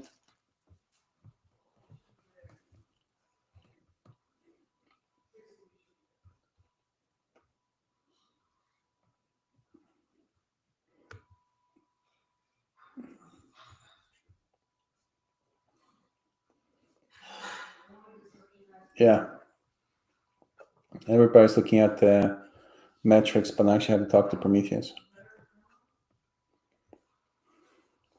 How about this one here? That looks interesting. Yeah, something like that. What is this?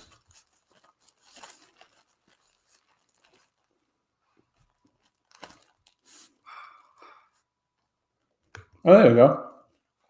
There's a wrapper. I don't have to create my own. Okay, let's have a look at this code.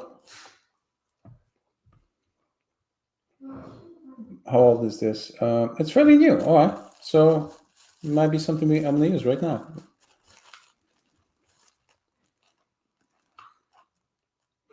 Homepage. It's MIT license as well. So let me look at the license actually first before we do anything. Before I get too excited, so you don't get screwed over. All right, commercial use. Okay, so cool. All right, so let's see what they have here.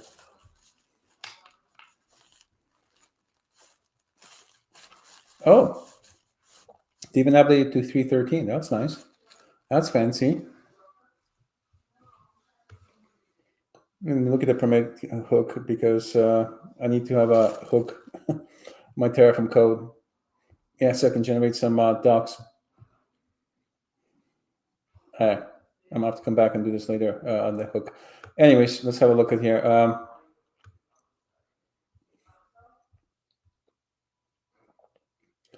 I don't care about the metrics. I care about this Prometheus Connect. This thing here. That's what I need.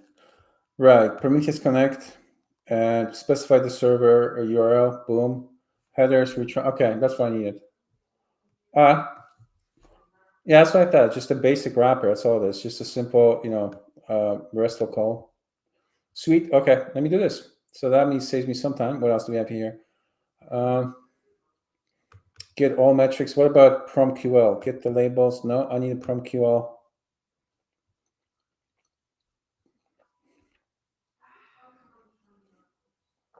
Hold on. This just sends the query here. Is that get current metric value based on what? Oh, okay. No, I need a PromQL.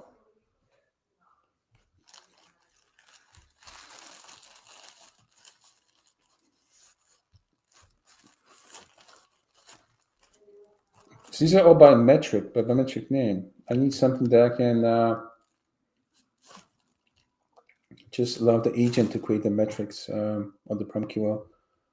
Let me see.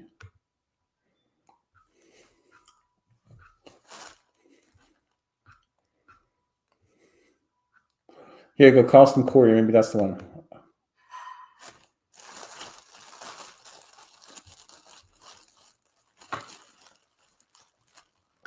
There we go. This query is a prompt. Okay, beautiful. So, all right, let's do this. So we have lots of the code written for us. Shit, I don't have to do much. All right, let's see if we can grab this quickly. So from PyPy, I need PyPy. What's the name of this lib again? Let's go to README. All right, let's grab the version. Let's add it to our UV file. So it's been recently updated. There we go. Let's just grab this and install this baby.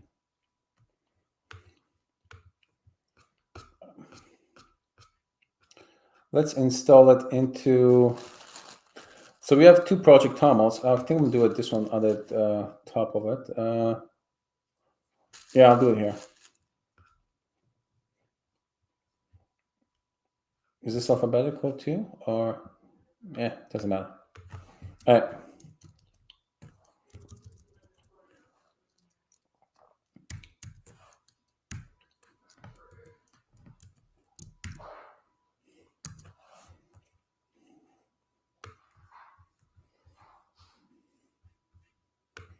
All right, let's run the rebuild command again, so we can do UV sync, which is what? What's the command?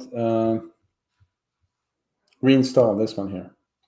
All right, let's reinstall the packages. Now we should get a new one.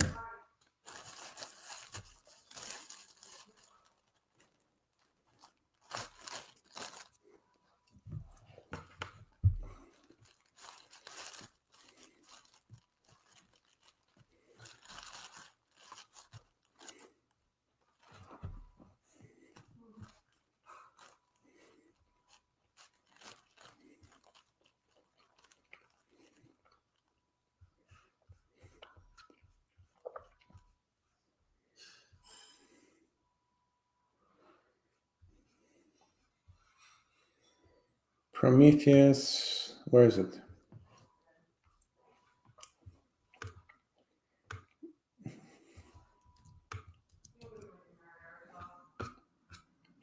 What the bloody hell just happened? Where's my Prometheus?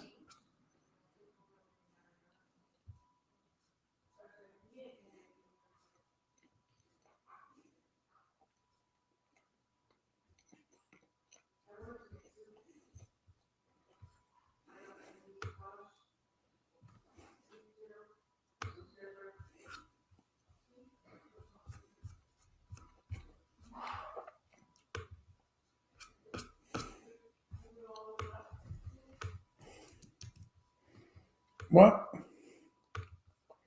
Let me look at that make command, the reinstall command, because which one's it running? Reinstall. Oh.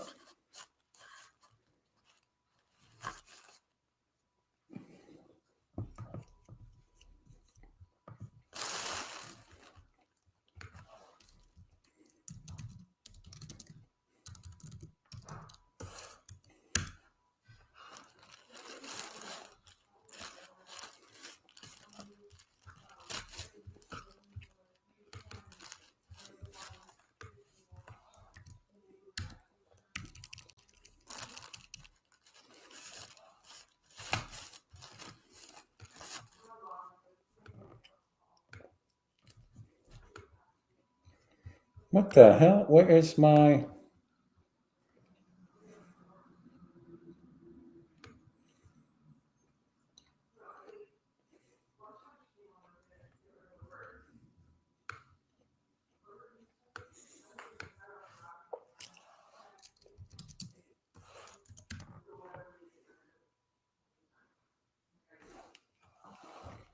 Let me look at these commands, because are they freezing it on purpose? Let me see. What the hell?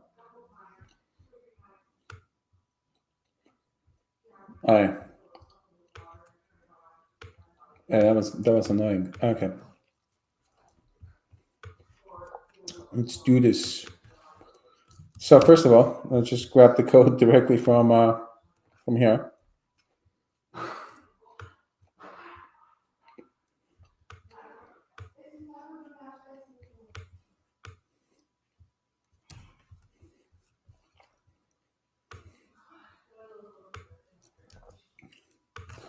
And just put this below.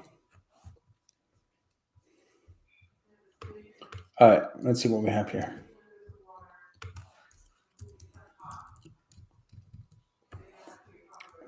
VS Code, don't piss me off now, bro. Just tab it over. Tab. All right, so the URL comes from self URL. Self here. Disable the SSL. Now the SSL does happen, or will happen between the service messaging controller class. Again, this is assuming very safe environment. So we're doing some trust-ish. We having trust. This is not zero trust currently.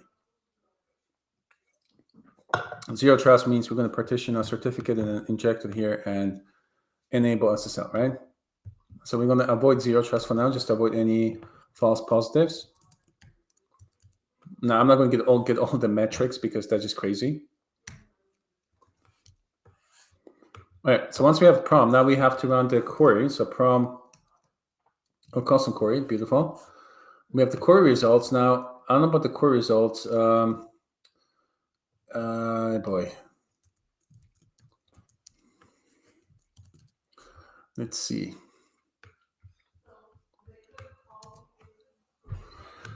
Yeah, let's see how the results look. So once I can't click into it.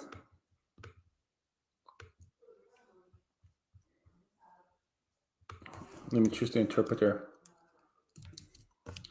Looks to me like there was some funny business happening here.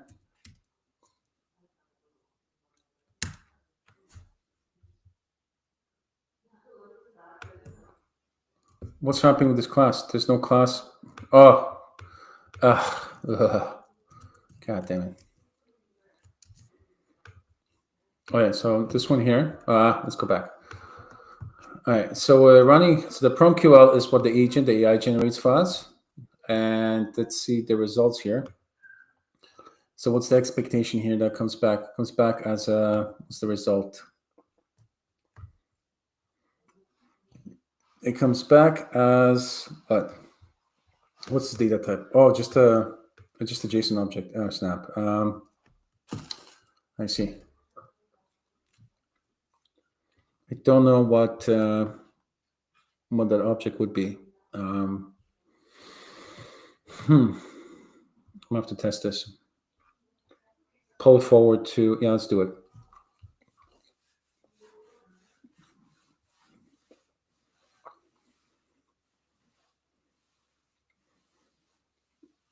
How are we going to do this?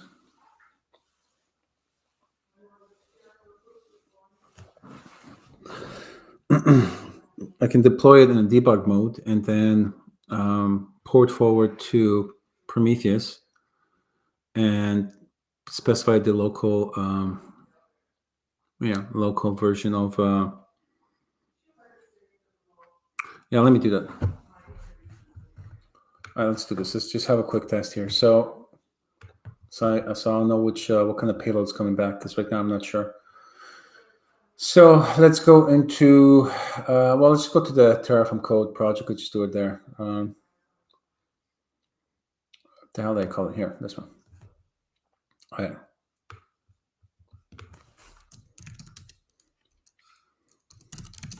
Just log into our Google credentials with our Google credentials.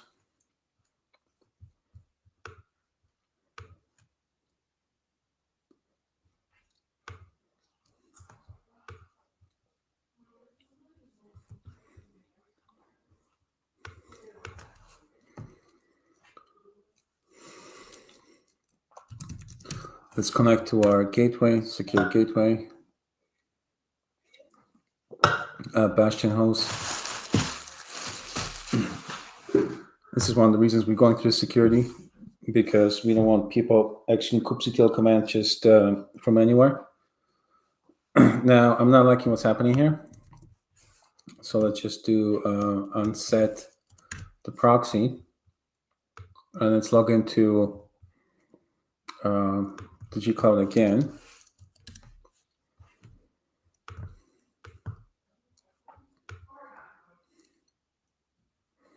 It's just a variable. HTTP proxy is used by a lot of different. It's a standard variable. So if you're using it for your Bastion host, G Cloud might get confused. Other tools might get confused as well.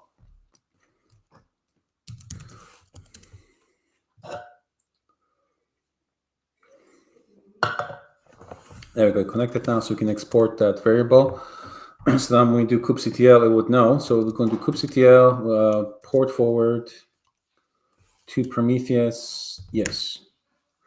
It says on port 9080. Now, yeah, let's take 90. Okay, 9080. So going back to the code base right now, I'm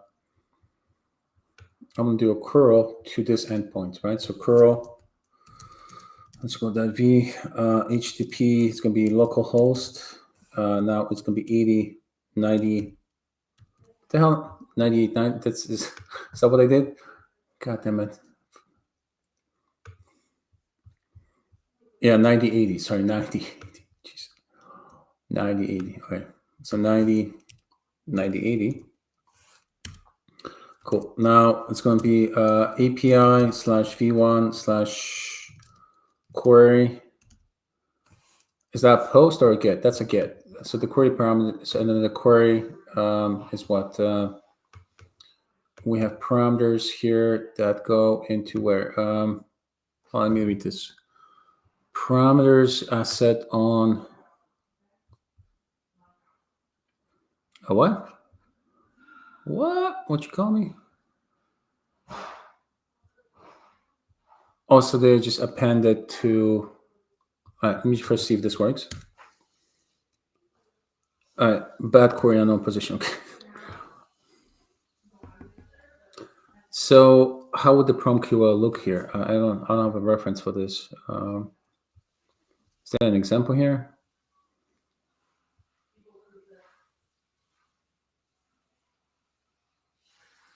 What is the query? It's a string. All right, let me create some PromQL quickly. Just throw it in here.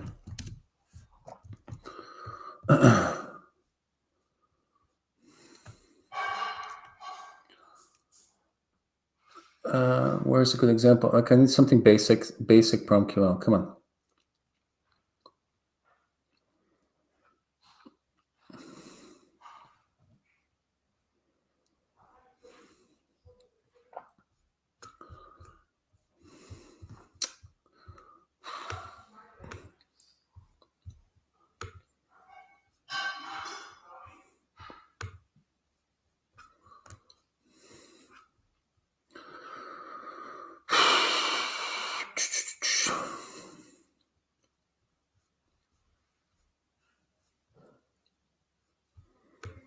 What's this method called? Custom query.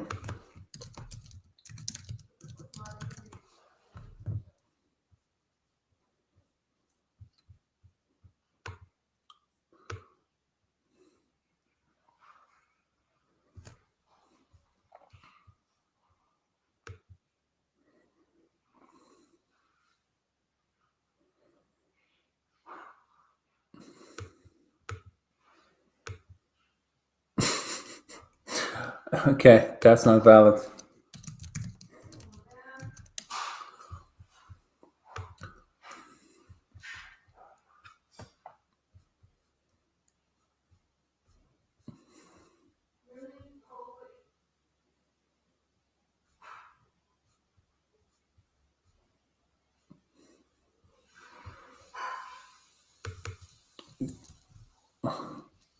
Can I just dump the name of the metrics here just to kind of quickly see if it works? Or how would this be? So if I pass in a string in here, it's going to be query. Then query is converted to string, and then the string is added to where?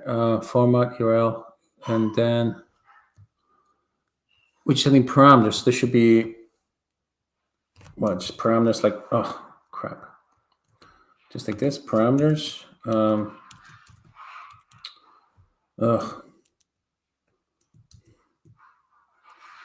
Why is it a skip? Why are you punking me? Thingy. Oh, there we go. Query, just like that, and then we just pass in the no matches found. What?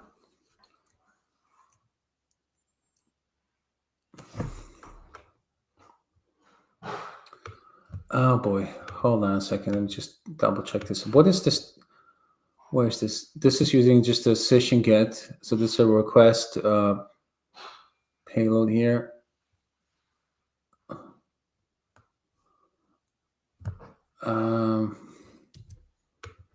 What am I missing here? Hold on. The brain is not braining, but let's just finish this. So I just want to verify the query.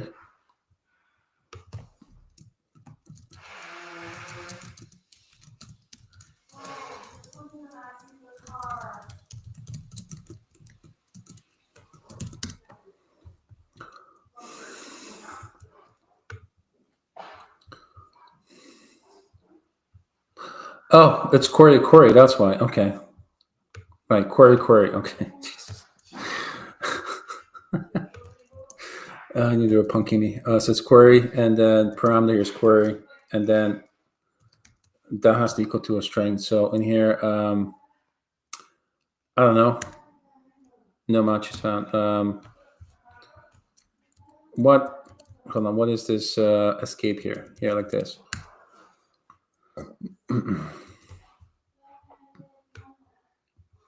Let me see this. Let me grab. Where is my Grafana window? Grafana, where'd you go? Just gonna grab it straight from Grafana. Grafana, save me. All right, so here.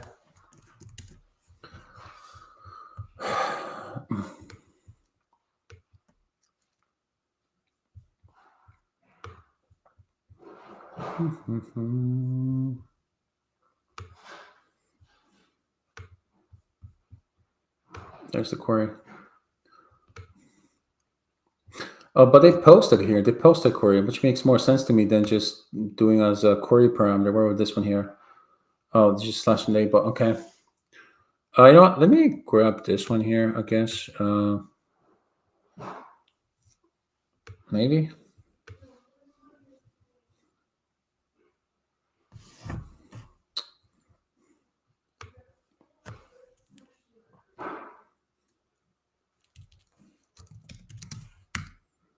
All right, so it is working. Now, just test it with labels.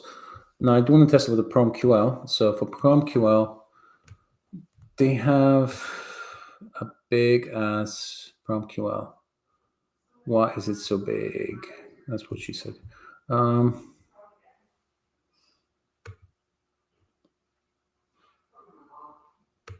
I just wrap this in a string like that? Because that's a valid PromQL. So let me see. If I grab query equals to, why is this keynote? What the hell is wrong with this? Wow. I wanted to escape. Query, and this has to be a string, so we can place this as a string. Oh, it's not working.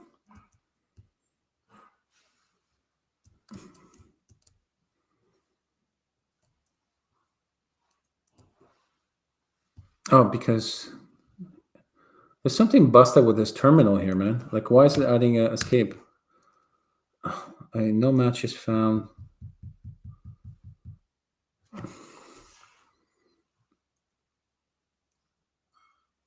No, this whole thing should be a string. Why isn't it a string?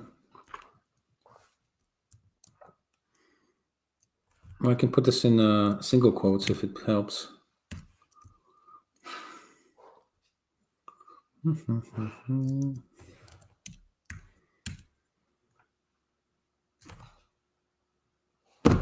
What the hell is happening with this terminal? Oh god, you know what? I'm just gonna go to my proper terminal. I don't know what's happening here. VS Code, Ghostly, save me. Remind me later. That was just weird shit that was happening there, man. All right. So look what it's happening. Why is VS Code broken today, man? All right, what else? Now let's see. AP. If I put this in.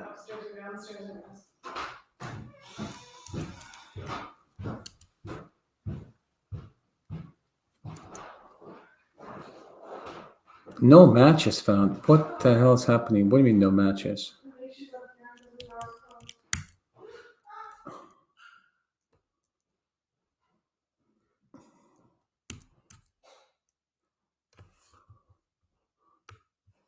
All right, let's put this to the side. Let me look at this code again. What is...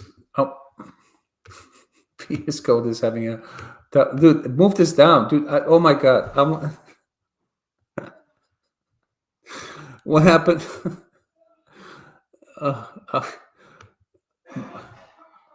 dude, I'm trying to move this down. There we go. Holy crap.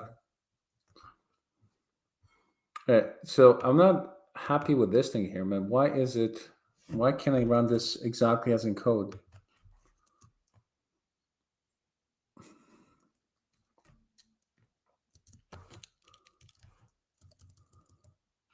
It looks exactly like I have. So the parameter is going to be query, and the query is going to be that. And Bobkiss. Wow.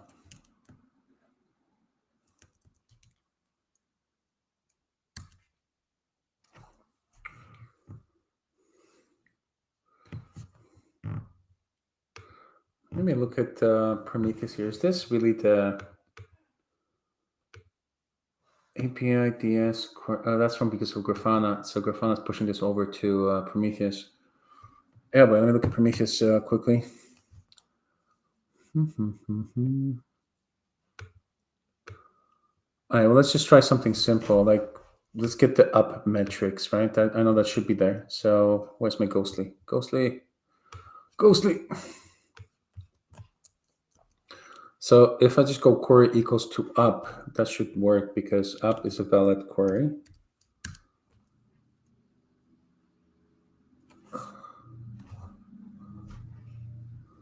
What the hell? Do I need to put accepts JSON or something here as a... I don't know. Let me just give that a go. See if it's for header. We're gonna do a header for. Let's see. Let's go with the accept JSON, right? Let's see if it's accept application / JSON. What the?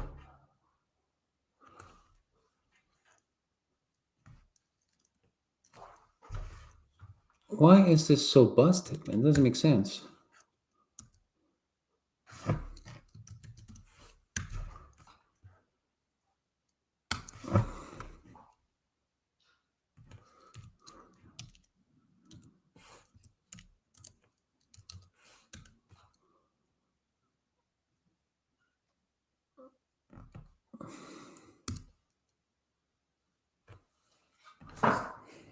Hold on, I'm gonna go check the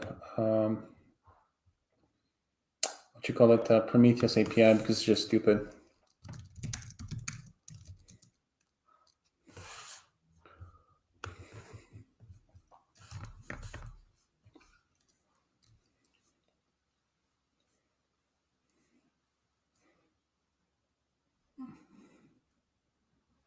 All right, cool. So on the website, they give you actually the payload how it should look at. Now, it is query, so that is valid. So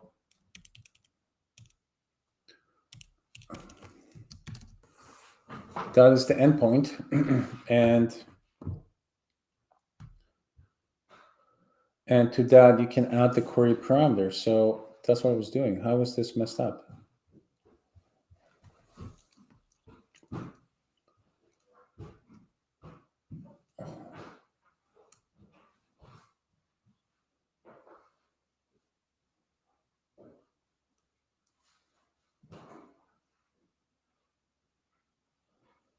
Okay, so you can do a post and a get on this specific one. So in our case, we're doing a get. So let me just put, just in case that xget, let's do that. And on top of that, you can do both. You can form URL, encode them if it's a big one, and post it as a form. And also you have URL query parameters on top of that. So let's add the query parameters here. And for the query parameters, it is query. and you can say equals to any string, right? So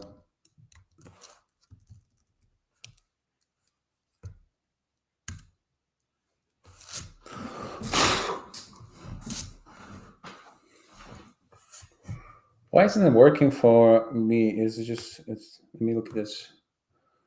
Look at if the port forwarding is an issue here or anything like that, because this is a bit strange. No, it's fine. Spell checker. What happened? Why is it moved? All right.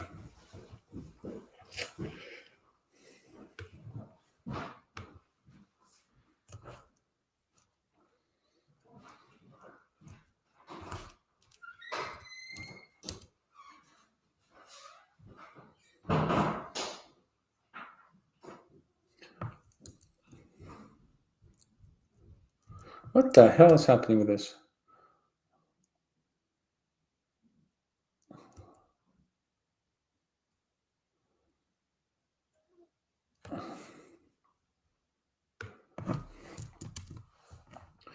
All right, well, let me pump this to JQ.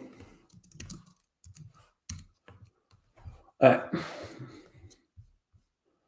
right, so at least we know what that is, okay, but I want to get one of, where's Grafana? I want to grab this thing here. So I want to see if I can convert this to string query here.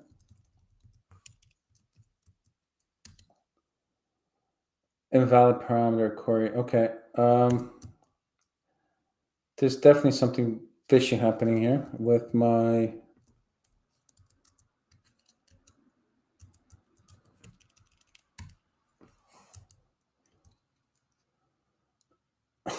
what the hell?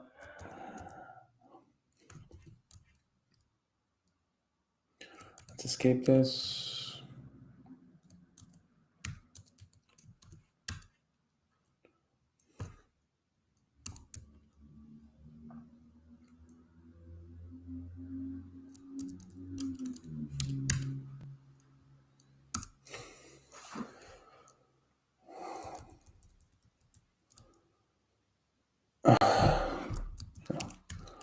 Put this in single quotes. Let's see if that I don't have to escape the individual double quotes then.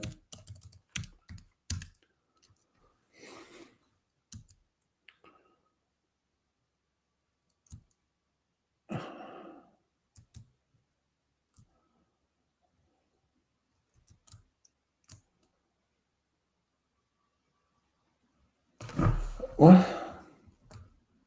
It's not liking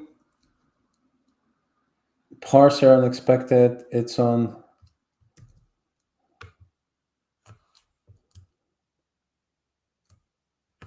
What the hell is happening today?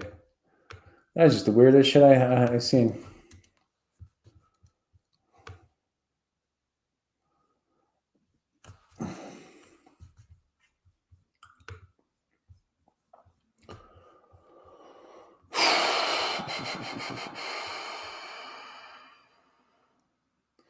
So this has to be URL encoded, obviously. That's why I'm struggling to hear. But God damn it, let me URL encode this. Okay, I'm just being a dumb here.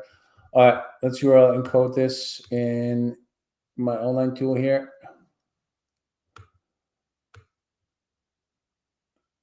Okay. All right, let's see if that works. Oh my, I am such a doorknob. Okay, it has to be URL encoded, obviously. Let's pass this to JQ. All right, so this is the payload. Okay. So we're going to get the status here data. So for the language model, we really need to get this result out, right? So it's just array. So I'm going to return result plus the array. Okay, so let me put this in a piece of code there. So I have it for reference. I can't believe I didn't think about URL encoding. That's just, that's what happens when you brain dead. Time to finish. All right, so let's close this. We'll use it for integration testing. We'll have it running, and then we'll run the component locally with a React application. See if you can talk to it here. So going back here, so the data should look something like this. Let me just put this in, let's comment this out. So we have a reference of this.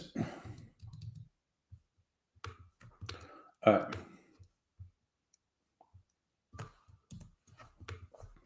All right, so that's what's coming back in the query results, presumably from this PromQL. And so we should inspect the status first of all, because the status here, where's the status here? Oh, here's status code. So if it's not, okay, throws an exception, so we're good. So we can, I suppose we can catch an exception. Yeah, we should catch an exception. So yeah, we should actually, okay, so if this raises the exception, let's actually include this exception. So we're going to do a try catch here.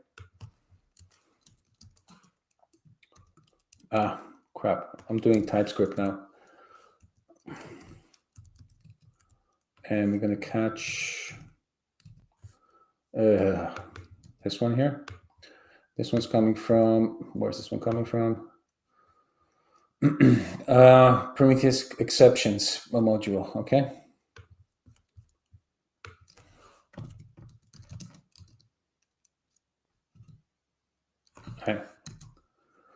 All right, so we're going to catch this exception. And what else? How do they communicate errors into the React application? That's a question. I'm going to leave maybe for later, but let me have a look at GUI. So what happens if the Gmail load fails?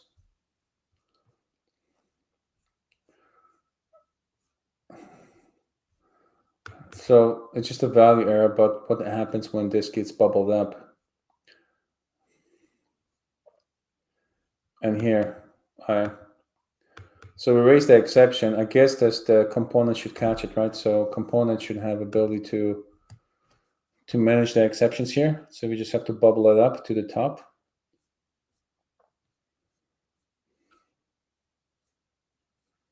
Yeah, I can see that they're dealing with some of the exceptions here. So value errors and type errors I see being thrown here. What about runtime stuff? Like a runtime exception. Nope. Here. Okay. So we're going to bubble this up to the component, and then component should handle it.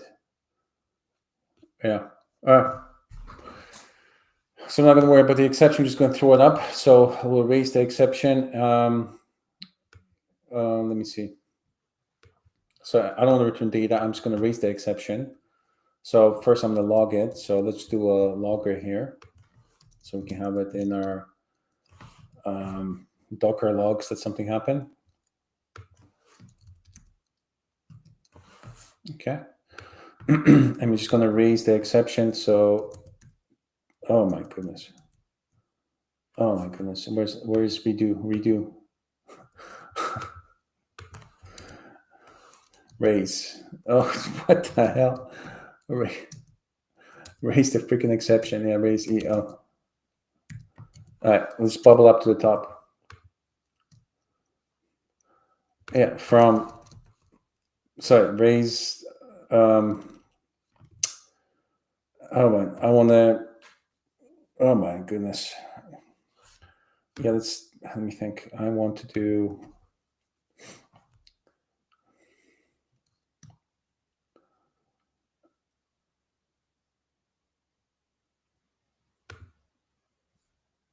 no, I do want to raise it with a name.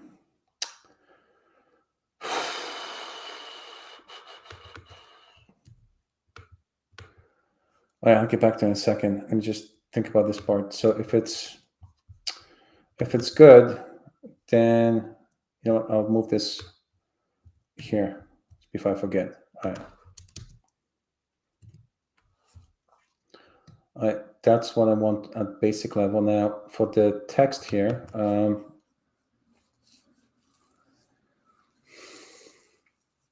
don't even know if it should be text. Is that a standard people use for?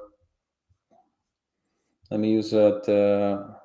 Let's use Notion. What does Notion does when it creates a page? What does a search? What do you do with Notion? Where's the output here?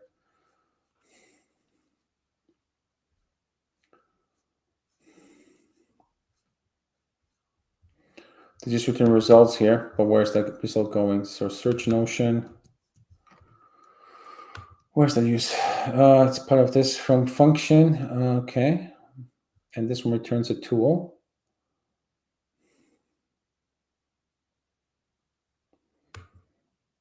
Oh, okay. You know what? We actually have to do it this way here. So we're going to make this as a tool. Yeah. So this Notion component is actually, yeah, LC tool component. Okay, so we want this. So we won't just expand from components. So this is search. Let me look at the search component from Notion.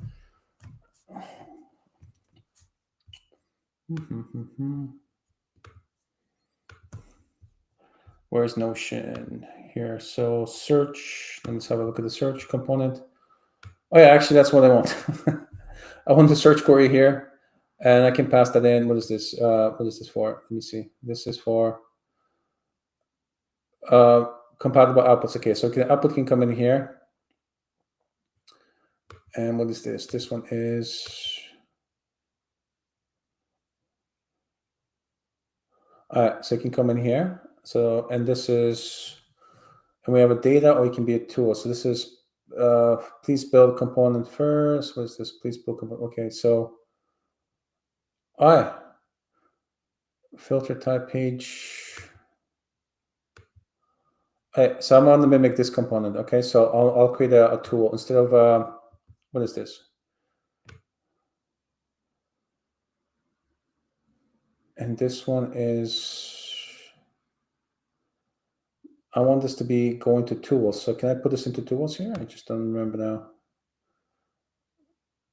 Incompatible. Oh, right. So okay, that solves the problem. So I want the tool to go into here. Okay, there we go. All right. So slide change of classes here, and so we're going to take this class. So we're creating a search tool, not just a search. So just a basic component, and we're doing it here. Okay. Cool. All right. So I'm gonna end it here. This is good enough to start testing. Just gonna fiddle with this search data for the results. What comes back here? So I'm gonna do a result, and then for the query result, I'm gonna grab data results. Okay, so I'm just gonna be like that. So it's just gonna come back with an array of metrics that come back here, and then you can then use these metrics for to figure out what's happening. All right, so let's save it here. All right, so we'll do like a basic one. Come back tomorrow. See if we can query the Prometheus with like a PromQL that is generated by say LLM. So we'll probably use like whatever the model. We can even use DeepSeek, right? Doesn't matter, to generate PromQL, and then let's see if the PromQL can be passed in here and works. And then if that's good, we'll have our first component, and we'll have to do some testing after that. So just before we deploy it, we add some tests. All right, we're good to go. We got it run. All right, good day, sir.